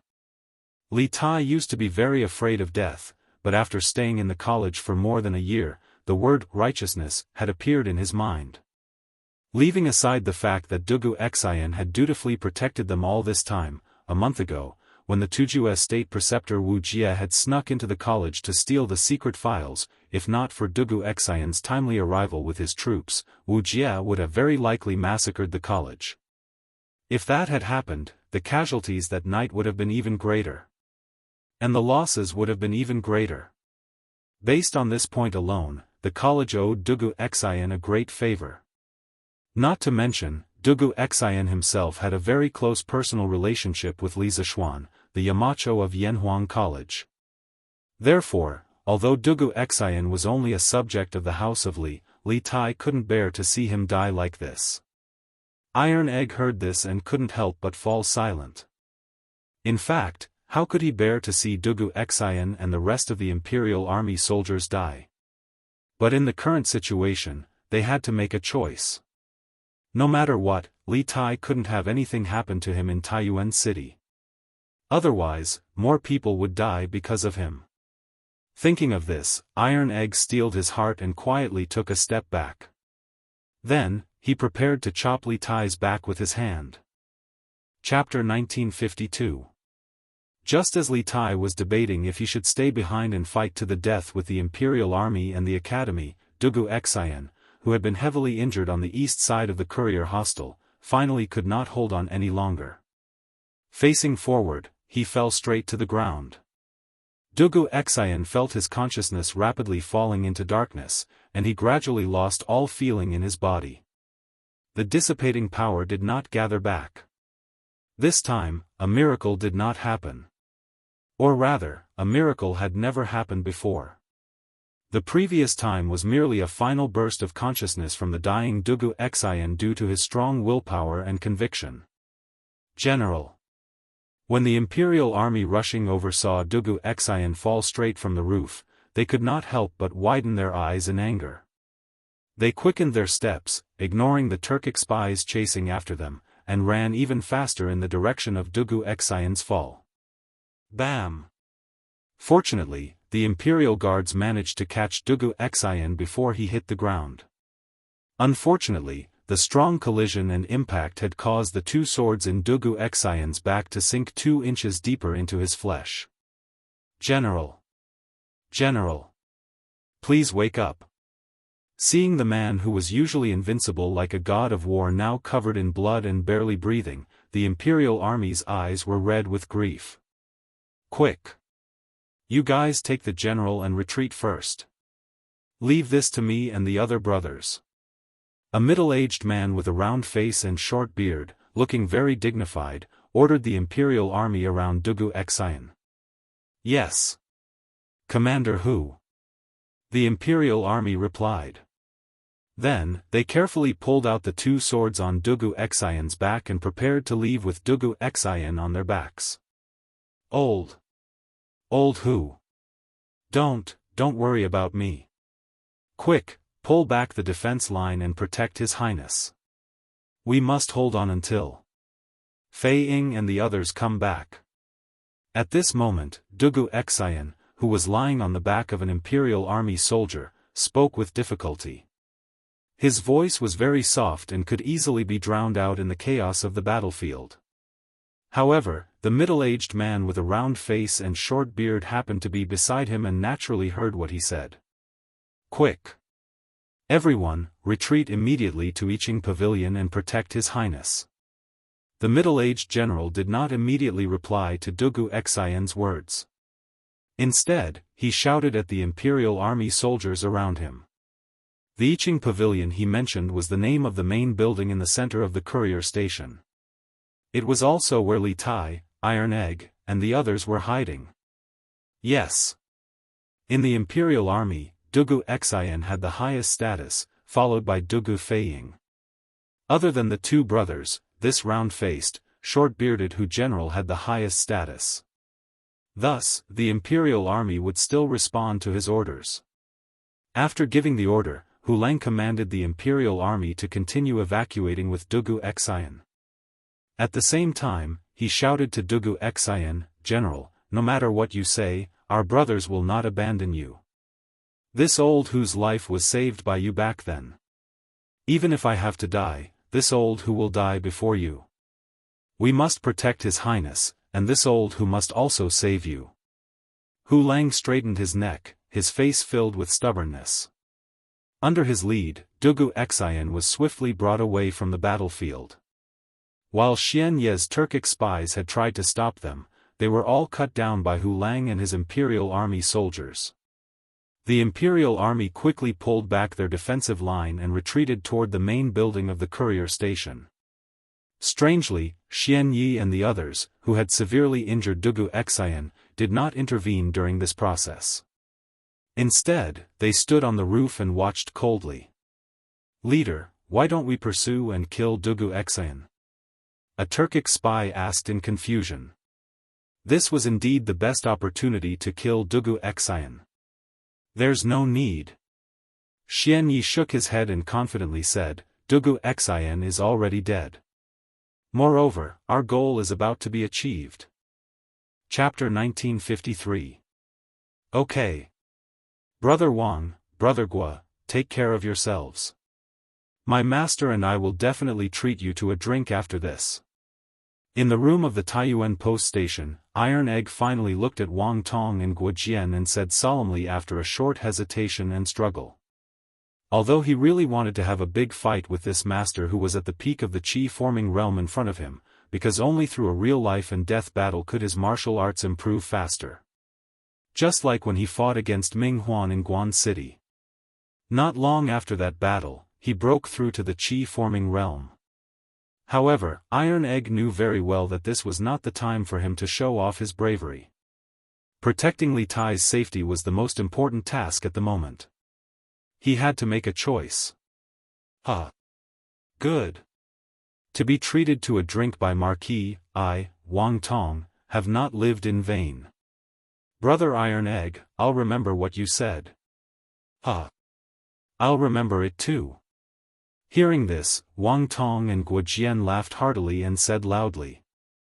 However, there was a trace of sadness in their laughter. Obviously, they both knew that if they wanted to successfully protect Li Tai and Iron Egg in front of them, they had to risk their lives. After this battle, there was a high chance that they would lose their lives. And the drink that Iron Egg promised was something they could only drink in their next lives. Humph. You want to leave? None of you can leave tonight. The conversation between Iron Egg, Wang Tong, and Guo Jian naturally fell into the ears of the masked man in black. He sneered and rushed directly toward Li Tai, who was standing at the back. Humph. Are you treating us brothers as if we don't exist? Seeing this, Wang Tong and Guo Jian both raised their mo swords and slashed at the masked man in black. A trace of contempt flashed in the eyes of the masked man in black. He raised his left sleeve slightly, and two flying daggers with cold light flew out from his sleeve. Then, there were two ear-piercing sounds of metal colliding. The mo swords in Wang Tong and Guo Jian's hands met the two flying daggers of the masked man in black in the air. A huge force passed through the body of the daggers and quickly backfired on the owners of the mo swords. Both of them felt their wrists go numb, and their right hands holding the mo swords were almost shaken loose. This masked man in black was a flying dagger master. Most importantly, the momentum of the two mo swords was greatly reduced after passing through this layer of obstruction. On the other hand, the black-clothed man increased his speed and dashed towards Li Tai's position at an even faster speed. Based on Wang Tong and Guo Jian's current speed, it was impossible for them to stop the black-clothed man before he caught Li Tai. I didn't want to fight, but now it seems that I have no choice but to fight. Tai Dan, who was standing by the side, could clearly see that the strength of the black-clothed man was not something that Wang Tong and Guo Jian could handle. Even if the two of them fought with their lives on the line, they would not be able to delay the black-clothed man until Li Tai and Tai Dan escaped. Therefore, Iron Egg drew out the long sword at his waist and took the initiative to meet the masked man in black who was rapidly approaching them. This was the second move of the 9 Taishian swords. The masked man in black sneered and changed his direction midway. He decisively abandoned Li Tai and turned to stab at Iron Egg with his sword. It turned out that the previous move was just a cover to lure Iron Egg to take the initiative to make a move. In this way, he could find the flaw in Iron Egg's swordsmanship after Iron Egg hurriedly made a move and kill Iron Egg directly. At this critical moment, Iron Egg's eyes flashed. He raised the long sword he borrowed and changed his swordsmanship midway. His sword was like a magnet, firmly sucking Ming Huan's long sword. His whole body leaned back, forming a small angle with the ground. The 38th move of the Taiji swordsmanship, Phoenix Wing Spread. Iron Egg's wrist moved slightly and twirled the sword twice. The masked man's long sword strength was immediately deflected by Iron Egg. Sacrificing oneself to follow others, failing to lead in, pulling out 1,000 pounds with 4 tails. Chapter 1954. Hee. I'm sorry. With your insignificant strength, I can defeat you fair and square. But this is a serious matter. Lord Guard will not allow any mistakes. Besides, I'm in a hurry. In the guest room of the Yiqing Pavilion in the Taiyuan courier station, the black-clothed masked man sneered. He retreated to the door and opened it. He reached out and took out a lit incense stick. After closing the door, the black-clothed masked man returned to the room. Seeing Iron Egg's puzzled expression, the black-clothed masked man explained, "This is called soul-breaking incense. It has a very light smell and is difficult to detect. Those who are poisoned by this incense will be poisoned in a quarter of an hour. When the poison takes effect, your body will be as soft as cotton and you will lose all your inner strength. Now, you are all lambs waiting to be slaughtered." Poof! As he spoke, the black-clothed masked man first broke the half-burnt incense in his hand. Then, he thrust his sword forward and pierced Wharton's heart without missing a beat. With Wharton's current state, he was unable to dodge the black-clothed man's sword, so he could only watch as the long sword pierced his chest. Under the effect of the soul-severing incense, he didn't feel any pain at first, but when the sharp sword was about to touch his heart, he felt a trace of throbbing and intense pain, but in the next moment, all of his consciousness completely dissipated. Just as the masked man had said, at this moment, Tai Dan, Li Tai, Guo Jian, and Wang Tong were like lambs that were waiting to be slaughtered, and the black-clothed masked man was the butcher that held the butcher's knife. When facing this butcher, the lambs could only wait for death and didn't have the slightest ability to resist. "Brother Wang! Old Wang!" Seeing that Wang Tong was killed, Iron Egg and Guo Jian's eyes were filled with anger. If looks could kill, the masked man in black would have been cut into countless pieces by their looks. "Hey! Don't worry, it will be your turn soon." The black-clothed man sneered and pulled out his sword from Wharton's chest. He then turned to look at Guo Jian, who was closer to him. In the face of death, Guo Jian's face showed no signs of fear. He had already stabbed his saber into the ground to support his body. When he saw the black-clothed man walking towards him, he glared angrily at him, his face full of disdain. The men of the Imperial Army do not fear death. All of them were indomitable men. "We're not like, you son of a bitch, betraying your own race, betraying your ancestors, and working for the dogs-hit Turks. If you're alive, there will be countless people poking at your spine. If you're dead, there will be countless people digging up your grave so that you'll never be able to rest in peace." Because of the absolute soul fragrance, Guo Jian was currently very weak. He used his strong willpower to resist the medicinal properties of the absolute soul fragrance, preventing himself from falling unconscious. His voice was very soft, but every word he said was incomparably clear and firm. After all that had happened, most of the Imperial Army soldiers knew that the people who had been stirring up trouble in Source Peak City were probably Turkic spies. Thus, before his death, Guo Jian had been unable to restrain himself from cursing the men in black. "You're courting death." Guo Jian's words had thoroughly enraged the black-clothed man.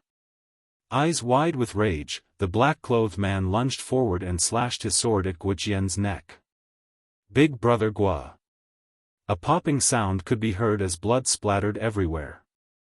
A head rolled onto the ground, right next to Bruiser's feet. Bruiser staggered backward a couple of paces, his face filled with grief and boundless rage. He couldn't stop himself from trembling, not from fear, but from rage that came from the depths of his heart. Seeing his companions mercilessly slaughtered by the black-clothed man one after another, Iron Egg's rage had reached a boiling point. But at this time, anger was of no use.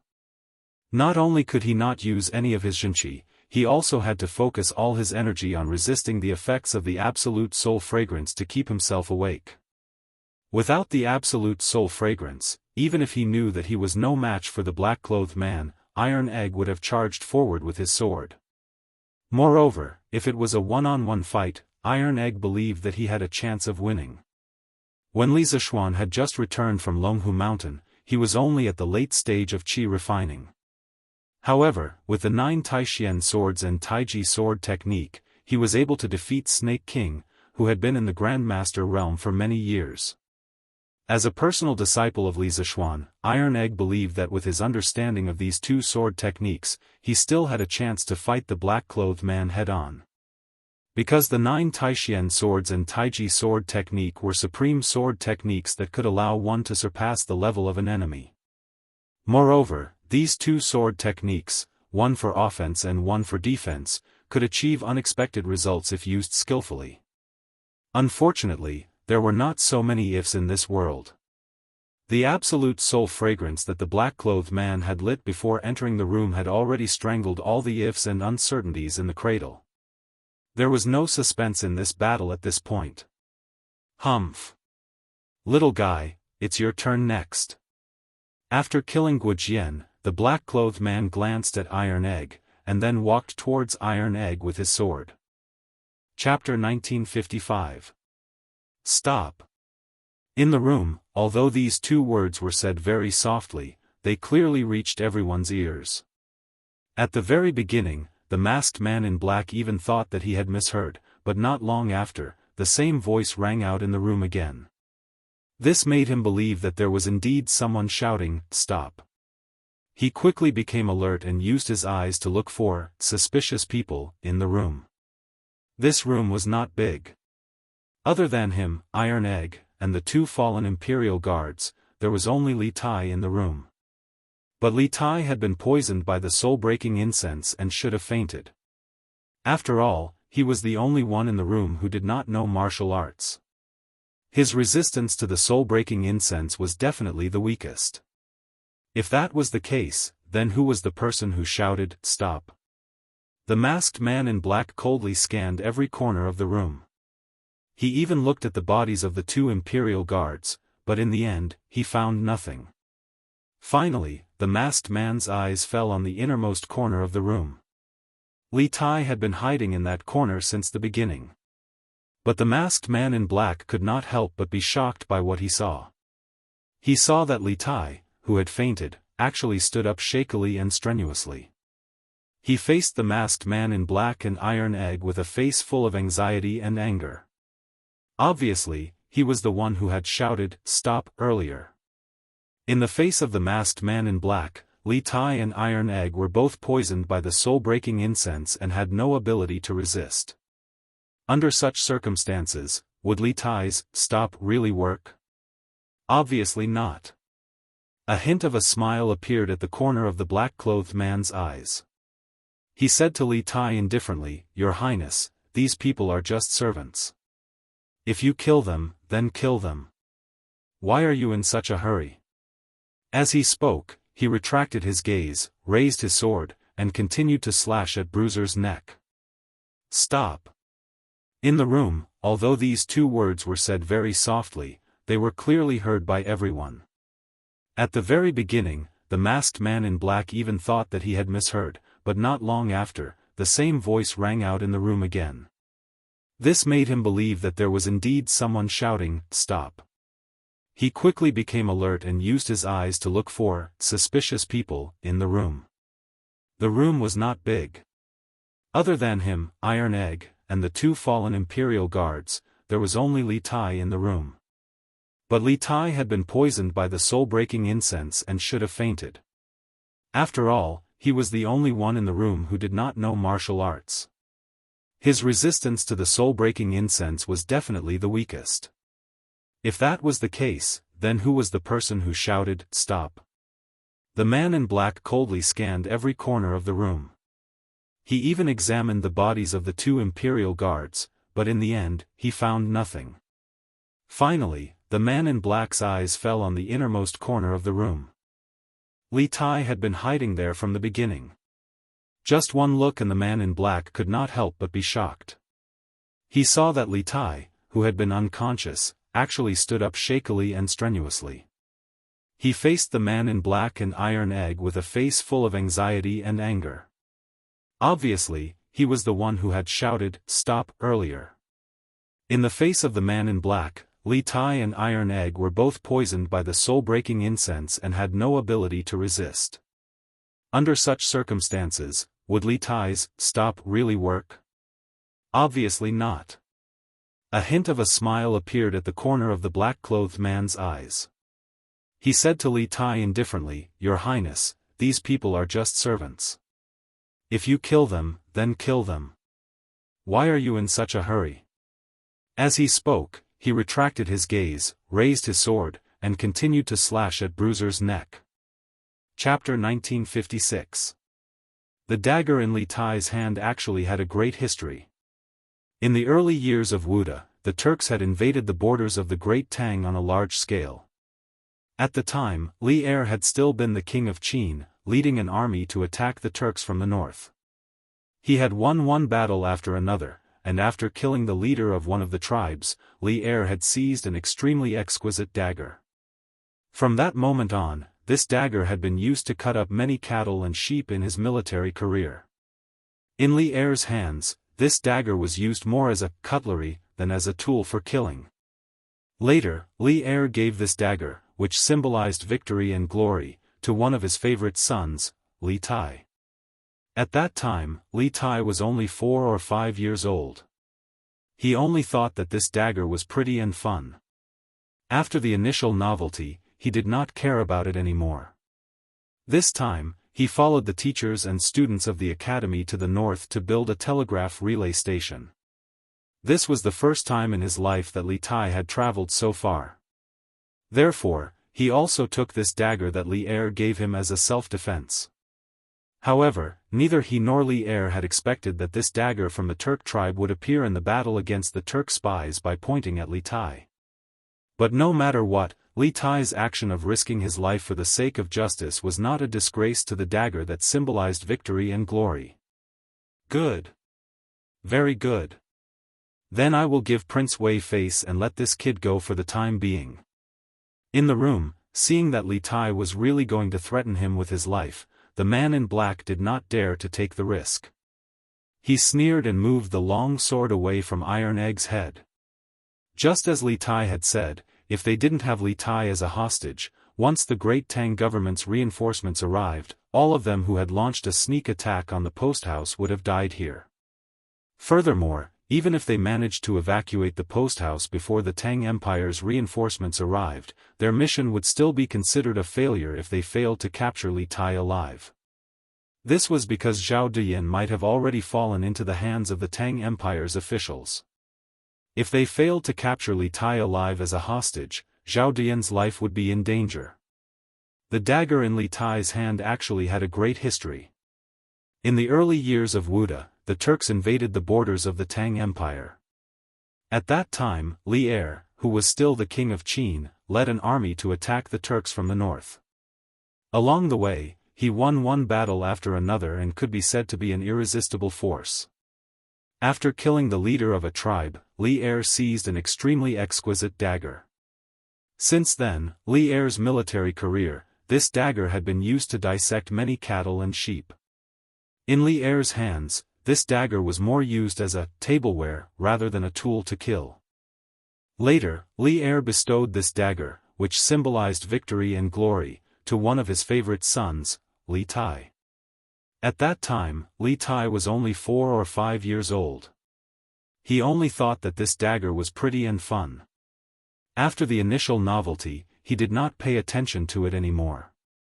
This time, he accompanied the teachers and students of the academy to the north to build a telegraph relay station. This was the first time that Li Tai had traveled so far in his life. Therefore, he also took this dagger that Li Er had bestowed upon him as a self-defense. However, neither he nor Li Er had expected that this dagger from the Turks would appear in the battle against the Turk spies by pointing at Li Tai himself. But no matter what, Li Tai's act of risking his life to fight for justice today was not a disgrace to this sword that symbolized victory and glory. Chapter 1957. Silence. Outside Iching Pavilion, the Imperial Army and the Turkic spies had been locked in a fierce battle a moment ago, but with the roar of the man in black, the noisy courtyard instantly fell silent. Both sides turned their gazes to the man in black and Li Tai standing in front of him. Your Highness. Seeing that the man in black had taken Li Tai hostage, the Imperial Army was alarmed. Without needing Hu Longjiang's orders, the Imperial Army automatically changed their formation and completely surrounded the man in black and Li Tai. At this moment, the actions of the man in black and Li Tai were rather strange. Li Tai was holding a dagger, but the dagger was pointed at his neck. The man in black had placed his sword on Li Tai's shoulder, but for some reason, the sword was still some distance away from Li Tai's neck. At first glance, it seemed like the man in black did not want Li Tai to die. No matter how one looked at it, it was strange. It was like a robber holding a hostage. The hostage wanted to die, but the robber wanted to protect the hostage. It didn't make sense at all. However, such a thing that defied common sense had really happened. Protect His Highness. At this moment, Hu Langjiang reacted and shouted loudly. The imperial army pointed their swords at the man in black who had just come out of Yiqing Pavilion. As for the Turkic spies behind them, they could no longer care about them. If something happened to Li Tai, their mission in Taiyuan would be considered a complete failure, and none of them would be able to escape Li Er's punishment. However, because the man in black had placed his sword on Li Tai's shoulder, the imperial army did not dare to make any moves. After all, Li Tai's life was still in the hands of the man in black. Tianying, you've succeeded. At this moment, a thin-masked man flew down from the roof of Yiqing Pavilion. It was Xian Yi, who had been fighting with Dugu Xin earlier. Xian Yi landed steadily beside the black-clothed man. After glancing at Li Tai, who was standing in front of the black-clothed man, Xian Yi's hanging heart immediately returned to his stomach. He let out a light breath and smiled faintly. That's right, the black-clothed man who had sneaked into the room to capture Li Tai was Zhao Dian's second-in-command, Tianying. Previously, Xian Yi had led his men to attack the post house from the front, attracting most of the imperial army to the east side of the post house.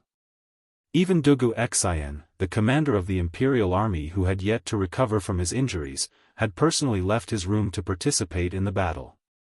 Thus, there were very few imperial army soldiers left to protect Li Tai. This gave Sky Eagle a chance to sneak into Yiqing Pavilion. Seeing Xian Yi fly over, Sky Eagle nodded in greeting before replying, "This is all thanks to you and your brothers holding back the majority of the imperial army's forces. Let's take King Wei away now and go back to rescue the guard master." Xian Yi nodded and said, "That's how it should be." At this moment, Sky Eagle coldly said to Li Tai, "Your Highness King Wei, it's time for you to fulfill your promise, right? This seat has no intention of harming your life. As long as you get these imperial army soldiers to open a path for us to leave, this seat will naturally protect you. Your status is noble, and your body is priceless. You shouldn't be willing to exchange your life for ours, right?" In principle, Sky Eagle didn't want Li Tai to die because he needed to use Li Tai as a hostage to rescue Zhao Dian. However, this didn't mean that he didn't dare to kill Li Tai. If Li Tai didn't cooperate with him and instead recklessly ordered the imperial army to attack the people they had brought with them, Sky Eagle didn't mind dragging Li Tai down with him before he died. After all, he was about to die. He couldn't care less about the mission. "All of you, disperse and let them go." Li Tai also understood that he and Sky Eagle were at most in a relationship of checks and balances. Sky Eagle didn't dare to kill him casually, and he didn't want to throw his life away so easily. As long as they didn't completely fall out with each other, they could coexist peacefully. However, once they did, it would be a life-and-death struggle, and both sides would suffer great losses.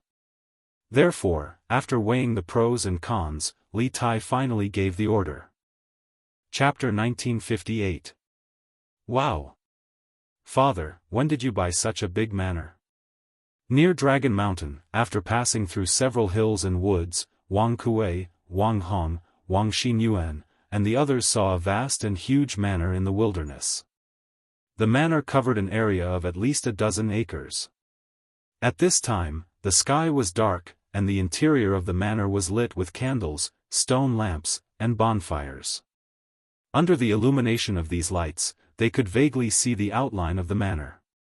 At this time, Wang Hong's eyes widened, and he couldn't help but exclaim.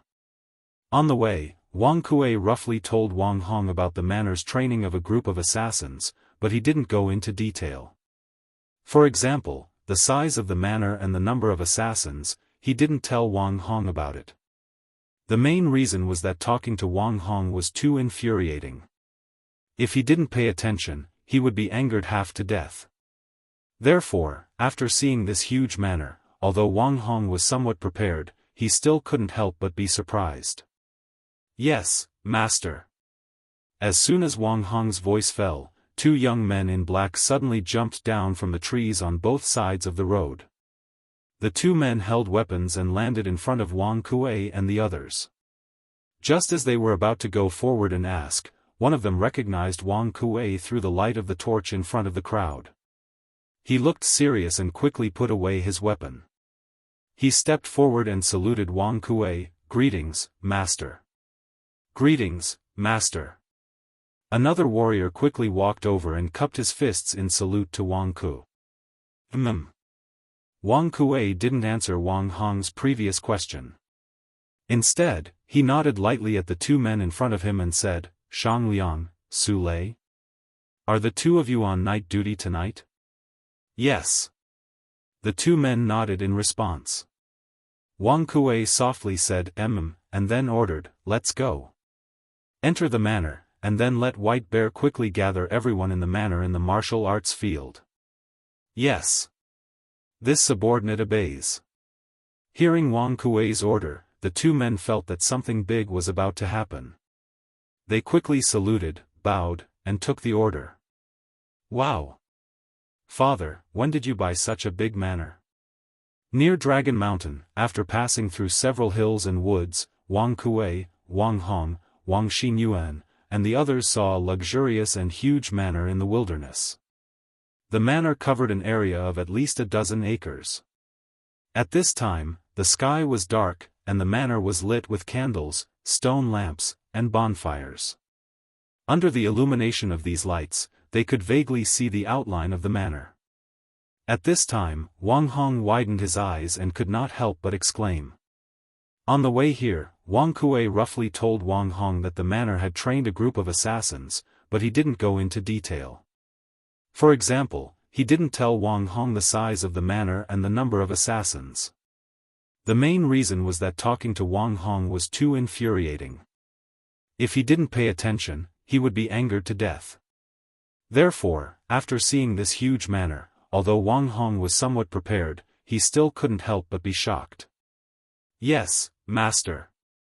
As soon as Wang Hong's voice fell, two young men in black suddenly jumped down from the trees on both sides of the road. The two of them held weapons and landed in front of Wang Kuei and the others.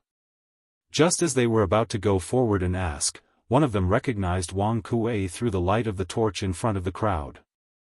He looked solemn and quickly put away his weapon. He stepped forward and saluted Wang Kuei. "Greetings, master."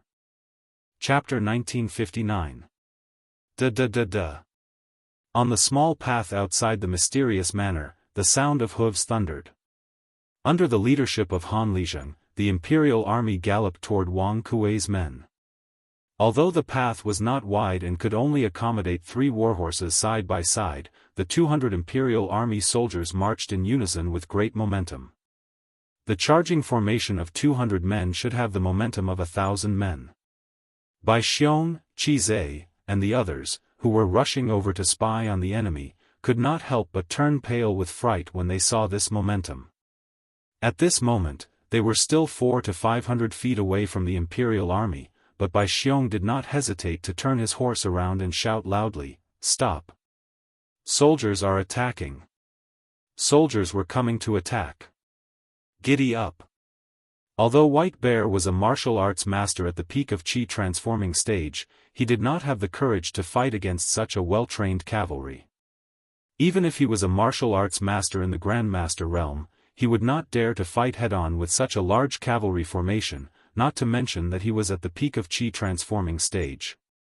Unless these cavalrymen were all ordinary people who did not know martial arts. But was that possible?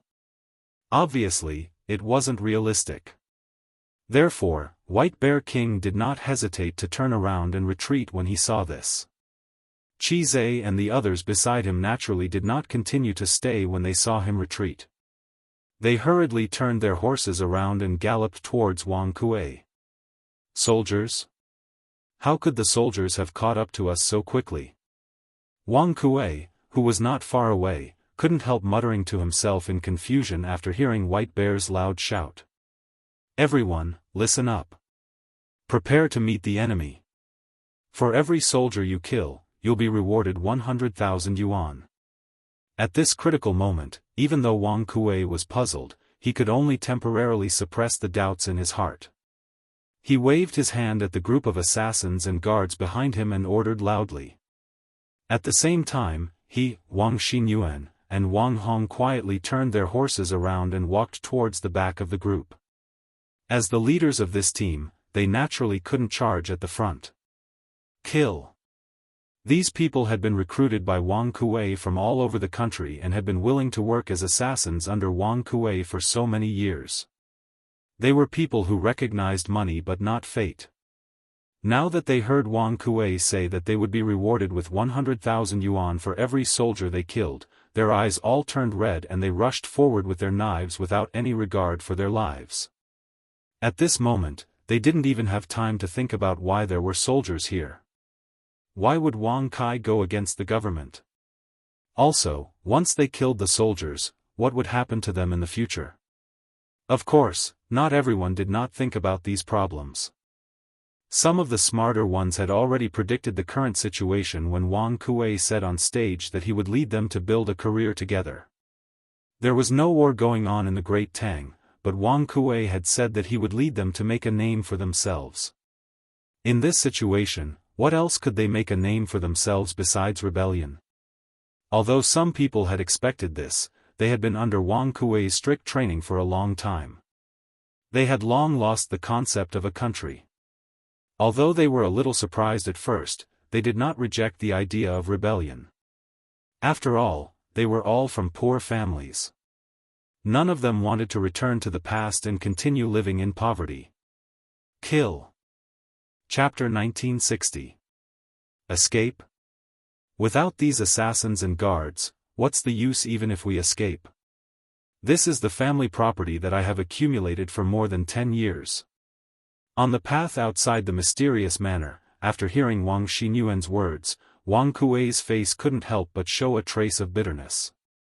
He sighed and said with tears in his old eyes. Only the heavens knew how much effort and price he had paid to secretly cultivate this group of assassins behind the back of his family. Now that he had seen these assassins die one by one under the blades of the imperial army, the old man's heart could be said to be dripping blood.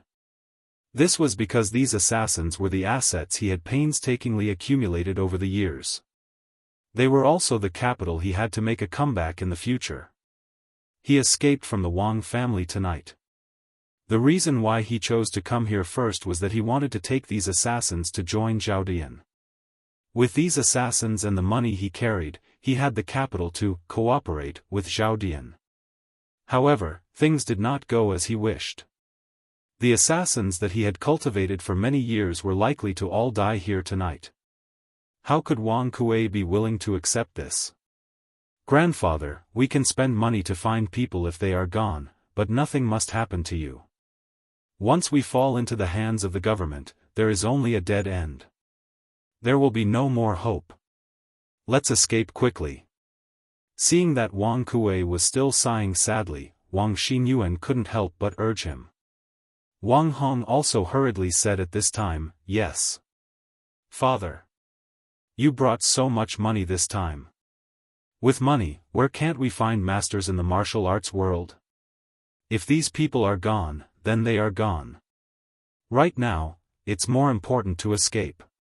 Your son is only 32 this year. I haven't lived enough. I don't want to die so young. This guy, it was fine if he didn't open his mouth. Once he opened his mouth, he could anger people half to death." Wang Kuei was so angry that he almost couldn't catch his breath. The old man stroked his chest and glared angrily, raising his hand to hit his disappointing son. Wang Hong, however, had the foresight. Before Wang Kuei raised his hand, he had already run away. "Father. There's no time to lose. Your son will go to the front to help you open the way. You and Xinyuan quickly follow." Wang Hong naturally didn't run toward the imperial guards. He ran toward the hill on the left side of the road.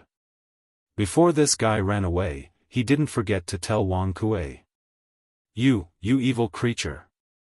Wang Kuei was so angry that he almost vomited blood, but he had already calmed down. He knew that the wisest choice at this moment was to follow Wang Xianyuan's advice and escape from the forest on both sides before his men were completely defeated. Therefore, he turned around and shouted to the guards not far away, "White Bear, Cheese, quick! Retreat!" Yes. Soon, under the escort of several guards and killers, Wang Kuei and Wang Xianyuan successfully climbed up the hill. After meeting up with Wang Hong on the hill, they went into the dense forest. Not only were the hills on both sides of the road overgrown with weeds, the trees were also dense. Coupled with the fact that it was dark at night, it would be difficult for the imperial guards to find them if they were to sneak in like this. In the field, Han Lizheng also noticed the abnormality here. He could vaguely see a few figures darting into the forest beside the road. He knew something was wrong and quickly shouted, "Someone is escaping." "Who? I'll leave this place to you. I'll go after them." After saying that, without waiting for Zhao Er's agreement, Han Lizheng jumped up the hill on the left side of the road. At the same time, he put the modeo back on his waist and took the bow and arrow from his back. After that, he knocked the arrow and shot 3 arrows in a row in the direction of the footsteps in the forest. Whoosh whoosh whoosh. The sky was dark and the forest was dense. Han Lizheng didn't care whether the 3 arrows hit their targets or not. He ran in the direction of Wang Kuei and others while continuing to shoot arrows into the forest from the quiver. Chapter 1961. I didn't think that the mighty king of Wei would end up as our prisoner. Lord Wei's schemes are as wondrous as Kongming's. On the streets to the north of Source Peak City, Sky Eagle and Xian Yi were galloping wildly on their horses. Li Tai was riding on the same horse as Xian Yi. Sky Eagle couldn't help but feel heroic as he looked at Li Tai on his horse. Before they came, they actually had a certain degree of suspicion towards Zhao Dian's plan. However, due to Zhao Dian's usual prestige, even if they had doubts in their hearts, they had to carry out Zhao Dian's plan. But now, their measly 100-some people had managed to capture Li Tai from the imperial army. Tianying couldn't help but admire Zhao Dian's plans. Xian Yi held the reins with one hand while his other hand was on Li Tai's shoulder, preventing the latter from escaping or making any small movements. When he heard this, he nodded in deep agreement and said, "Lord Guard's wisdom is indeed something that we are unable to fathom. However, Lord Guard's current situation is probably not good. We have to rush back to the inn as soon as possible and rescue Lord Guard." Tianying nodded and then turned around and shouted to the people behind him, "Everyone, pick up the pace. We must return to the inn in 30 minutes. Yes. The Turkic spies running behind Xian Yi and Tianying loudly replied. They had run here when they came, so naturally, they had to run back when they went back. As for the warhorses Xian Yi and Tianying were riding, they had taken 2 from the imperial army during the chaos when they left the relay station. The situation had been so urgent that they hadn't had time to find more warhorses, so only Xian Yi and Tianying had been able to ride back. An inn? These Turkic spies are actually hiding in an inn? I just don't know which inn they are talking about in the city. Li Tai, who had his shoulder pressed down by Xian Yi, could not move at all. He could not help but ponder to himself after hearing the conversation between Xian Yi and Sky Eagle. From the moment he was captured until now, Li Tai hadn't cried out for help because he didn't think it was necessary. In this situation, there was no one in Source Peak City who could save him from Xian Yi. Crying out for help would only be a waste of energy. He still needed to save his energy until he reached the lair of the Turkic spies and then find a chance to escape. They had run here when they came, so naturally, they had to run back when they went back. As for the warhorses Xian Yi and Tianying were riding, they had taken 2 from the imperial army when they were leaving the relay station. The situation had been so urgent that they hadn't had time to find more warhorses, so only Xianyi and Tianying had been able to ride them back. An inn? These Turkic spies are actually hiding in an inn? I just don't know which inn they are talking about in the city. Li Tai, who had his shoulder pressed down by Xianyi, could not move at all. He could not help but ponder to himself after hearing the conversation between Xianyi and Sky Eagle. From the moment he was captured until now, Li Tai hadn't cried out for help because he didn't think it was necessary. In this situation, there was no one in Source Peak City who could save him from Xianyi. Crying out for help would only be a waste of energy. He still needed to save his energy until he reached the lair of the Turkic spies and then find a chance to escape. Chapter 1962. Your Highness. This cry of Your Highness was tinged with shock. It was clear that the speaker had never imagined that he would run into Li Tai here. Looking in the direction of the voice, Li Tai was shocked when he saw the appearance of the leading knight. His eyes widened as he said with a face full of surprise, "General Li? Why are you in Taiyuan City?" This was none other than Li Junxian. After capturing Zhao Diyin at Tongfu Inn, they had joined forces with Wang Qingwu and his 100-some Wang clan shadow guards to escort Zhao Diyin to the Bing province governor's residence. The Bing province governor's residence and Taiyuan courier station were both to the north of Taiyuan City, so Xianyi and Li Junxian's forces had run into each other. What? It's His Highness? Behind Li Junxian, Wang Qingwu couldn't help but be alarmed by their conversation. He hurriedly urged his horse forward and carefully looked. As expected, Li Tai was seated on the horse at the very front. He was both shocked and furious. Thus, Wang Qingwu unsheathed his saber and shouted at Xianyi and the others, "Li Tai, you're the first prince of the Tang dynasty. Which scoundrel dares to kidnap His Highness? If you know what's good for you, immediately release His Highness and dismount. Otherwise, die." Although Wang Qingwu had fought with Xianyi during the day, the light in the night was poor. Moreover, Xianyi's men were all dressed in black and had their faces covered. Without fighting, it was very difficult to identify them. Otherwise, die. The moment these words were spoken, the Wang clan shadow guards behind Wang Qingwu and the 10-some cavalry led by Li Junxian unsheathed their weapons and began to confront Xianyi's men. "Ha! Commander Wang? Commander Wang, I hope you've been well since we last met." Wang Qingwu didn't recognize Xianyi, but Xianyi recognized Wang Qingwu. Xianyi couldn't help but feel happy. He immediately took 2 steps forward and looked at Wang Qingwu with a smile that wasn't a smile. "Your Highness." This Your Highness was filled with great surprise. Clearly, the person who spoke had never expected to meet Li Tai here. Looking in the direction of the voice, Li Tai was shocked when he saw the face of the leading knight. He widened his eyes and said in surprise, "General Li? Why are you in Taiyuan City?" It was none other than Li Junxian. After capturing Zhao Diyin at Tongfu Inn, they had joined up with Wang Qingwu's 100-some Wang clan hidden guards to escort Zhao Diyin to the Bing province governor's residence. The Bing province governor's residence and Taiyuan courier station were both to the north of Taiyuan City, so Xianyi and Li Junxian's forces had met halfway. "What? It's Your Highness?"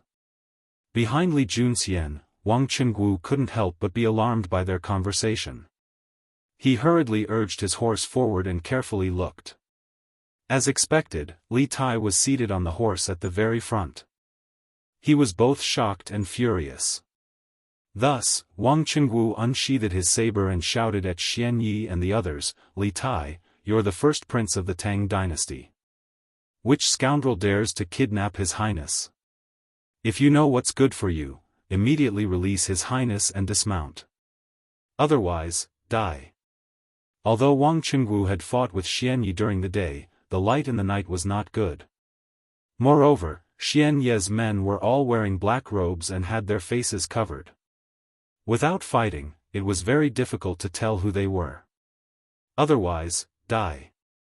The moment these words were spoken, the Wang clan hidden guards behind Wang Qingwu and the Tensum cavalry led by Li Junxian unsheathed their weapons and began to confront Xianye's men. Ha! Commander Wang? Commander Wang, I hope you've been well since we last met. Wang Qingwu didn't recognize Xianye, but Xianye recognized Wang Qingwu. Xianye couldn't help but feel happy. He immediately took 2 steps forward and looked at Wang Qingwu with a smile that wasn't a smile. Chapter 1963. Don't kill me. Don't kill me. Everything was done by my father and Wang Xinyuan. It has nothing to do with me. In a forest outside the mysterious manor, Wang Hong collapsed to the ground after being shot by an arrow in his thigh. Through the light from the torches scattered on the ground and the torches in the hands of the burly man in front of him, Wang Hong saw that the burly man in front of him was covered in blood. The knife in his hand was still dripping with blood. He looked like a killing god from hell. Wang Hong was so scared that he almost peed on the spot. At this time, he couldn't care about the pain in his thigh. He quickly cupped his hands and begged for mercy to the burly man in front of him. Your father? You're Wang Kuei's son. This burly man was naturally Han Lizheng. As for the blood on his body, it was all the blood of the enemies he had fought before. He himself was not injured. Before this, although Han Lizheng had never seen Wang Kuei, Wang Hong looked only in his 30s. He definitely couldn't be the rumored second elder of the Wang family. Therefore, after hearing Wang Hong beg for mercy, Han Lizheng had this guess. Yes. But what my father did has nothing to do with me. I'm innocent. Wang Hong first nodded and admitted. Then, he quickly waved his hand and distanced himself from Wang Kuei. While they were talking, there was a rush of footsteps not far away. Then, a group of people holding torches came over. It was the Imperial Guards represented by Zhao Eru. Master Han, all the remaining killers under Wang Kuei have been eliminated, but Wang Kuei is nowhere to be found. Zhao Eru came to Han Lizheng, cupped his hands, and said. Han Lizheng nodded. He pointed to Wang Hong on the ground and said to Zhao Eru, Wang Kuei has escaped in advance. This is Wang Kuei's son. Take him back first. Hearing Han Lizheng say that Wang Kuei had escaped, Zhao Eru frowned slightly, but he still cupped his hands and said, yes. After saying that, he waved his hand behind him. 2 Imperial Guards immediately came forward and lifted Wang Hong from the ground. Just as they were about to take him away, Han Lizheng seemed to have suddenly thought of something. He quickly said, wait. The 2 Imperial Army soldiers subconsciously stopped in their tracks. They saw Han Li appear in front of Wang Hong in a flash. He looked at Wang Hong and asked in a deep voice, let me ask you. Before this, did anyone come over to inform you of the situation? They say that the Imperial Army is coming here to encircle and annihilate you. Hearing Han Lizheng's question for no reason, Wang Hong shook his head blankly and said, no. Who's going to tip us off? What? No? How is this possible? Hearing this, Han Lizheng's expression changed slightly, as if he had thought of something terrifying. He was stunned on the spot. Zhao Eru and the other members of the Imperial Army, including Wang Hong, were confused. After a moment of silence, Zhao Eru asked tentatively, Master Han, do you want me to bring people to chase after Wang Kuei? Zhao Eru knew a little about the situation of Zhao Dian and the other Turkic spies. According to what he knew, Wang Kuei was the key person in finding Zhao Dian's hiding place. The main purpose of the Imperial Army coming here this time was to capture Wang Kuei. Hearing this, Han Lizheng immediately came to his senses and said anxiously, no. You can't chase after Wang Kuei, quick. Return to the post house quickly, His Highness might be in danger. What? His Highness is in danger? Zhao Eru couldn't help but be shocked when he heard this. He quickly asked, Master Han, what do you mean by that? Han Lizheng didn't have time to explain to him at this time. He waved his hand and called for the rest of the imperial army to take Wang Hong away. He said, "There's no time to explain now. Brother Eru, leave a few of your men here to clean up the battlefield, and the rest of you follow me back to the post house immediately. The faster the better." Seeing that Han Lizheng's expression was serious and didn't seem to be joking, Zhao Eru didn't dare to be careless. He quickly replied, "Okay. This general will make the arrangements right away." After a while, except for 7 or 8 Imperial Army soldiers who stayed to clean up the battlefield, the rest of the Imperial Army soldiers who were not injured or only slightly injured got on their horses under the leadership of Han Lizheng and Zhao Eru and rushed toward the post house in Taiyuan City. The team of more than 100 people was like a fire dragon. They first flitted through the small paths near Longshan and quickly arrived at the main road in the city. "Master Han, what do you mean by what you said just now?"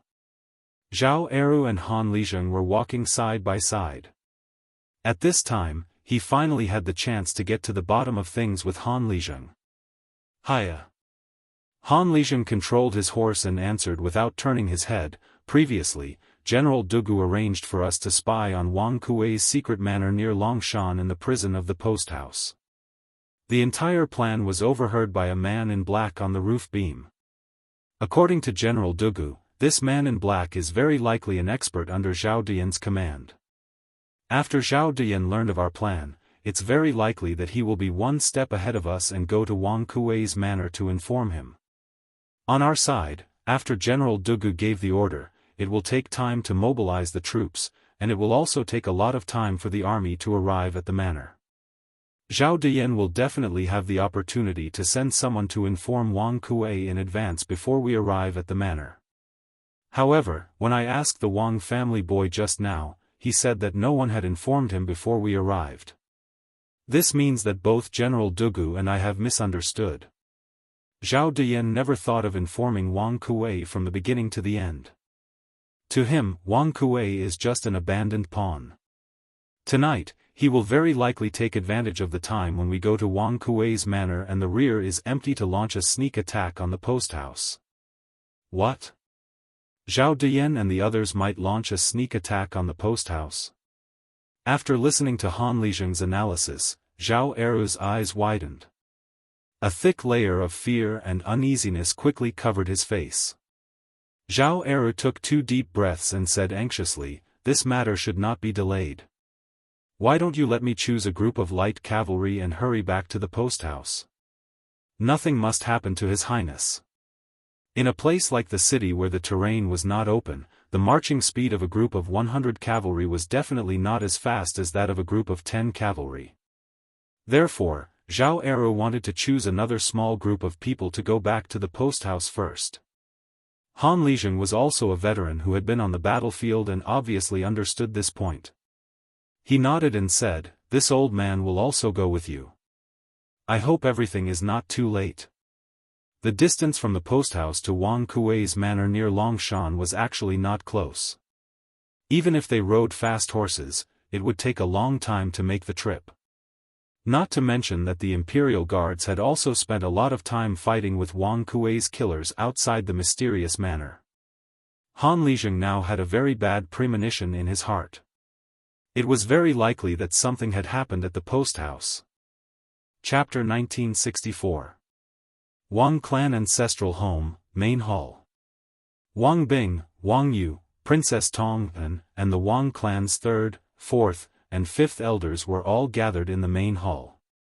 Usually, they would have returned to their rooms to rest, but today, Wang Kuei's sudden escape had brought the entire Wang clan to the brink of death. The slightest carelessness could plunge the Wang clan into eternal damnation. Thus, all the core members of the Wang clan, including Wang Bing, were waiting in the main hall for news from Wang Chenggu. The atmosphere in the main hall was extremely oppressive. The maids and servants standing to the side didn't even dare to breathe too loudly. At this moment, a middle-aged steward walked in and whispered into Wang Yu's ear.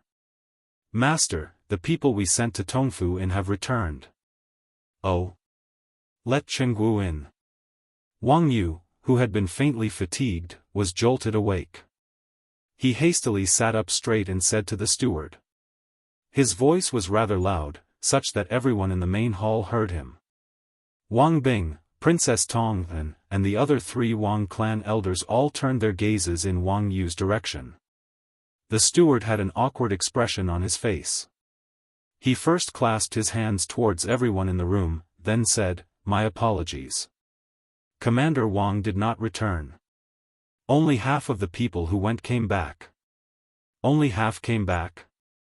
What's going on? Could Wang Qingguo have been ambushed at Tongfu Inn? Wang Yu frowned and asked subconsciously.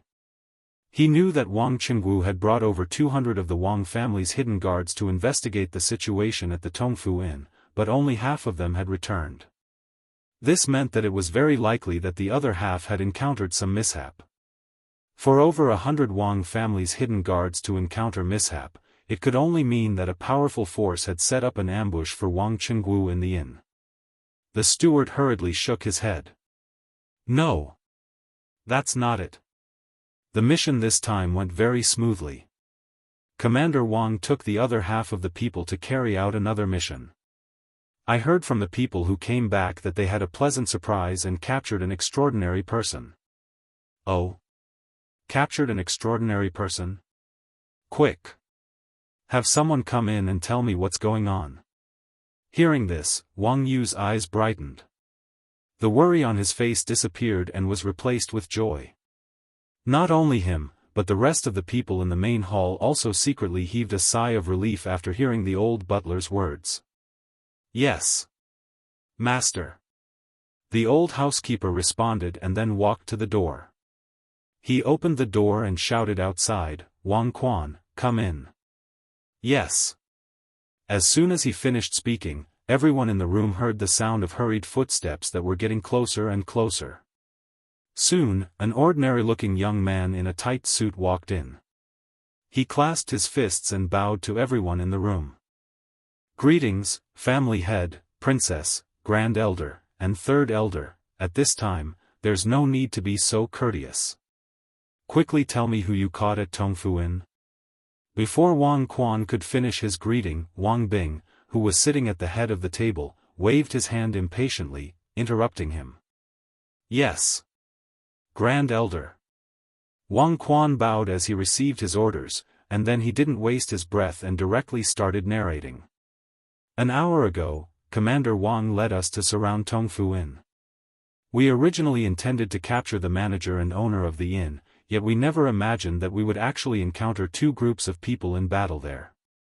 Chapter 1965. Humph. Commander Wang, and this generally, if you don't open a path, then don't blame the sword for having no eyes. On the streets to the north of Taiyuan City, Xian Ye's men were locked in a tense standoff with the men led by Li Junxian and Wang Qingguo. After hearing Zhao Dian's words, Xian Ye clenched his teeth, a vicious light in his eyes. He pushed his dagger a little deeper into Li Tai's neck as he spoke to Wang Qingguo and Li Junxian. Just as Zhao Dian had said, as long as Li Tai was in his hands, Wang Qingguo and Li Junxian wouldn't dare to do anything to Zhao Dian. To Xian Yi, being able to directly save Zhao Dian in this situation was the best outcome. After all, Zhao Dian was their leader. If Zhao Dian couldn't return to the grasslands safely, then only death would await them. But it was clear that they couldn't win against more than 100 people, and this wasn't even considering the fact that Wang Qingguo and Li Junxian were 2 grandmaster experts. Whether it was one-on-one or in a group battle, they were no match for them. Thus, Xian Yi could only act shamelessly and use Li Tai's life to threaten and hold down Wang Qingguo and the others. You dare! Wang Qingguo was furious when he saw this. He raised the saber in his hand and pointed it at Xian Yi. Saber intent suffused the air, and a shapeless gust of saber wind directly slashed apart the air between Wang Qingguo and Xian Yi. Fortunately, there was no one standing in front of Xian Yi, otherwise, this gust of saber energy would have been able to heavily injure them. Xian Ye's brow creased. He hadn't expected Wang Qingguo to attack him in this situation. Did Wang Qingguo not care about Li Tai's life? At this critical moment, he didn't have time to think. He hurriedly raised his true chi, tapped his feet lightly, and dodged to the side with Li Tai. You! Xianyi was just about to say something when his voice abruptly stopped. Because the saber aura that Wang Qingwu had just sent out had stopped abruptly when it was about to approach the position where he and Li Tai were standing. It was clear that Wang Qingwu's saber intent had been extremely restrained. He had no intention of harming Xianyi. Retracting and releasing at will. Wang Qingwu's control over saber intent actually reached the level of freely withdrawing and releasing. Humiliation. Xianyi felt humiliated. He recalled his actions just now. He was like a clown, being toyed with by Wang Qingwu. Do you really think I don't dare to kill him? A cold glint flashed across Xianyi's eyes. He tightened his grip on the dagger in his hand and shouted angrily at Wang Qingwu. Wang Qingwu looked at Xianyi with a mocking expression, pretending to be relaxed as he said, "If you really dared to make a move, you wouldn't have taken His Highness out of the way just now." Xianyi was furious, but he was rendered speechless by Wang Qingwu's words. "Commander Wang, General Li, don't worry about me. As a prince of the Great Tang, I will never lower my head to a Turkic spy." Li Tai felt a slight pain on his neck, but he didn't cry out in pain. The children of the royal family matured early. Moreover, after studying under Li Zishuan for more than a year, his mind had matured a lot. Li Tai knew very well that the weaker he appeared now, the more savage his enemy would be, and the more disadvantageous the situation would be for him. Thus, he followed Wang Qingwu's words and shouted loudly. Chapter 1966. On the northern streets of Taiyuan City, Wang Qingwu and Li Junxian had failed to take back Li Tai from Xianyi, and the two sides were once more in a stalemate. However, Wang Qingwu and Li Junxian's actions had thoroughly infuriated Xianyi. Xianyi had grabbed Li Tai by the neck and lifted Li Tai off the ground. His face was red and he was having trouble breathing. It was clear that he wouldn't be able to last for much longer. The situation was extremely dire. Perhaps just a moment ago, Xianyi didn't have any intention of taking Li Tai's life. After all, in this current situation, Li Tai could be said to be their protective talisman. If Li Tai died, not only would Zhao Diyan die, but they would also be unable to leave Source Peak City. But now, after witnessing Wang Qingwu and Li Junxian's speed, Xianyi truly did want to take Li Tai down with him. He understood that if he didn't act decisively in the face of two top-class experts like Wang Qingwu and Li Junxian, the two of them might seize the chance. At that time, not only would Li Tai be rescued, they would all die. Gallop! Gallop! At this moment, a flurry of hooves came from the northwest. From the sound of it, there were quite a few people coming. Wang Qingwu and Li Junxian couldn't help but frown. Could it be the other Turkic spies in the city coming to reinforce Xianyi? Xianyi's expression changed, and he looked towards the northwest with vigilance. He knew that other than the people by his side, the only people left in the city were those who were captured by Wang Qingwu with Zhao Diyan. The cavalry that suddenly appeared in the northwest was definitely not one of them. Whoosh! Very quickly, a large army passed through the corner of the street and appeared on the street. When they saw the dense number of torches here, they quickly rushed over. In the blink of an eye, they had already arrived behind Xianyi's group. Who goes there? 10 meters away from Xianyi's group, the army stopped. The leader of the army looked over and loudly shouted. "Yes, Your Highness." Under the illumination of the torches, a young man beside the general took a closer look and saw Li Tai, who was being held in the air by Xianyi, desperately trying to pry Xianyi's large hands away. The young man's face was filled with shock, and he immediately roared, "Who are you, scoundrel? Quickly release His Highness." Li Tai was being held up in the air by Xianyi with one hand. From his angle, he could see the army coming from the north, as well as the two generals at the front of the army. He slapped Xianyi's arm and hand with all his strength as he said with difficulty, "Fang. Adjunct, General. Fei Ying." The newcomers were none other than Fang Gongting from the Bing Province Barracks and Dugu Feiying, who had gone to the Bing Province Barracks to get reinforcements. On the streets to the north of Taiyuan City, Wang Qingguo and Li Junxian had failed to take back Li Tai from Xianyi, and the two sides were once more in a stalemate. However, Wang Qingguo and Li Junxian's actions had thoroughly infuriated Xianyi. At this moment, Xianyi had grabbed Li Tai by the neck and lifted Li Tai off the ground.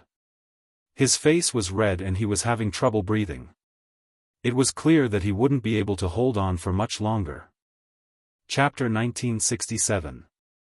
To all of you, if you harm His Highness, the only path left for you is death.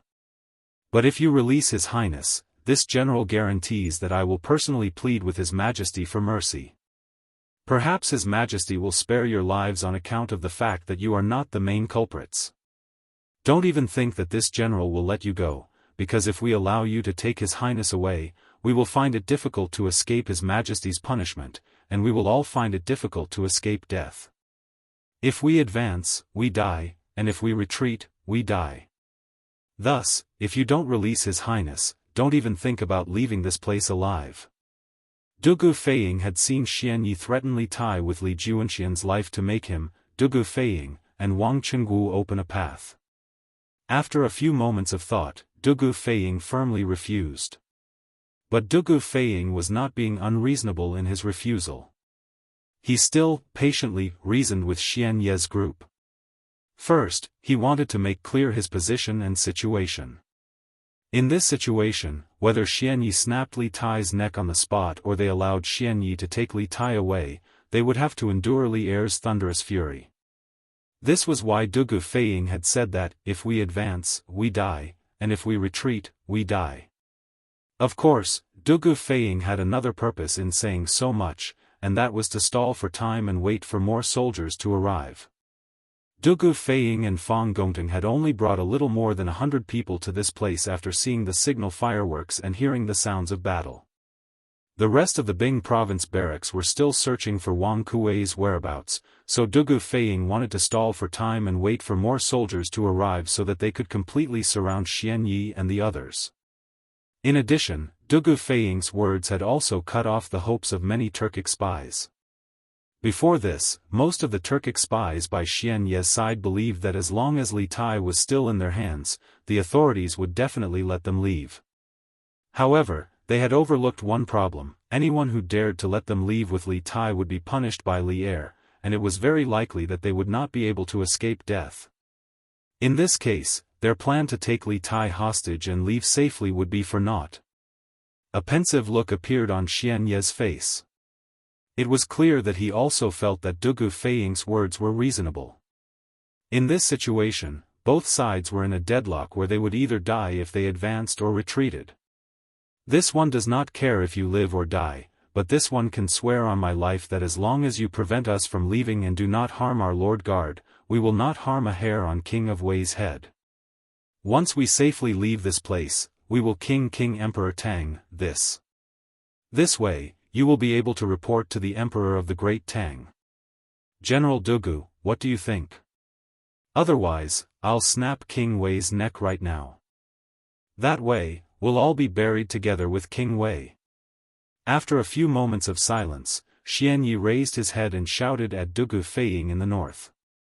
Although Dugu Feiying had said that if they released Li Tai, he would plead with Li Er for mercy, and perhaps Li Er would spare their lives because they were not the main culprits, Xianyi did not want to rely on Dugu Feiying's vague promise. He wanted to take back the initiative. This time, it was Dugu Feiying's turn to fall silent. His words earlier had been to show that they were in a desperate situation. As the saying went, the unreasonable feared the reckless, and the reckless feared the reckless. People in desperate situations had no scruples, and such people were the most difficult to deal with. Xianyi's words seemed to be taking a step back and giving Dugu Feiying and the others a path to survival, but in reality, this was not the case. After all, who knew how trustworthy Xianyi's oath on his life was? What if Li Tai met with misfortune in their hands? Who would be able to bear the responsibility for this? Humph. A bunch of traitors who betrayed their ancestors. No matter how heavy their oaths are, they can't be trusted. Li Junxian coldly snorted as he mercilessly jeered. At the same time, he made his stance clear: he did not want to release Dugu Feifei. Upon hearing Li Junxian's voice, Dugu Feiying finally realized Li Junxian's existence. In Chang'an, he had met Li Junxian a few times, but the two of them weren't very familiar with each other. However, he had heard that this mysterious commander of 100 cavalry was extremely skilled in martial arts. In the younger generation, only Li Zishuan could contend against him. With Li Junxian holding down the fort, it was no wonder Xian Yi and the others had been unable to escape. Dugu Feiying said to himself. Ha! This one has already said what needs to be said. Both of us serve our own masters, so why make things difficult for each other and fight to the death? Xian Yi turned to Li Junxian and chuckled. If General Li doesn't believe me, then there's nothing I can do. But I will count to 5. If you don't open a path, this one will immediately send His Highness King of Wei on his way. If you don't believe me, you can try. After saying this, Xian Yi shot a glance at the pale and heavily injured Celestial Eagle. Celestial Eagle understood and hastily waved his hand. A group of Turkic spies immediately surrounded Xian Yi.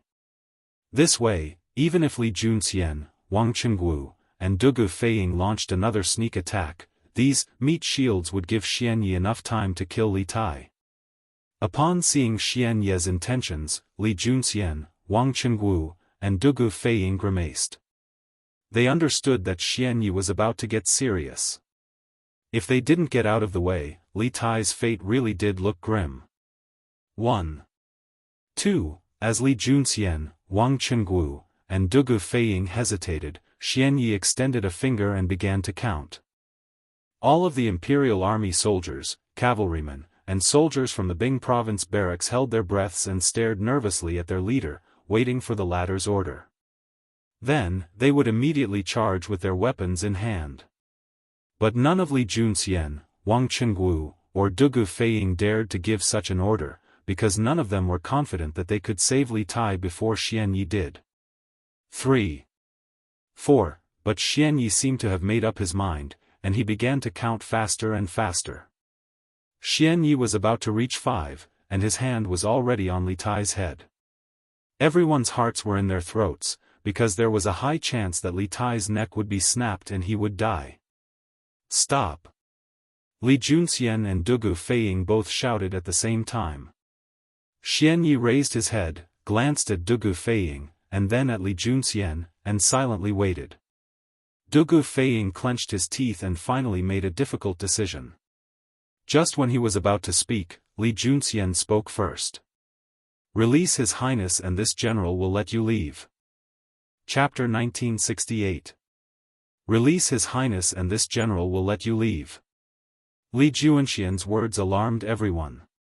Not only were Wang Qinggu and Dugu Feiying alarmed, even the Turkic spies led by Xian Yi flabbergasted. No one had expected Li Junxian to agree to let Xian Yi and the others go. One had to know that anyone who dared to give such an order would not have a good ending. Even if Li Tai was saved, Li Er would not show mercy to the one who had given the order. Thus, with these words, Li Junxian was essentially cutting off Li Junxian's future prospects. But just when Xian Yi's hand was about to snap Li Tai's neck, Li Junxian had no choice but to say these words.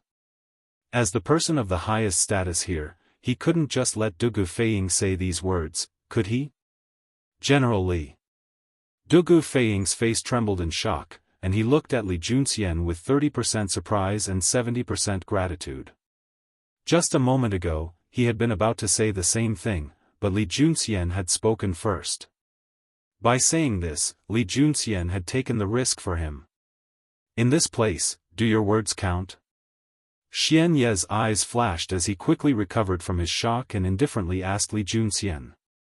In truth, he still didn't know who Li Tai was. All he knew was that Li Tai and Dugu Feiying had both called him General Li. Li Junxian coldly and proudly said, "This general is Commander Li Junxian of the Great Tang's 100 Cavalry Division." My words naturally count. Today, this general will let you leave, but I hope that you can keep your promise. If you break your oath, this general will definitely burn Zhao Diyan to the ground. After saying this, Li Junxian threw his sword to the side. Swish! The sword stabbed into the ground an inch in front of Zhao Diyan's feet. Zhao Diyan was just a scholar, and though he was skilled in schemes, he was never as courageous as a martial artist. He was immediately frightened into taking 2 steps back. Commander of the Great Tang's 100 Cavalry Department, Li Junxian. Xian Yi and the others were startled. They realized that they had nearly kicked a metal plate. If the Imperial Army was an elite force, then the 100 Cavalry was the elite of the elite. The commander of the 100 Cavalry Department was an existence that ordinary people could not hope to reach. How could Xian Yi and the others have imagined that they would encounter the mysterious and incomparably elite cavalry in Source Peak City? Impossible. How could Baiqi appear in Source Peak City? Xian Yi subconsciously thought. This was because ever since Zhao Diyan had led them into Source Peak City, they knew the daily happenings in Source Peak City like the back of their hands. It was impossible for them to not have received any news about 100 riders entering the city. Although he didn't quite believe it, Xian Yi could see that Wang Qingwu, Dugu Feiying, and the others were completely unperturbed by Li Junxian's report. It was clear that Li Junxian was not lying. Xian Yi knew that this was not the time to delve into Li Junxian's identity. What was important was that he take Li Tai and leave this place as quickly as possible. Okay. Since that's the case, General Li, please have your men open a path. This way, this one's previous promise will still stand.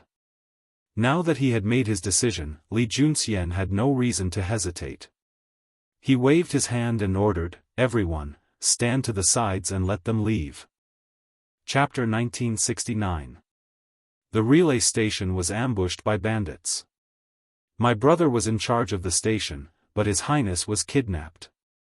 My brother is probably heavily injured, so this one must return to the relay station as quickly as possible. I'm afraid that I cannot accompany Advisor Fang in escorting Zhao Diyan. After making some simple arrangements, Dugu Feiying clasped his fist to Fang Gongteng and Li Junxian, an apologetic look on his face. Dugu Feiying was clearly aware in his heart that unless he had no other choice, it was impossible for his brother to watch as Li Tai was kidnapped by Xian Yi and the others. Now that Li Tai had fallen into the enemy's hands, it meant that Dugu Xian had very likely suffered a mishap.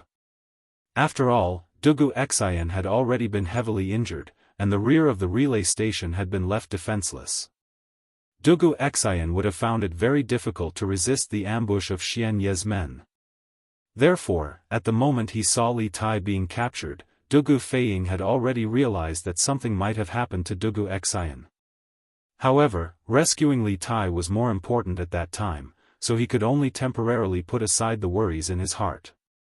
Now that Xian Yi and the others had already left with Li Tai, his feelings of urgency to return to the inn grew.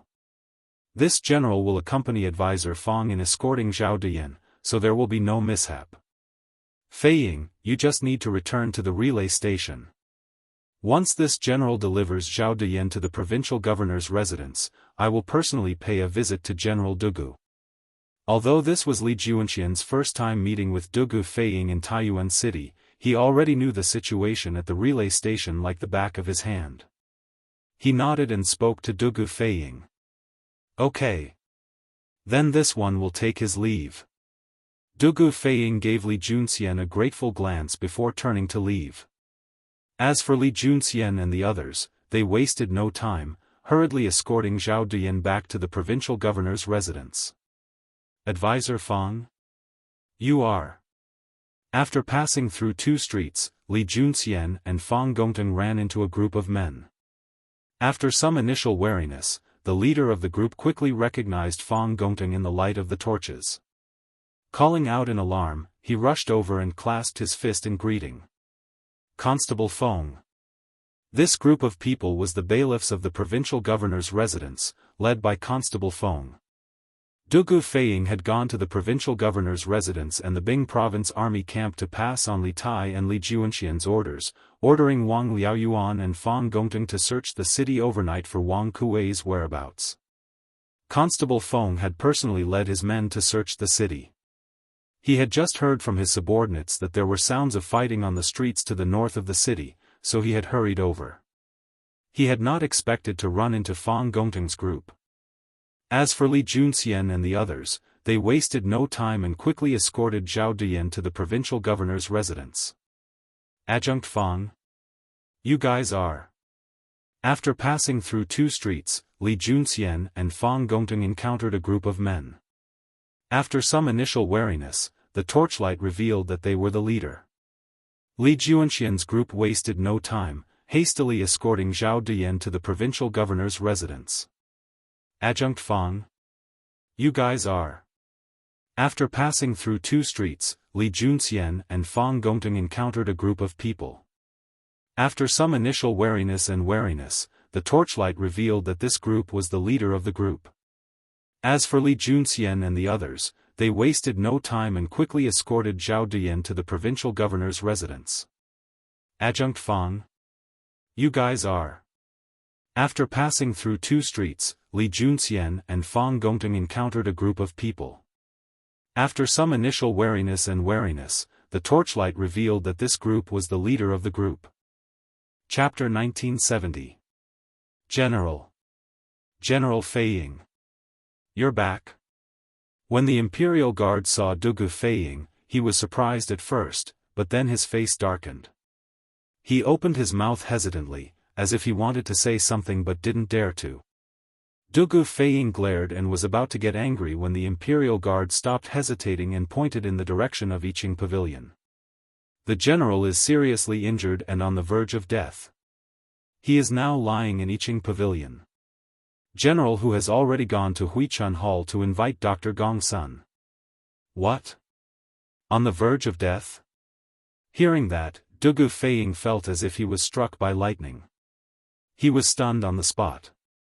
He had expected Dugu Xian to be heavily injured, but he had never expected Dugu Xian to be injured to such an extent. What did it mean to be on the verge of death? In this era where medical treatment was not very advanced, being on the verge of death was no different from being pronounced dead. Big brother. Dugu Feiying came back to his senses and pushed the Imperial Guard aside. Then, he ran as fast as he could in the direction of Yiqing Pavilion. As he ran, Dugu Feiying said to himself, Big brother, nothing must happen to you. Unlike the other sons of aristocratic families who were born to fight openly and secretly, Dugu Feiying and Dugu Xian were very close since they were young. It was said that an elder brother was like a father.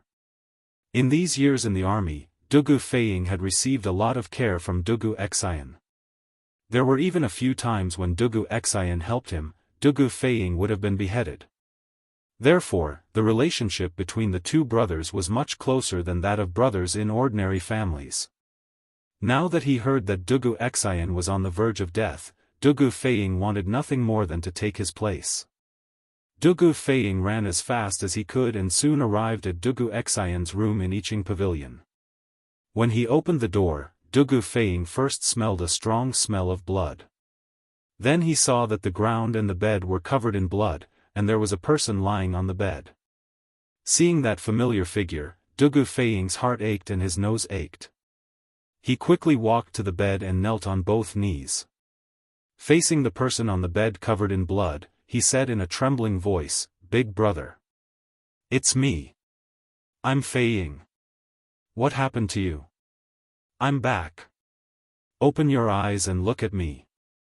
Dugu Feiying grabbed Dugu Xian's hand. He could feel that Dugu Xian's hand was extremely cold. His heart instantly felt as if it had fallen into an ice cave. Recalling how they had practiced martial arts together, joined the army together, punished evil together, and killed enemies together, Dugu Feiying could no longer hold back his tears. His eyes were red as he muttered, It's all my fault, it's all my fault.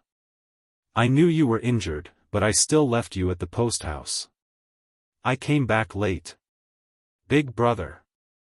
Open your eyes and look at me. Other than Iron Egg, there were other people in the room who were simply treating Dugu Xianxia's wounds. Seeing Dugu Feiying's grief, Iron Egg also felt bad. After thinking for a while, he went forward and comforted him. Commander who has already gone to invite Miracle Dr. Gongsun from Huichun Hall. Dr. Gongsun was able to cure General Dugu of such a complicated poison in the morning. It would be the same this time. As long as Dr. Gongsun was here, General Dugu would definitely be fine. General Feiying, don't be too sad. Although Bruiser was Li Zishuan's disciple, he mainly learned martial arts under Li Zishuan's tutelage. As for medical knowledge, he didn't receive any of Li Zishuan's teachings. Therefore, he couldn't do anything about Dugu Xian's injuries. He could only pin his hopes on Gong Sun Liang. Chapter 1971. What did you say? Turkic spies attacked the courier station, and His Highness King of Wei was taken away. In the back hall of the Bing provincial governor's mansion in Taiyuan, Wang Liaoyuan was sitting in front of a table, anxiously waiting for the news of the bailiffs who had gone to the city to look for Wang Kuei. Unexpectedly, he received such a bad news. Wang Liaoyuan was so shocked that he stood up immediately. Yes, this news was grievous news for him and all of Taiyuan's officialdom. The one who had come to deliver this news was none other than one of the Yamen runners serving Constable Feng. Constable Feng's men had run into Li Juanxian's group, so Constable Feng had volunteered to lead the way. Of course, while leading the way, Constable Feng had not forgotten to send a report back to the governor's residence so that Wang Liaoyuan could think of a countermeasure and mentally prepare himself. It's like this. Moreover, Advisor Feng will be escorting Zhao Diyan here soon. I hear that he's accompanied by 100 cavalry commanders. The Yamen runner cautiously said upon seeing Wang Liaoyuan's nasty complexion. It's over. It's all over. Wang Liaoyuan's face was ghastly pale, and it was no exaggeration to say that he looked like he had lost his parents. A middle-aged man dressed as a scholar standing next to him began to console him. "Milord, there is no need to be so pessimistic. The gates of Taiyuan City are tightly shut, and not even a fly can get out, much less a person.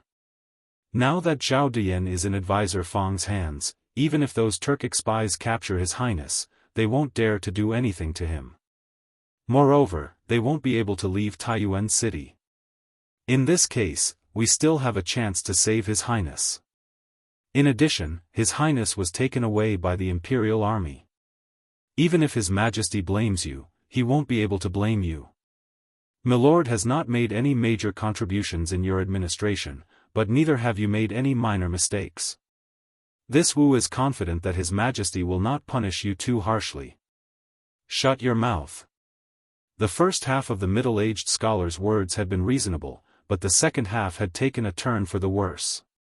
Wang Liaoyuan couldn't help but interrupt. "Since this official is the governor of a province, I have the responsibility to protect the people. Now that something has happened to the King of Wei under this official's jurisdiction, how can this official escape punishment? Besides, apart from His Highness the Crown Prince, His Highness Wei Wang could be considered His Majesty's most favored prince. If something were to happen to His Highness in Taiyuan City, no one in Taiyuan City would be able to avoid censure. Right now, the most important thing is to think of a way to rescue His Highness and not push the responsibility away. Since the Turkic spies were able to kidnap the King of Wei from the Imperial Army, this means that the Imperial Army must have suffered heavy losses tonight. If we push the blame to the Imperial Army, this official's conscience will not be at ease." Although Wang Liaoyuan was a conservative official and could be a bit stubborn sometimes, he still had the spirit of a scholar and a sense of justice in him. "Provincial Governor, you are right. I have misspoken." The middle-aged scholar blushed at Wang Liaoyuan's words. He cupped his fists and apologized profusely. Wang Liaoyuan was just about to say something when a clamor came from the front yard of the provincial governor's residence. He sternly said, "It should be Advisor Feng. Let's go. Follow this official to the front yard." "Yes." The people in the room replied and followed Wang Liaoyuan to the front yard. Chapter 1972. These Turkic thieves are so bold. Not only did they attack the post house, they even kidnapped His Highness King of Wei. They are truly lawless. In the Wang clan ancestral home, Wang Yu and the other upper echelons of the Wang clan were first shocked when they heard the news brought back by Wang Qingguo, and then they slapped the table and stood up in anger. Wang Bing's face was as calm as water. He furrowed his brows and said in a deep voice, "These Turkic spies are truly scheming. Taking advantage of the fact that the imperial army is searching for second brother in the city and the rear of the post house is empty, they launched a sneak attack on the post house. This timing is perfect. If this plan came from Zhao Diyan, then this Han man called Zhao Diyan cannot be underestimated." Princess Tong couldn't help but say, but according to Wang Qingguo, this Zhao Diyan has already been escorted to the provincial governor's residence, and their leader has been captured. What do these Turkic spies have to fear? With so many guards in the city, no matter where they hide, they will be found. Wang Bingqing snorted softly and said, "Perhaps this Zhao Diyan also thinks the same way. We thought that after capturing him, the other Turkic spies would not dare to act rashly. But in his eyes, since your highness has fallen into his hands, we also do not dare to act rashly. Even if we find the hiding place of the Turkic spies, it will be very difficult to rescue his highness from their hands. Zhao Diyan is certain that we won't dare to risk his highness' life. Previously, most of his men went to attack the post house while he took a small group to guard the inn. Now that I think about it, he wanted to use his highness as bait to delay the 100 cavalry.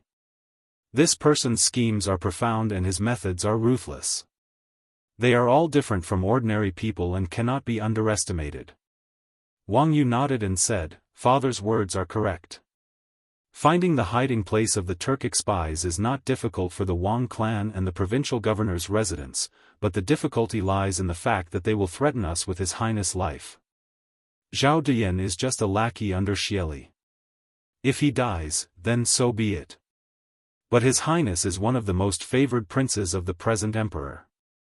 We cannot let anything happen to him in Taiyuan city. If that's the case, then it will be difficult." Princess Tong frowned and said worriedly, "According to what husband and father said, we can only be in a deadlock with these Turkic spies?" However, Source Peak City was a major city in the north. They couldn't keep the city gates sealed forever, right? The city gates would have to be reopened sooner or later. If he could not save Qing Ke before that, he was afraid that the thieves would secretly move Qing Ke out of the city. Besides, Qing Ke had never suffered much since he was young.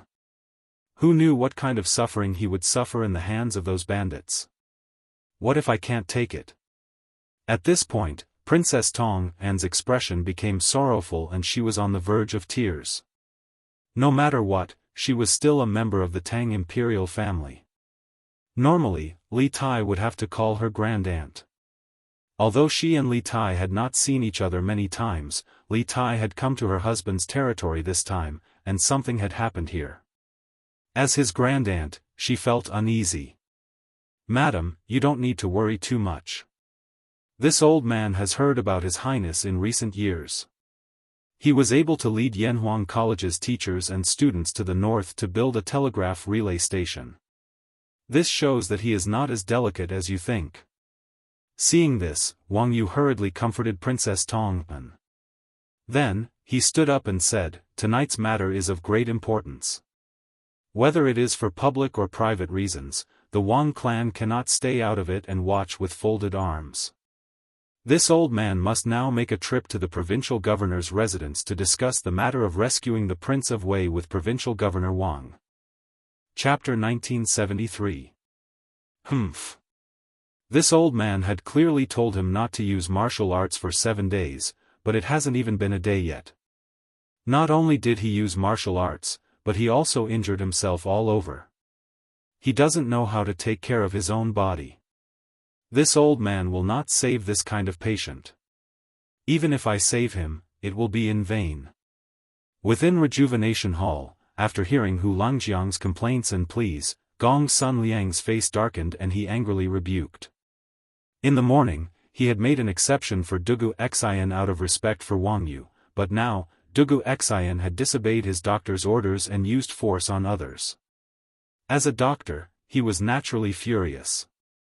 After all, no doctor liked patients who disobeyed their doctor's orders, and Gong Sun Liang was no exception.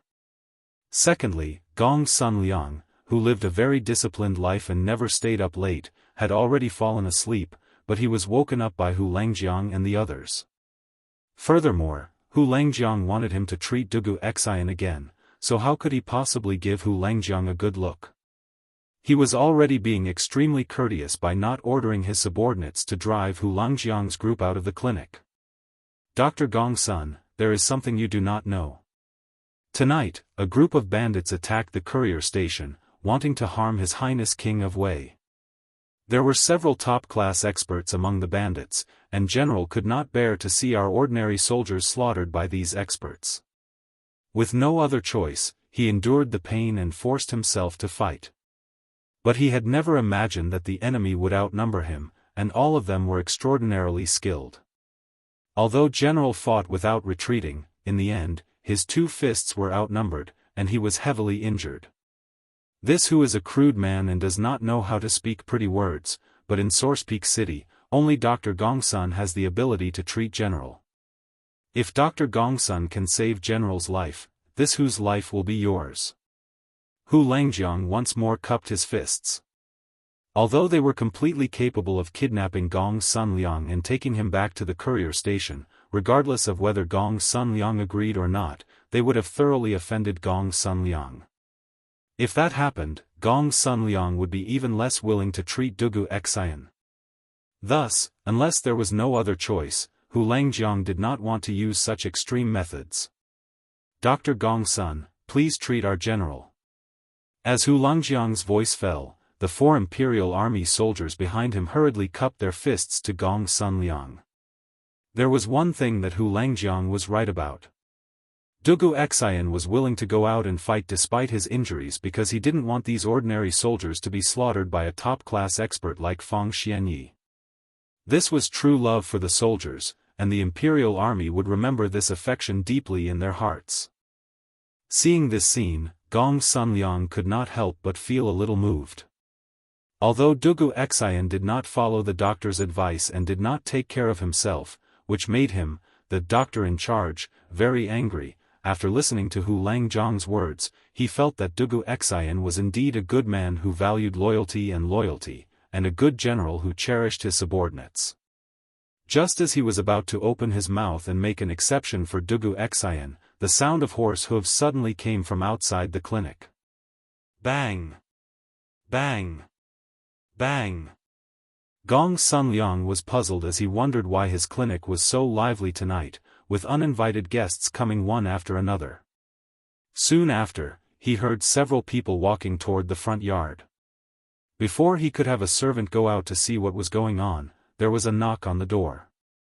Is Dr. Gongsun in? This one is Wang Chengwu, and I have an important matter to discuss with you.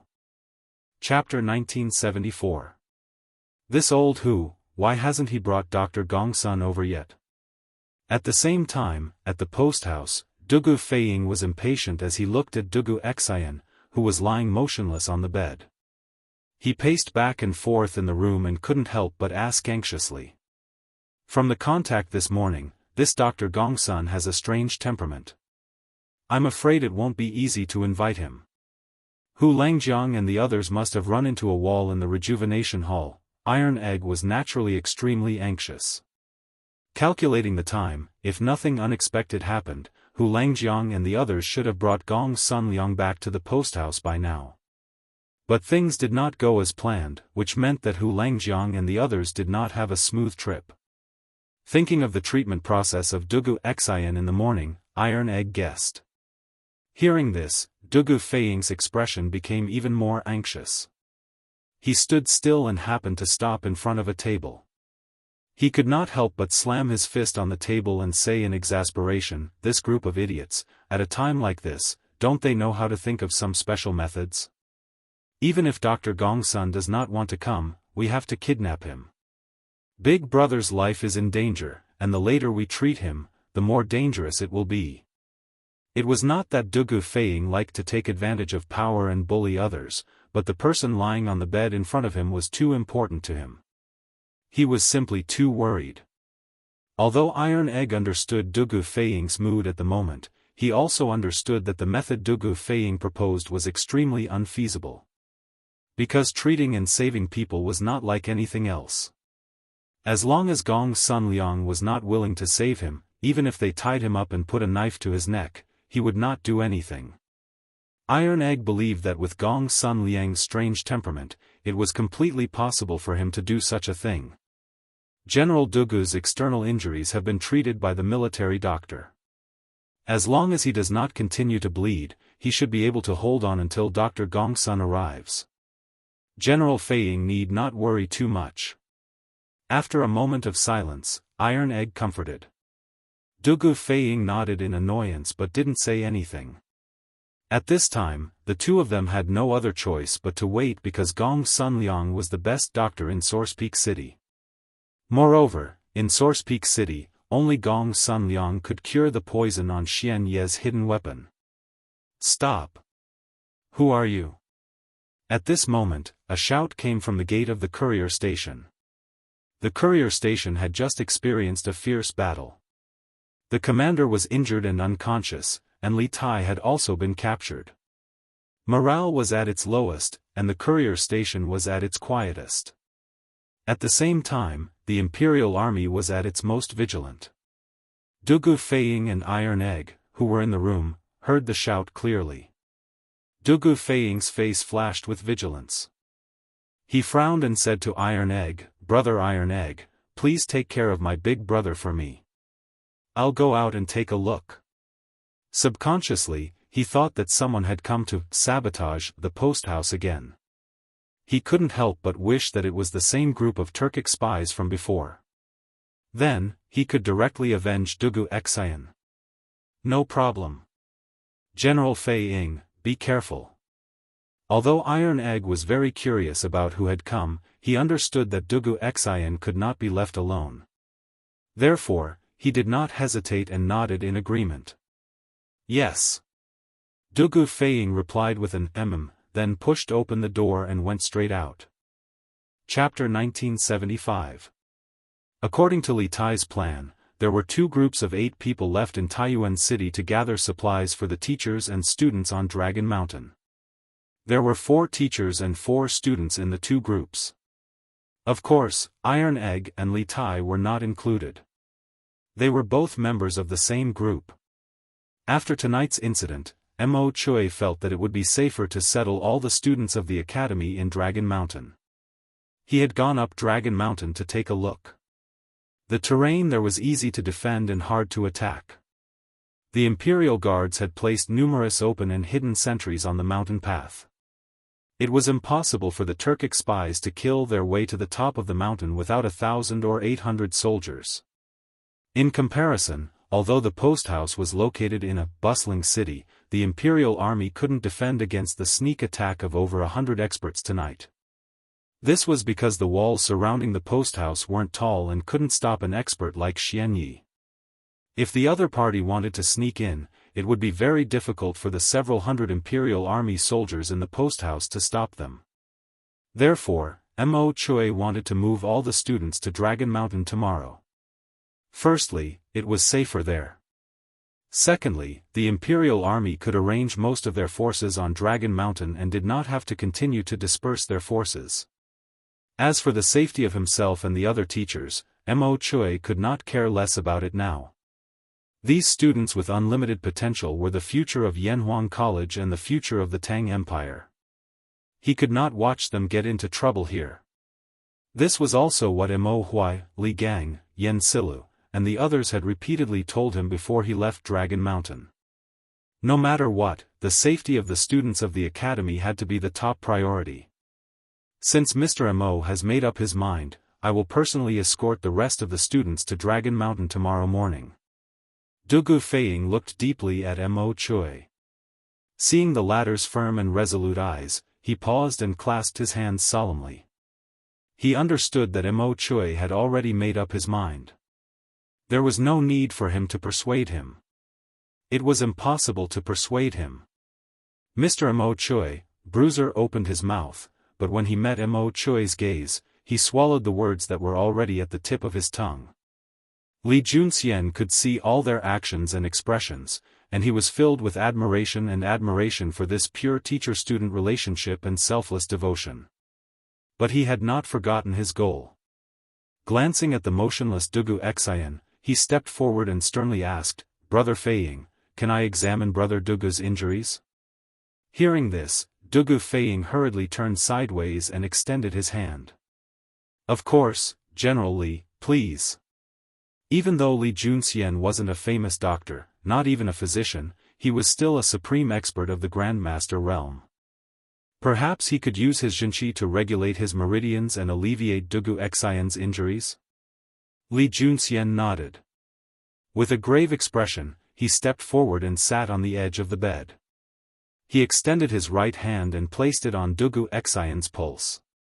A gentle stream of Jinqi flowed through the meridians on Dugu Xian's wrist and into his body. It was like a gentle spring rain that silently moistened the body. Just as Dugu Feiying had thought, Li Junxian was no physician, nor had he read any medical books. But since ancient times, medicine and martial arts had always been closely related. Those who practiced martial arts mostly knew how to treat simple external and internal injuries. And a martial arts expert of his level was naturally much more capable of saving lives than ordinary martial artists. Chapter 1976. Humph. Just now, this old man heard that someone wanted to kidnap me from Rejuvenation Hall. Young General truly has the authority of an official. In the guest house, Gong Sunliang did not appreciate Dugu Feiying's warm welcome. His face was cold as he mocked Dugu Feiying as he walked into the room. No matter how fearless Dugu Feiying was, he didn't dare to act recklessly in front of the old man in front of him. This was because this old man was related to the life and death of his brother. "Mr. Gongsun, you've misunderstood.